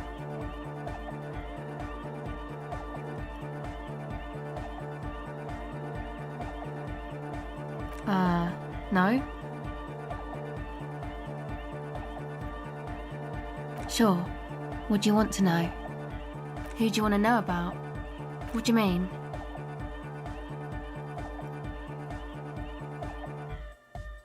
Actually, we don't know where he's from, or who he is, really. One time we were out partying somewhere in backwater Forburg. Or maybe even Coal City, I can't remember. Maybe it was Coal City. Egg was yelling along to some jam someone was spinning, all night long. Just kept yelling until he didn't have a shred of voice left. When the sun came up over the mines. There were mines? Yeah, it was in Coal City. Egg came with us. He made this wheezing puppy dog sound all the way back. Couldn't even speak. It was definitely Coal City, because it took us 2 days to walk back to the fort. He just wheezed the whole way. We never really asked why he came with us, or who he was. I think his name is Jermaine. People are sweet. You can see it must have been a great night. The memory causes her to go silent for a moment or two. You wish you'd been there.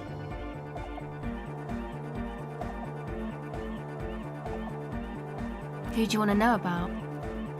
Me? Again?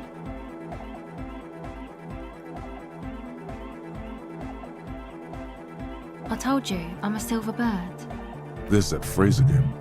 Really reminds you of something. It means I don't answer questions about myself. Thank you. Sure.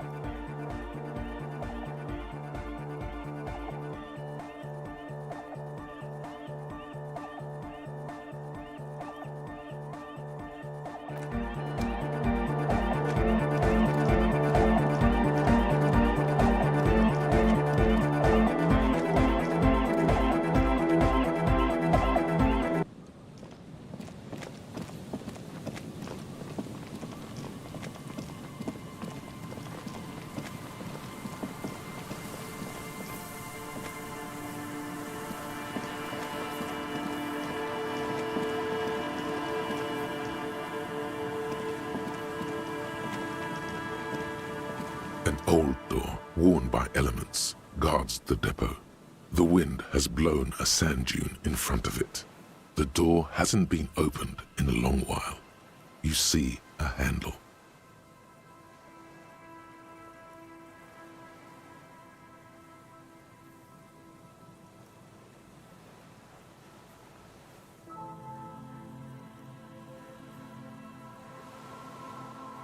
From here to the whirling, I can't see how.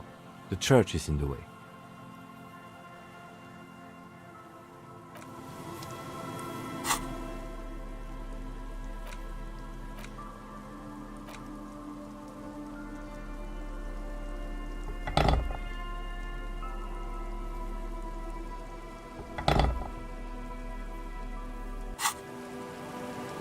An old door, worn by elements, guards the depot. The wind has blown a sand dune in front of it. The door hasn't been opened in a long...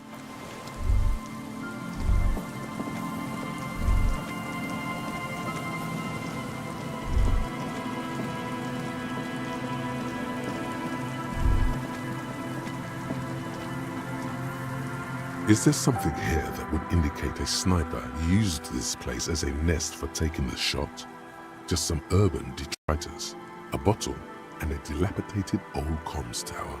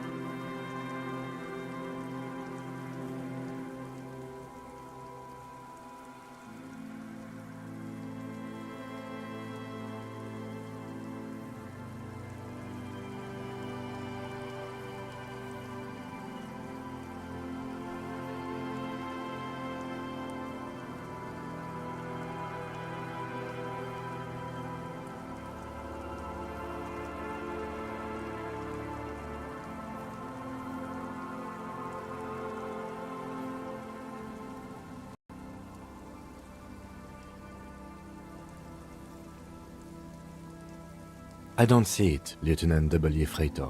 I don't see a person take a shot here and hit something there, in the whirling in rags.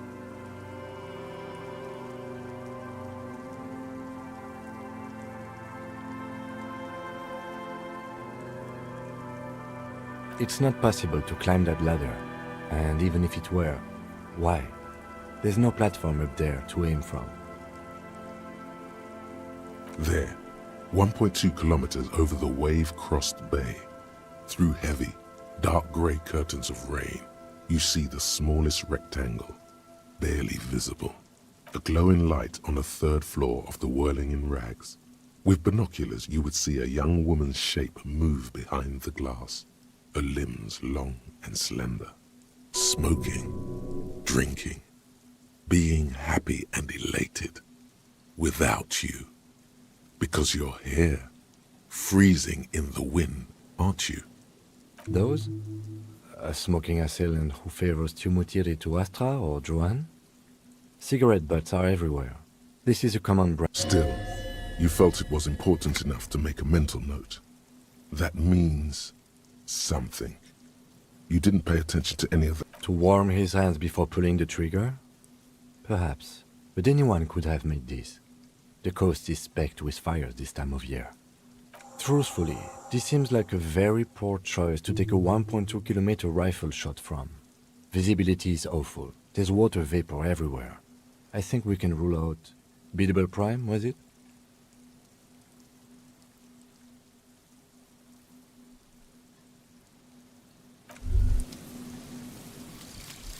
Wumpty Dumpty Dum Center. You're at home, stupid cop. Not with the art crowd. You hate them. Everyone hates them. Even they hate themselves. It's nauseating. An industry built on spread.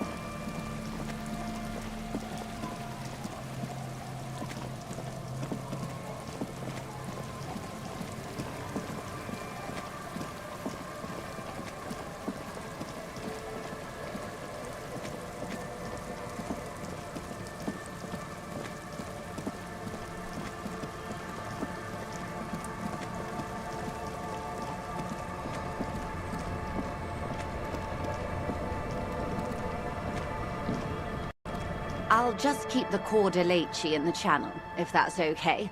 It's too shallow near the pier.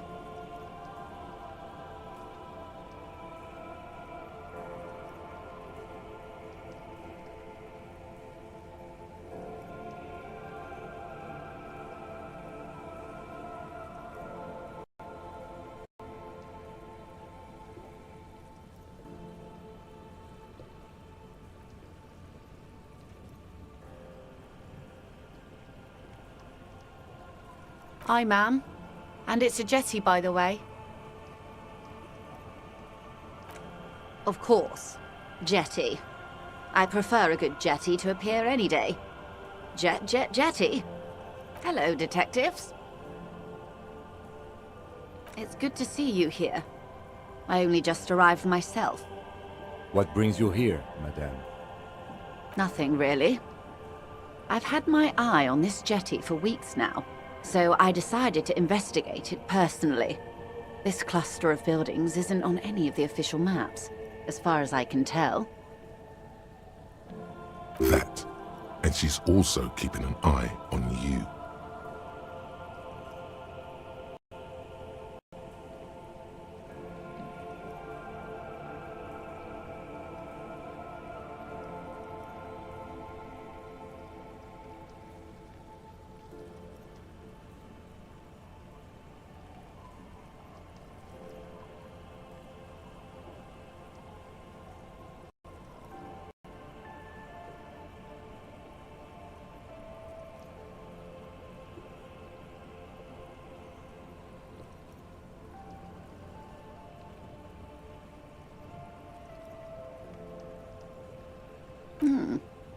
How do I like it?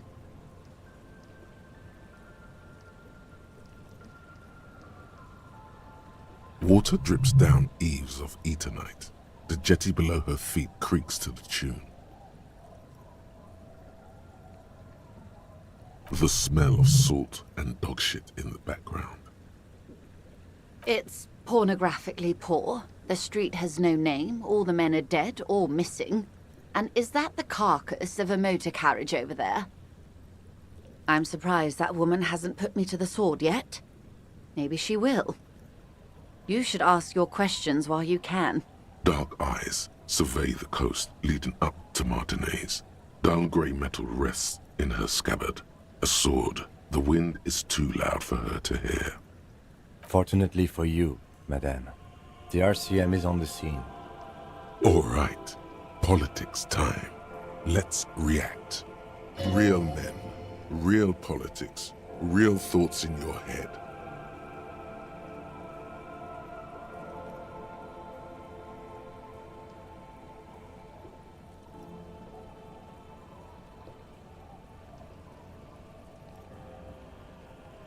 Maybe.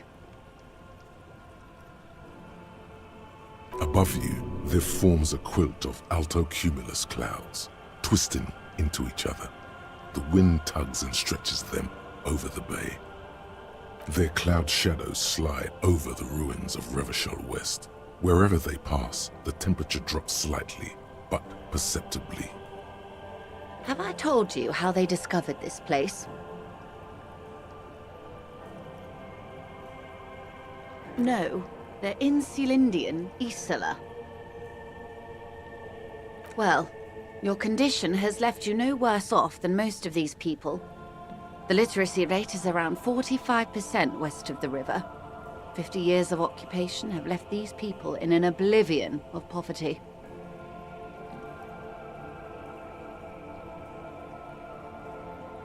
It's a pity. Most of these people will never know what this place means. This island of matter, or why they were ferried over in the first place.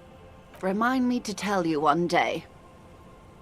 For now, how can I assist you in this new location? Do we? I hear you have singled out a suspect and are in pursuit. This is cause for cautious optimism. I would not want to delay you. This story she will tell only before she leaves Martinez, at the very end of her stay. Maybe there is something else I can assist you with, while you're hot in pursuit?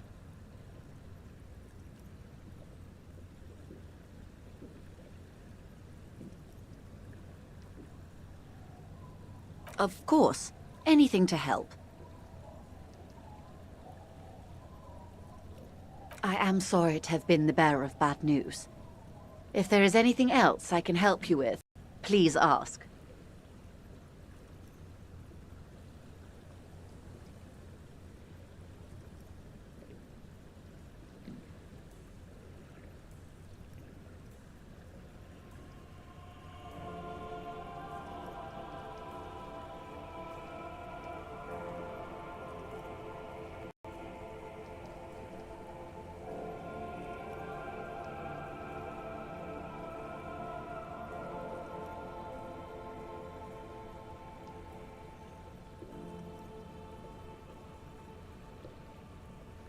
Well, technically speaking, I'm not on it right now. Good.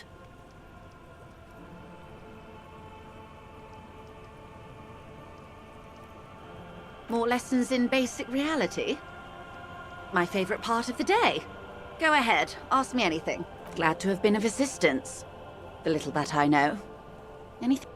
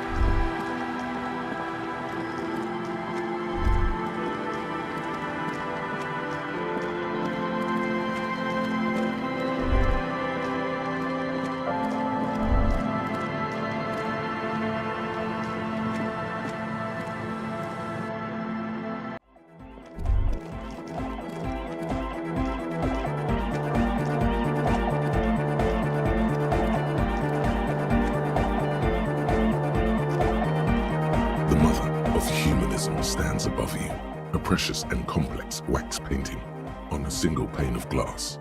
A crack runs across the length of her body, her face oval and sad.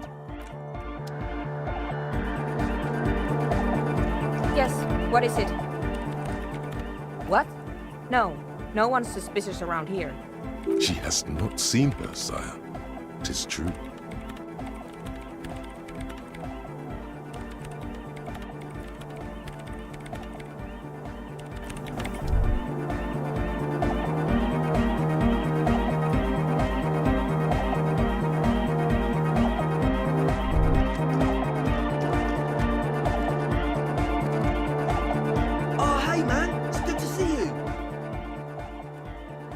Goodbye, officer.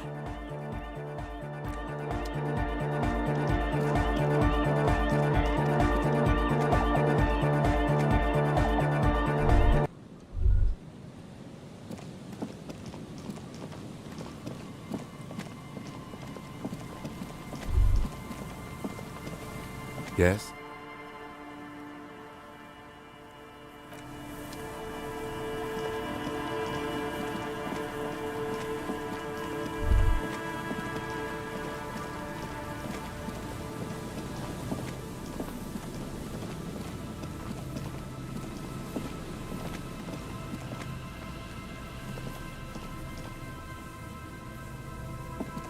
Hello again.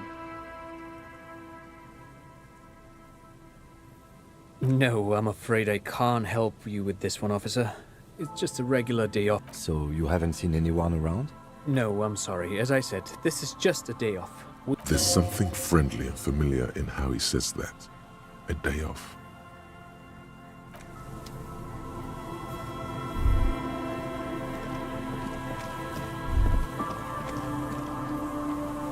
The remaining windows rattle from a strong gust of wind. They're covered in a thick layer of grime.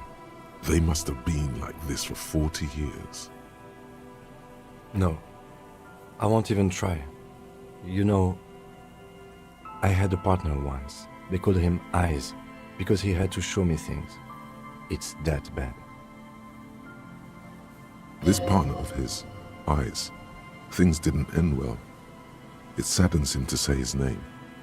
Don't even ask. He wouldn't answer. Maybe some other small talk. Well enough, actually. It's odd how that works. I'm no sharpshooter, but I pass my shooting courses 7 out of 10. His hands lead the way when it comes to that. And his shoulders. It's reflex.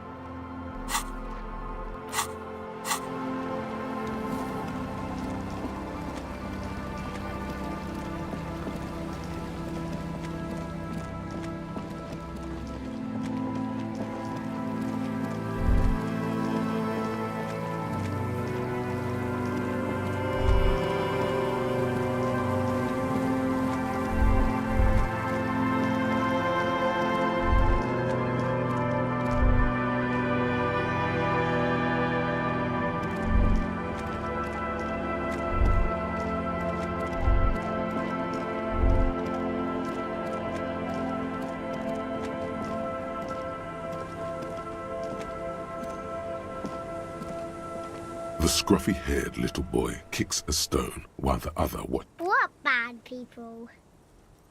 I don't think questioning 4-year-olds without their parents present is going to crack the case. Then we're definitely doing it.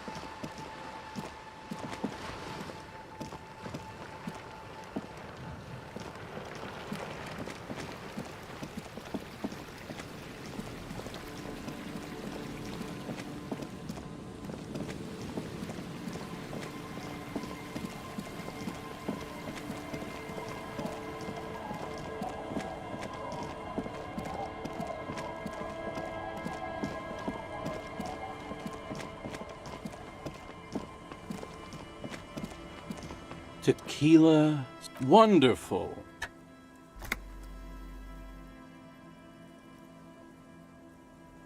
Not much, but it will do. Hey, Spiral Boy, you gonna share that?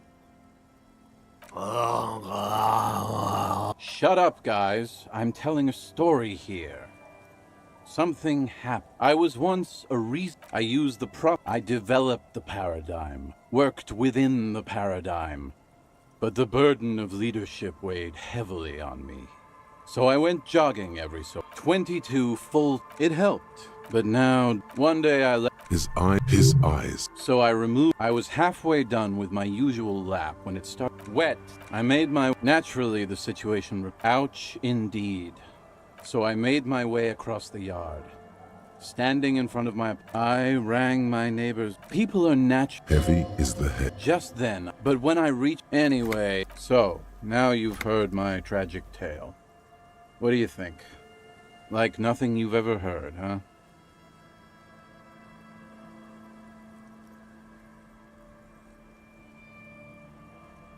The hobo lifestyle definitely. But that charm wears off pretty quickly. Before you know it, you're wearing a shit-stained tracksuit and spending. I do. But as you can see, then I can't keep on telling the stories. Can't really remember. It's a touchy. He really has no idea who this Ruby is, son.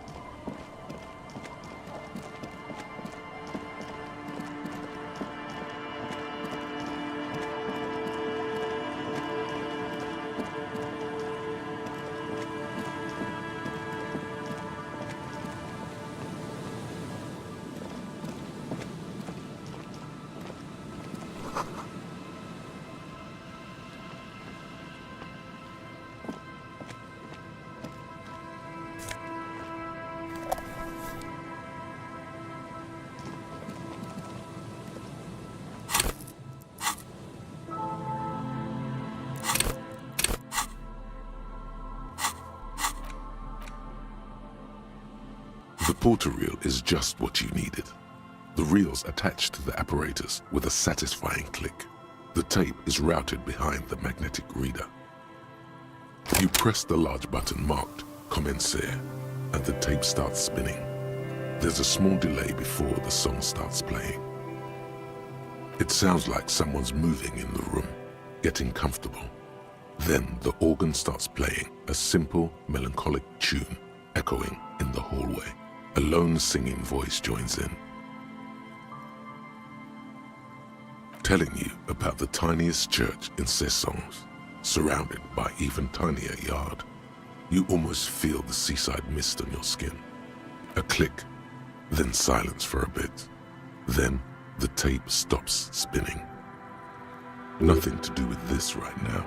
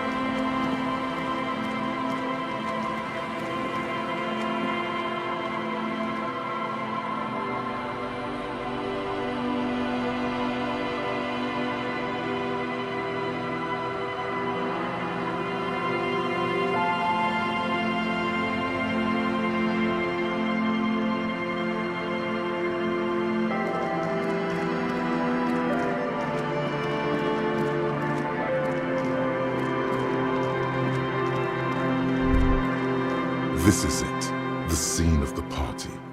The fire pit, cigarettes, and empty bottles all evidence it.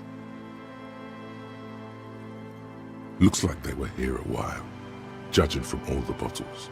The sunken motor carriage provided them a focal point, like a goose ice sculpture or a chocolate fountain. Looks like it.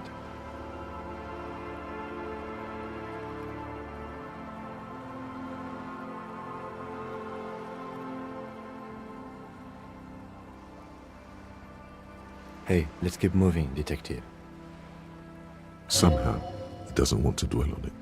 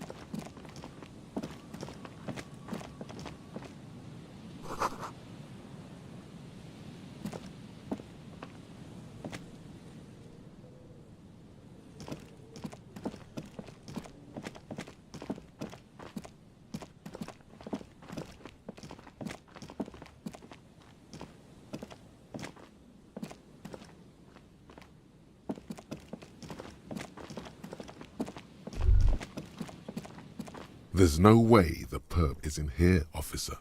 Look how scarred the boards are. All attempts to pry them off have failed.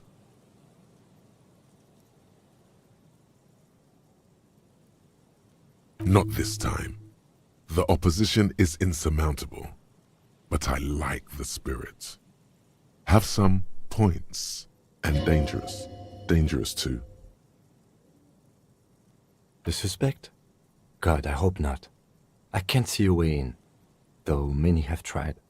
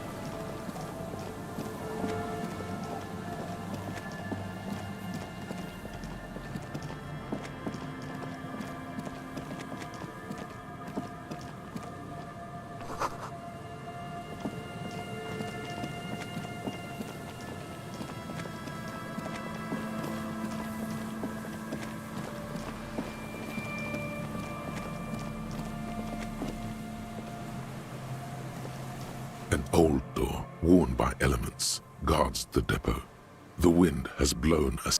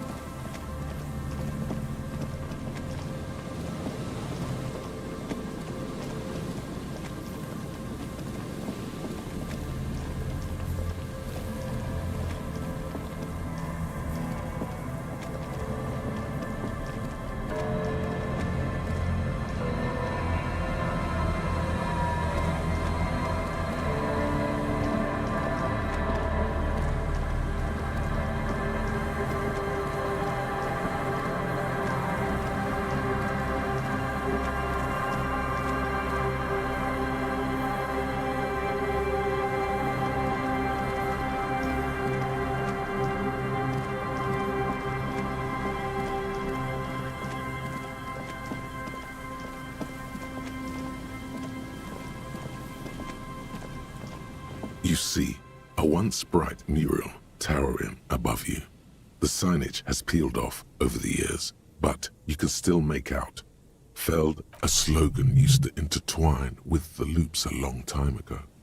Now, only a shadow of peeled letters remains. It says, "Tomorrow is just a whisper away." Looks like tomorrow never came. Above the mural, a collapsed roof, broken windows set in walls that are cracking and will soon also fall, and the coastal breeze rustling and sighing in the remains of the edifice. Feld electrical. How ironic. All these dark rooms. There's something in the wind. Sometimes the only way to go forward is to fail first. In there? She could. Or she could be in the identical room over there, or in that boat shack, in that church tower, maybe. Why single out this one building?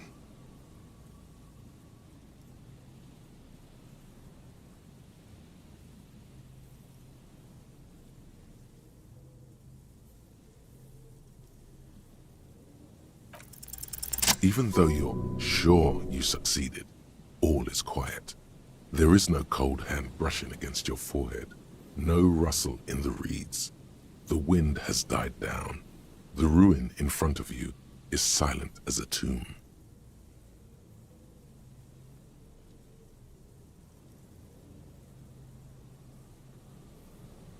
How do we? I was really hoping she'd be in the village. Okay.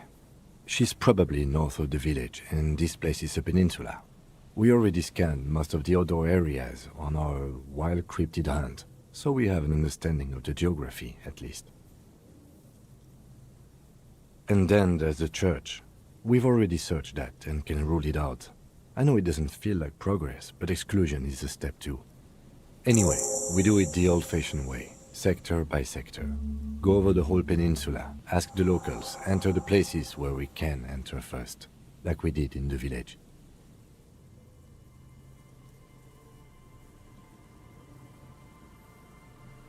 Then, if we're desperate, we can look where we can't enter. Bunkers, storm drainage, this place. I'm sure it won't come to that. Walk the coast, the old boardwalk, the reeds. You can always come back here and talk to the wind again. Look where it already got you.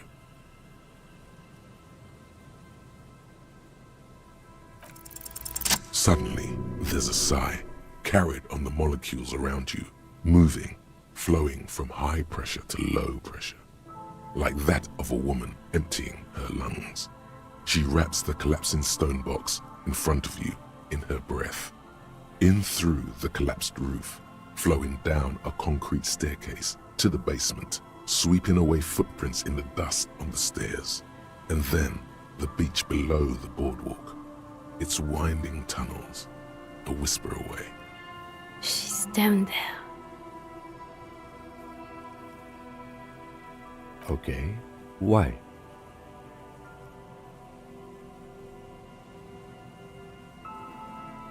So, how do we get in there? The doors were on the collapsed side of this building. They're gone, basically. Finally, my time to shine.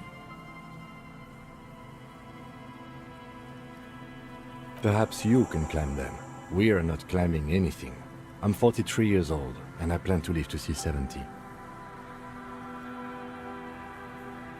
There has to be a way to use brute force. Climbing sounds unsafe. Brute force is safe. Look around and find something to break if the ladder fails.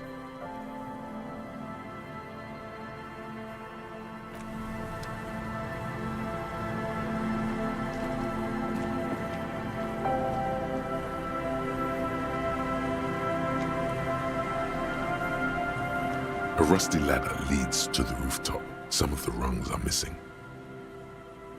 Yeah, that doesn't look good at all. The distances between the remaining rungs are rather wide. You'd have to use the mounting brackets. However, they seem corroded and the peeling rust is razor sharp. In addition, the first rung is going to be tough to reach. It's what, 3 meters above the ground, and you're 180?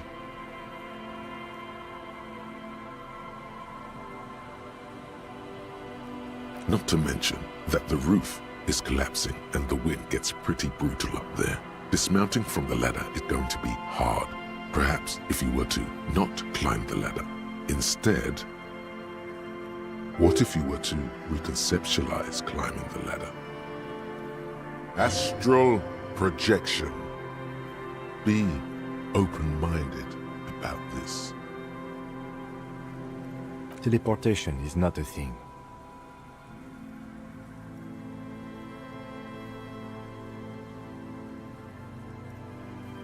Okay, let's say teleportation is a thing. Wouldn't you need some kind of scientific apparatus to create a teleportation field? You can't just do it without apparatus. What are they talking about? Teleportation, Mikhail. It's generally thought impossible.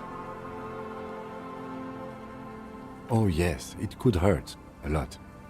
He is restraining himself from using a parental tone with you right now.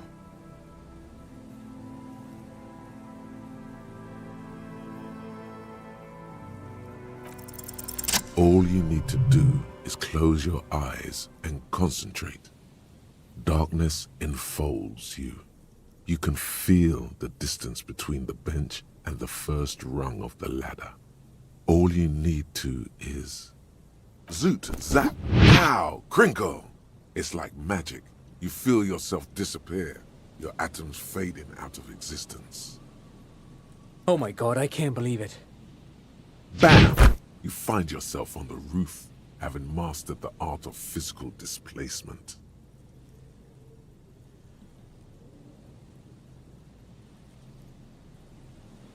I just saw you climb the ladder. You just climbed it like a regular person. The wind at the top of the building starts howling loudly. blowing away the lieutenant's voice. Faintly you hear. Never mind. Find a way to let me in when you get inside.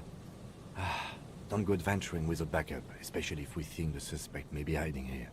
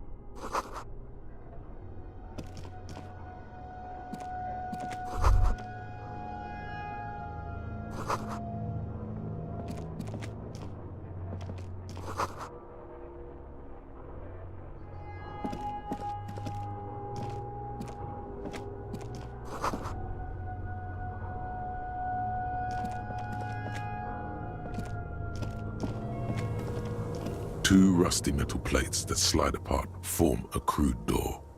It's been here under the boardwalk for a while. What do you mean, who's there? It's me, Kim.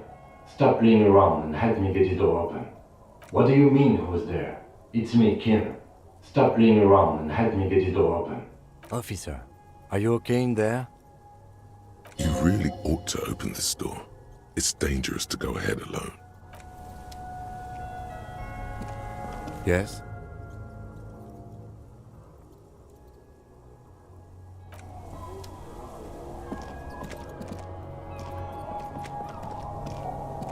Two rusty metal plates.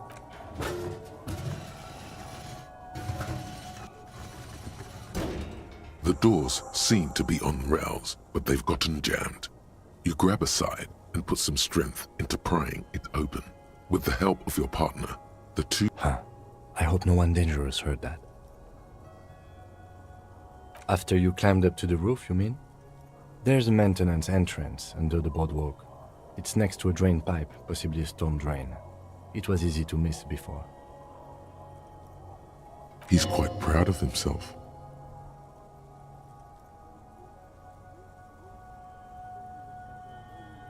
Yes, we have an exit, so let's get going. Time to investigate these passages.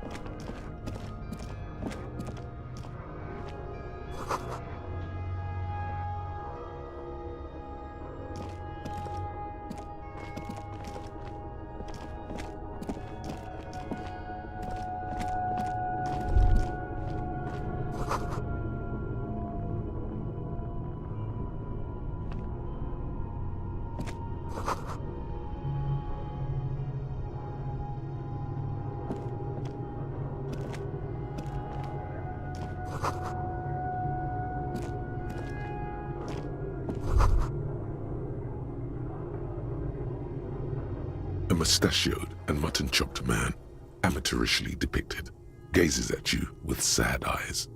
A plaque reads, K. Mazov. There is a spiderweb in the lower left corner of the portrait.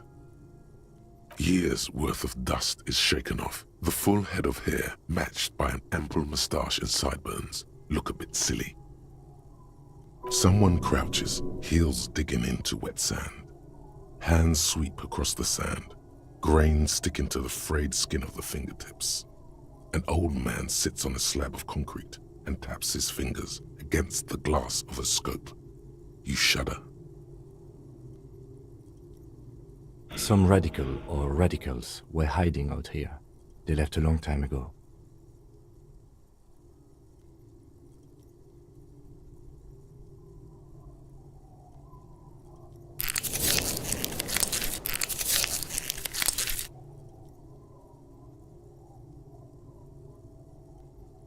Half a century? This was probably part of the network of defense posts the communers built against the amphibious landing. I think the purpose of this bunker was to produce propaganda. It would have had radio equipment back then, but that's all been looted. We have found a lot of those lately. I guess what most people think of as history tends to linger in rundown neighborhoods. Martinez being what it is, no one has gone through the trouble of cleaning out the old bunkers. I won't stand in your way, but only after we're through with this case. You mean like Ruby? No, I think we've stumbled on a piece of history. Could this have been the killer's hideout? And this narrow window, the point of origin of the shot that killed the mercenary? This does look like an embrasure, a slit made for shooting out of. Outside the window, the day is clear and as mild as can be in early spring. It's a great place to hide, and Mazovianism and murder are certainly not mutually exclusive, but there hasn't been anyone here in ages. Indeed, no one could get a clear view. Well, at least we've been thorough. I like thorough. The lieutenant's voice betrays a slight disappointment, which he glosses over by reasserting control. In fact, I think we're done with this bunker. After you, officer.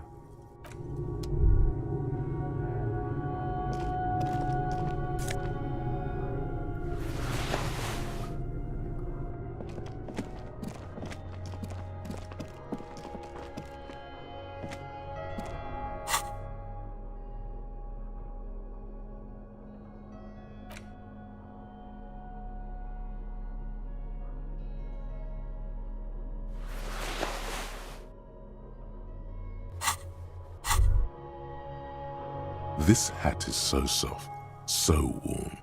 It wraps around your head, and your mind tingles with all manner of socio-economic theory. Kraz Mazov would have worn this, Yushenka. Mazov knew where to cook those thoughts. That's why it bears a Mazovian logo. Glory to the revolution, comrade. Whether you like it or not, wearing this hat has made you more communist.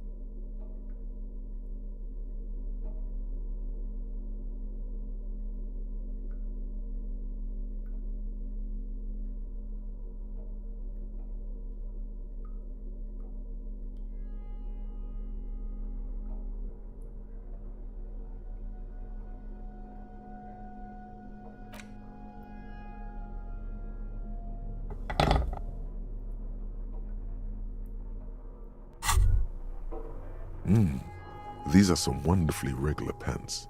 Not too tight, not too loose, moderate in every sense. I know you do. These inter-Isolari pants are like wearing a little more moralist now, buddy. A little more normal, even if you didn't want to be.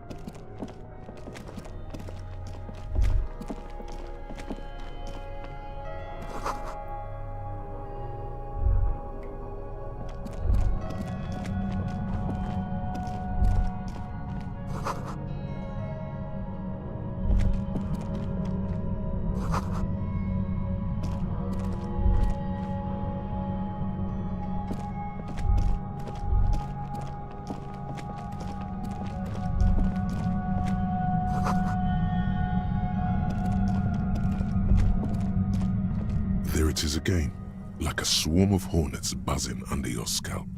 A strange tingling you can almost smell. No, what do you mean? I don't feel it, but we should still be careful. There were footprints back there, and I'm pretty sure they were fresh. Looks like our suspect.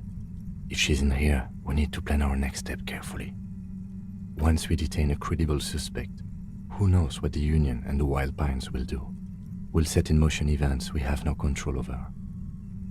You will upset the balance of power in Martinaise. The deadlock between the company and the Union will destabilize. Keep calm. Go over the whole situation in detail.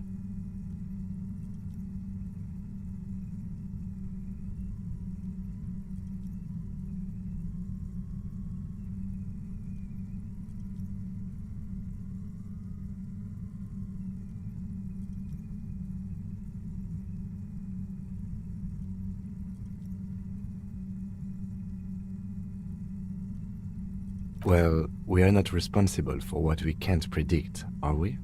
I don't think the entire city will be razed to the ground. If you can't predict it, there's nothing you could have done.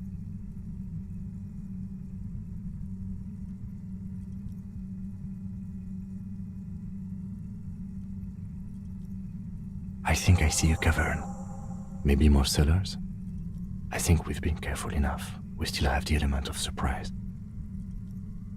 I wouldn't be so sure. You haven't exactly been sneaking. Or maybe not. Either way, once we go deeper, there will be no turning back.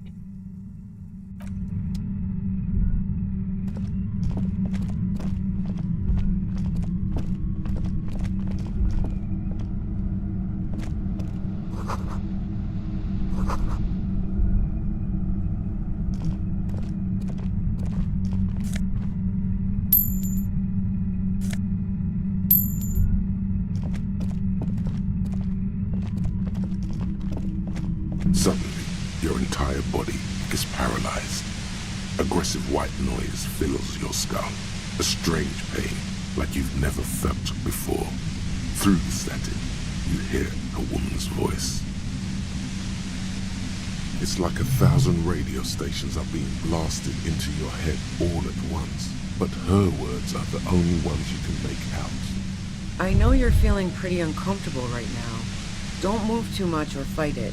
That'll just make it worse.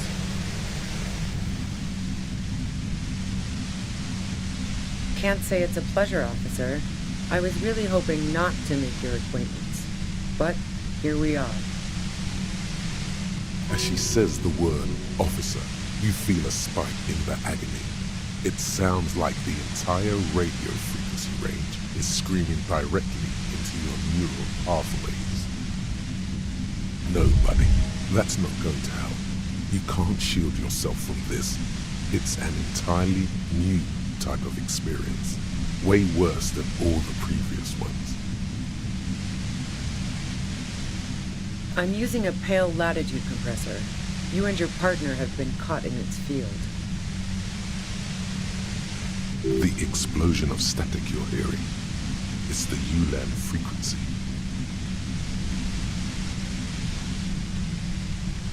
Blasted from that pale emitter that Angus mentioned.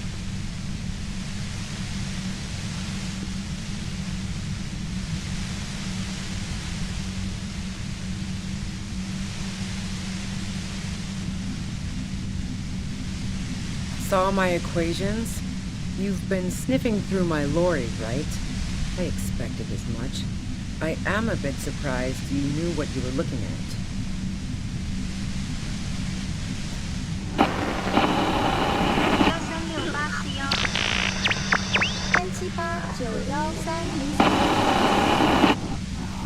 A pale latitude compressor is used to sort of make the pale more manageable. With a lot of these, you can force a radio signal grid on the pale, literally crunch the distance across it. Signals are relayed across a series of repeater stations fixed to buoys. Not a fun job manning those stations. All alone out there in the pale, people lose their minds in just a few years.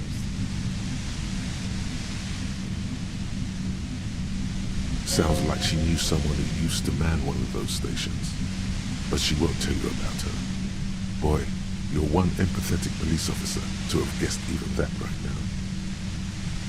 So, what we are experiencing is a concentration of radio waves. Precisely.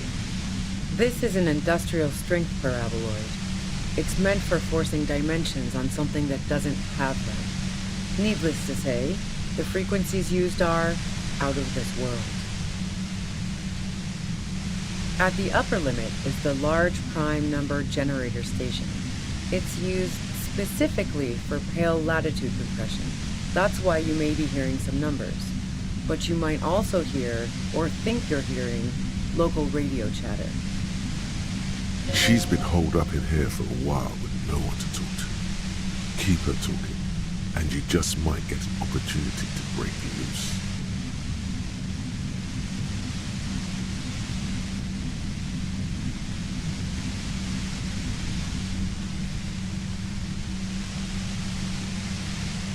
Yeah, let's not talk about that shit.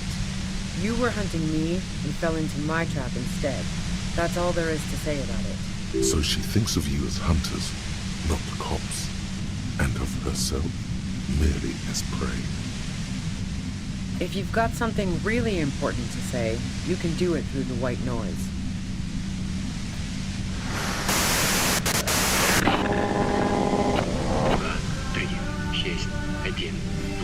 You're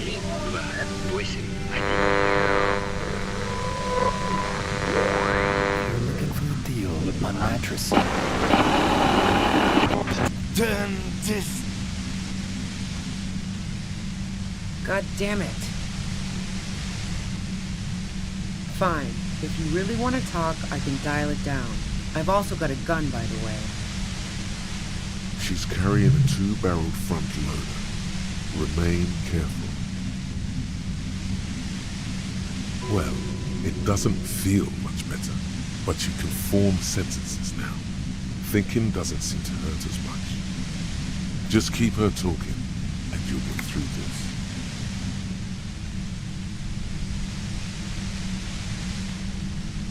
I heard you in the passages, and I've been preparing for quite a while.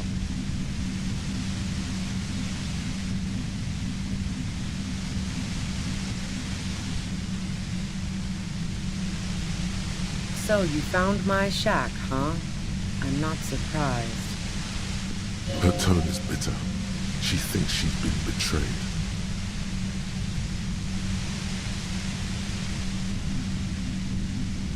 so nice. That's one knife I didn't want to find in my back.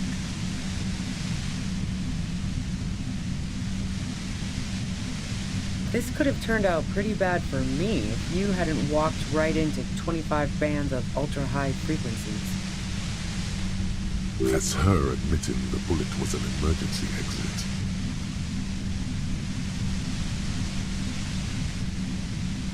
No, I didn't do it. I only helped stage the lynching, though I doubt that makes much of a difference to you. Who ratted me out, by the way? Was it Titus? No, he wouldn't have broken first.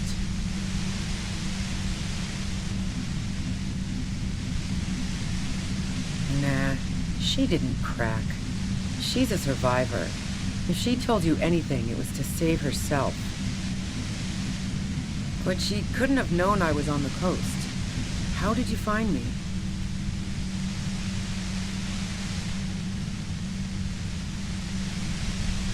Titus and his boys, man. They told us you were on the coast. Even now, Kim is a paragon of professionalism. He is trying to make a clean cut of telling her she was betrayed. Well, fuck. Those guys liked me, I know it. If this is what happens to people whom people like, how the fuck do the rest of you get by?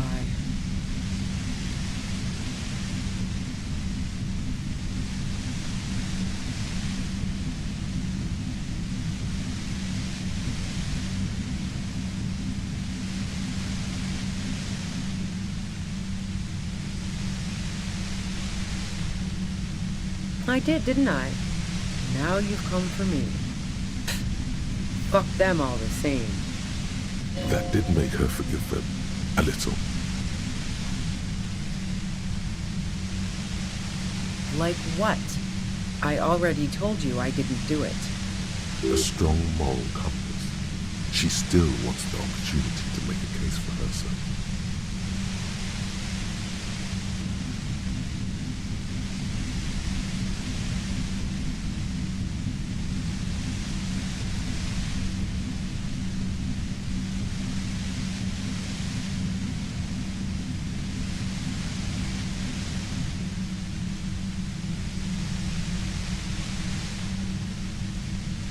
I didn't like him.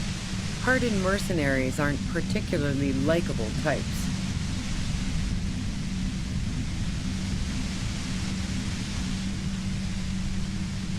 Plenty of broken people who don't come with that kind of body count. Besides, they're paid well for what they do. Yeah, sure. And I didn't like Wild Pines sending in those foreign hirelings. Me and a fuck ton of other people around here. She didn't hate him, okay? I'm listening. Man, I was with the boys the whole night. I hope they at least bothered to impress that upon me.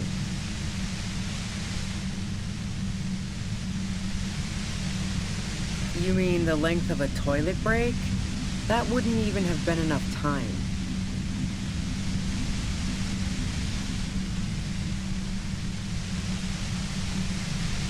Wow, now I'm curious. Please, explain.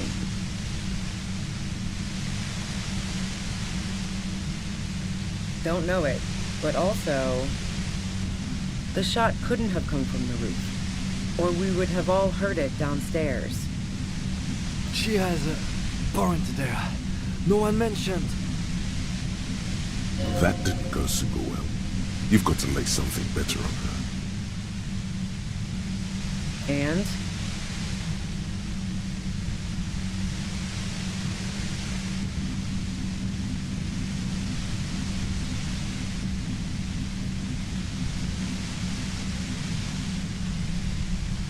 Sure don't. The breech loader? No. This is such a wipeout. The gun store. Trigger Happy Jacks.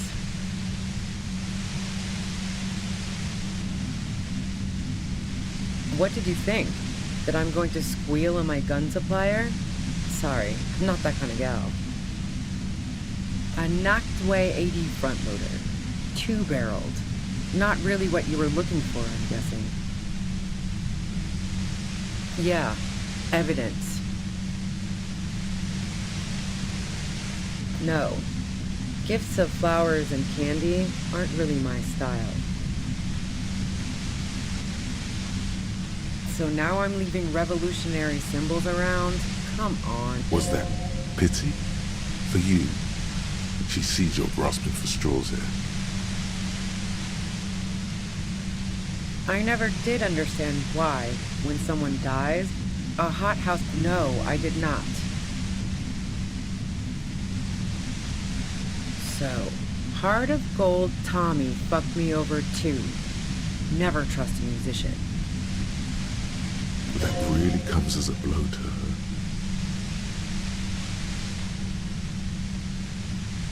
Okay, great.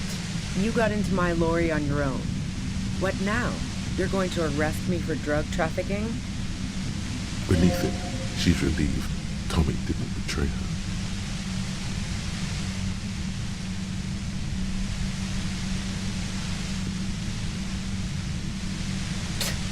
That's your prerogative. Man, it's to get away from all that murderous shit that I left Jamrock, my previous employer, for the union.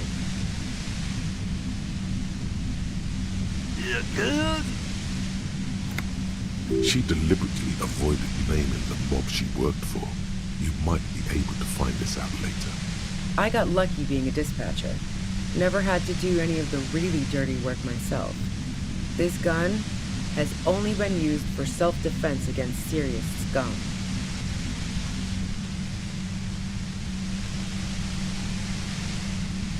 There. It's going to be easier to reach the machine now.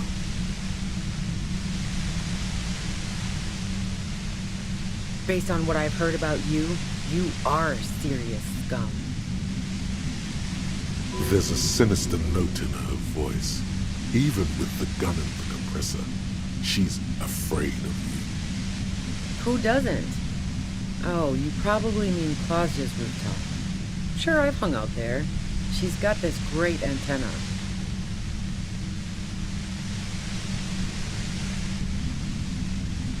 It's very powerful. I used it to tune into RCM frequencies. That's how I knew to be prepared for your arrival.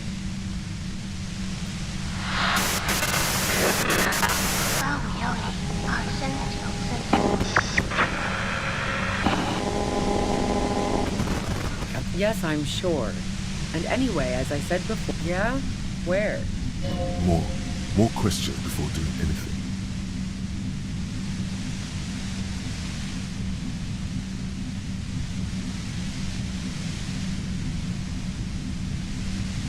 How should I know? As I keep saying, he already had a bullet in his head when I got to him, and there hasn't been any useful gossip over the radio. Those rings around her eyes, her tired voice. She's been staying up late, listening in on the conversations crisscrossing Martinez. Police radio? You've been following the case? Who hasn't?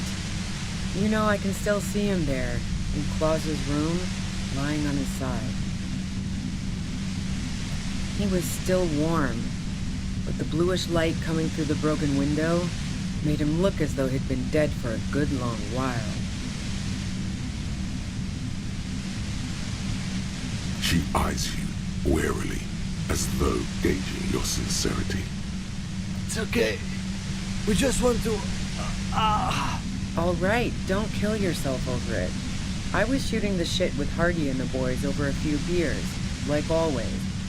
Then Claudia comes in, all pale and shuddering.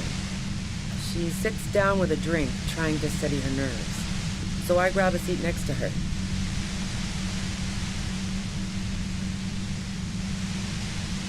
No, I really didn't. She's not that easy to read. I just assumed she'd done too much blow. It wouldn't be a first for her. But no such luck. She was in some deep shit. She asked me to come upstairs. The merc she'd been going with was lying on the bedroom floor, dead. I knew she couldn't get the authorities involved, so yeah. You made it look like he'd been hanged.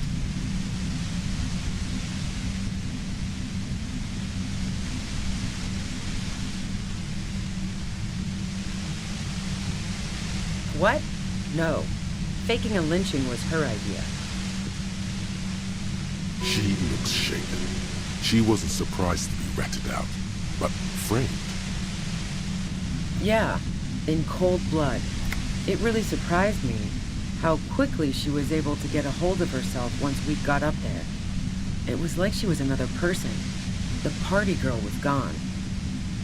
She asked me to help her drag him into the shower so she could wind the shower head around his neck to fake lividity.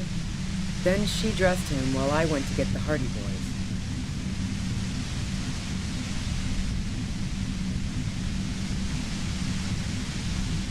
She lied to you about that, too.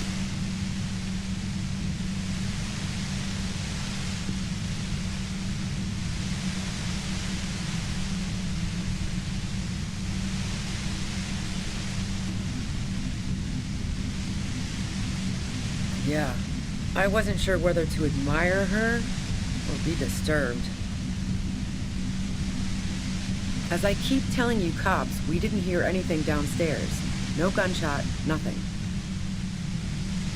But even if this is true, weren't you worried this lynching might lead to... War? The thought crossed my mind. But the mercenary's death was going to have repercussions either way. Although the way things are going...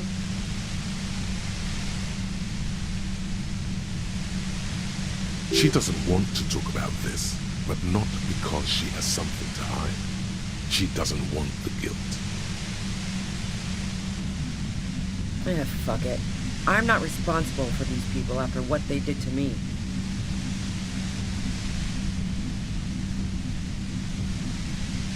I saw you roll into town.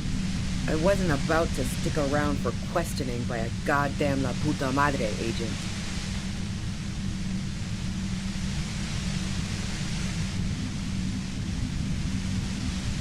That strange, distant fear is getting close now. It's a fear of yourself. Yes, you. Everyone says you're his peon, his human can opener. Through the sudden sharp pain in your head, you hear the lieutenant mumble something to himself.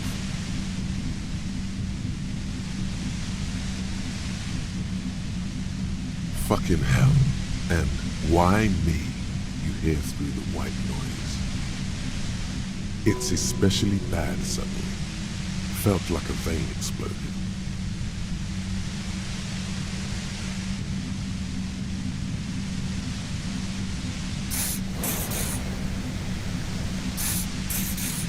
Everyone in Jamrock, the cops, the criminals. Why do you think I'm holed up in here with a goddamn death ray waiting for you? If she knows that about you, she must know your real name too.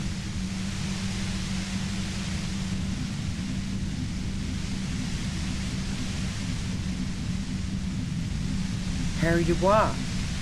One corrupt motherfucker with the disco pants and a funny tie. Agent to La Puta Madre. All of this just means that you're effective. Criminals know you and are scared of you. I don't know. Sounds pretty convincing to me. Is that a joke or a threat? I'm guessing both.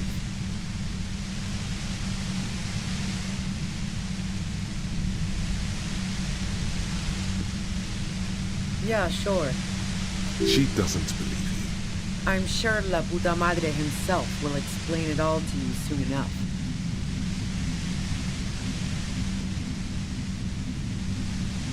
You've been to my lorry. You think the biggest player in Jamrock appreciates competition? And now I have Harry Can Opener in my lair. Fucking Titus. She's not going to change her mind that easily. She still perceives you as a threat. Wait, one thing, possibly small, but she said you rolled into town. Was that you singular or plural? She might know something.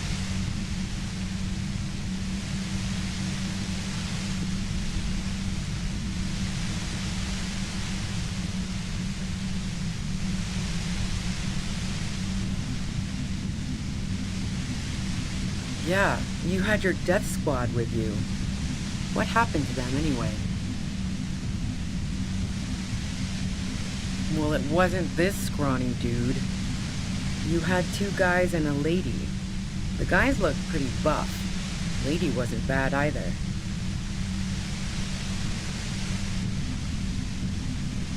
One of the guys seemed chipper, a blonde. The other had a brooding something or other about him. And the woman was the only one in uniform. All were carrying.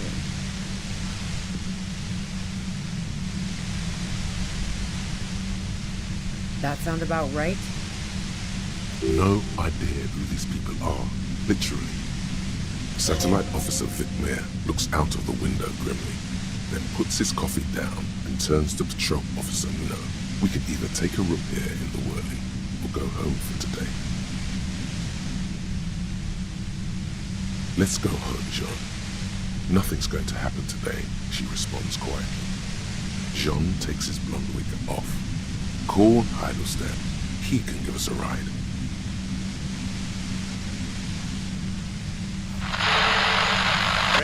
Fantastic.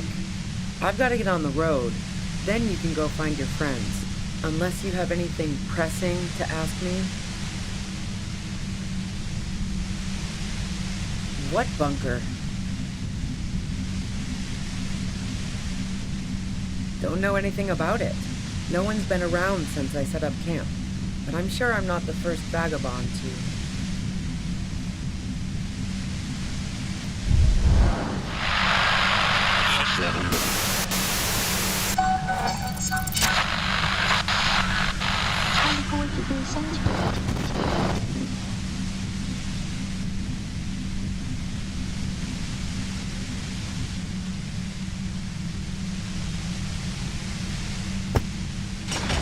You did it. The compressor lies broken on its side. It's quiet in your head again. It still hurts like hell, but...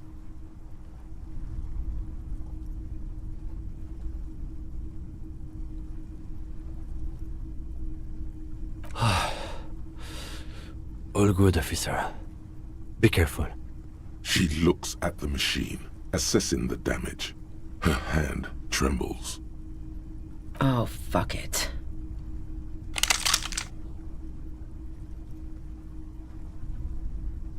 Problem solving. Ma'am, put the gun down. That's not the solution to your problems. You are... Oh, yes it is.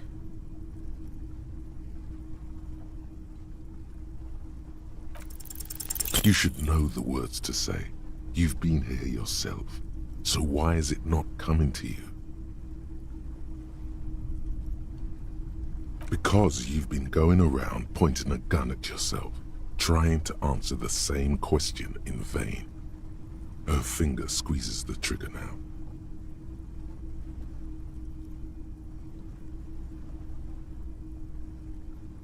A smirk crosses her face as she watches you stand there, mute.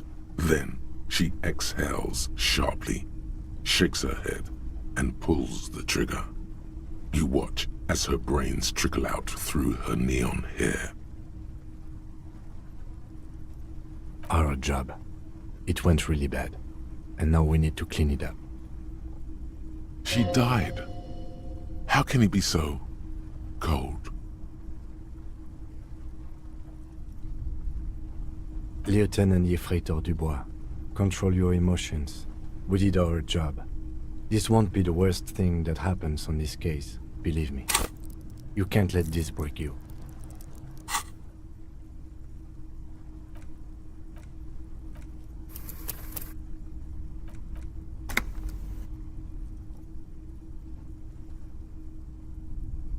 There is no coming back from this one. It will stay with you in nightmares. Fuck!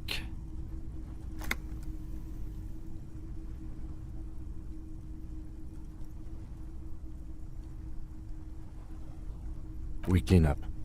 It may take days for processing to pick up her body. We need to move it somewhere. That tent there.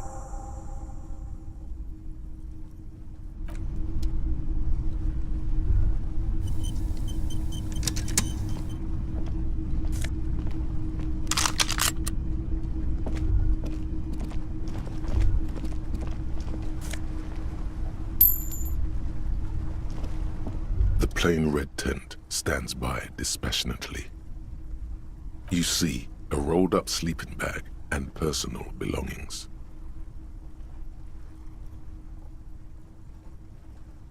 We should put her in the sleeping bag, so the rats don't get to her.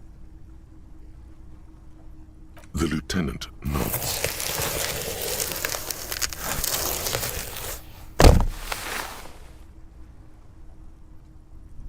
There she lies, cocooned in the sleeping bag, surrounded by empty cigarette packs, books, and half-read magazines. Magazines? You should look through them. Assorted soft covers, mostly pulp horror. A motor carriage lies buried in the snow on one cover. On another, a ghost airship. You see anything? Rager Monthly, Journal of Material. You pocket the worn brown leather journal. She watches by, motionless. We should read this immediately, like right now.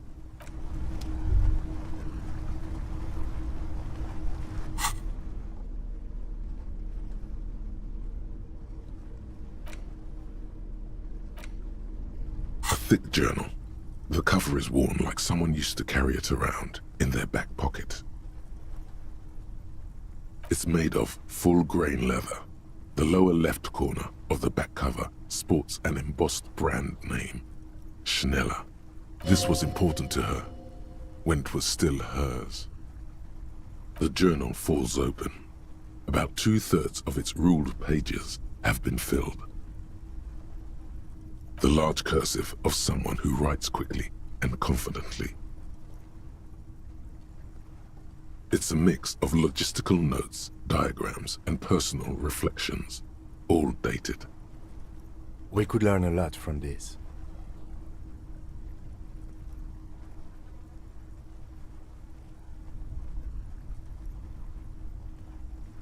Hard to tell exactly. It's mostly noted down in code. Looks like contact information, quantities, directions.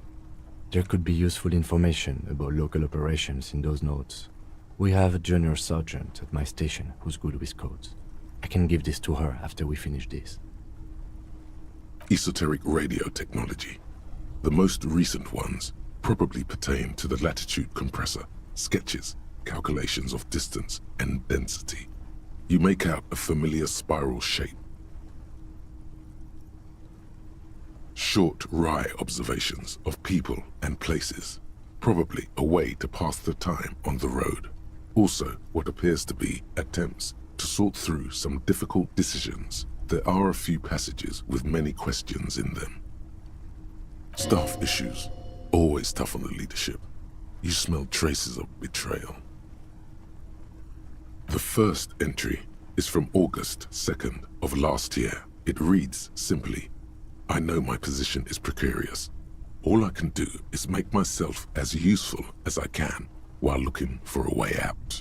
Remember, no one is indispensable.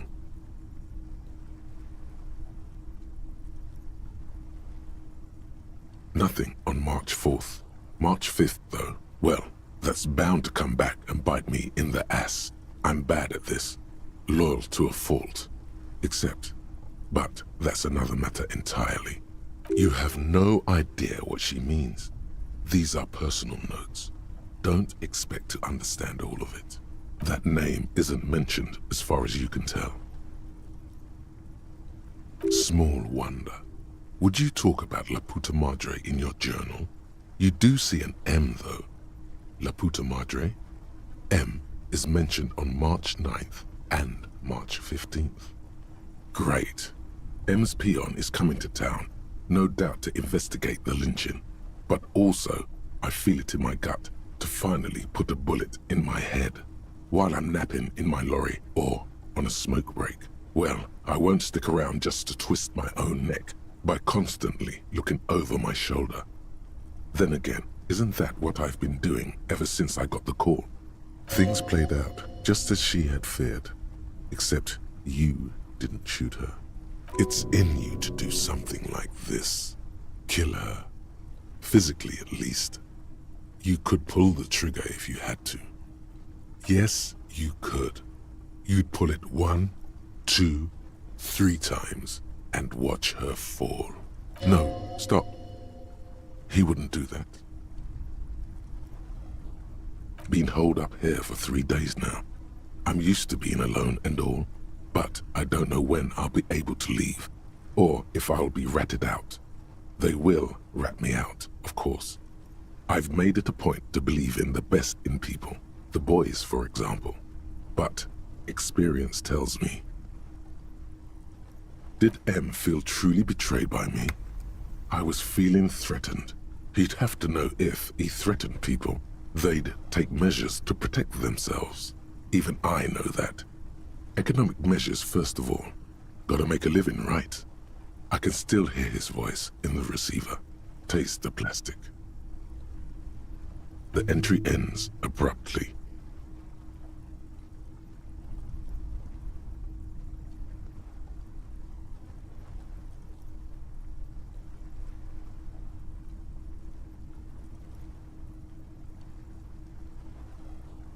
The thick journal bound in brown leather is the most recent entry is from today. It reads, even when I leave here, if I leave here alive, what's my next move? Staging a lynching is a crime, even if I'm not accused of murder on top of that. Forever on the run. Not really my idea of the open road. Man, I was really looking forward to winning. I don't think she killed the mercenary. It looks like she might have been framed. This whole thing was a detour, and a fatal one, he thinks.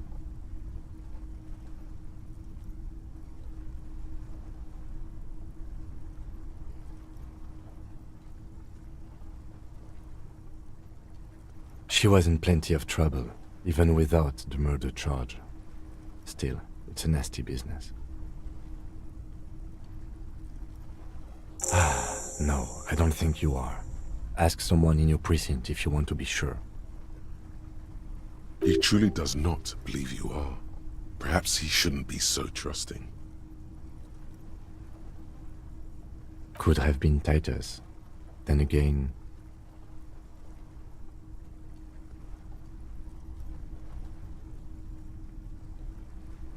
Maybe there's a hardy boy we've yet to meet who acted as his accomplice. Either way, we need to keep an eye on him. One thing is for certain. We have business back in the whirling and rags. Questions to ask. We should get to it.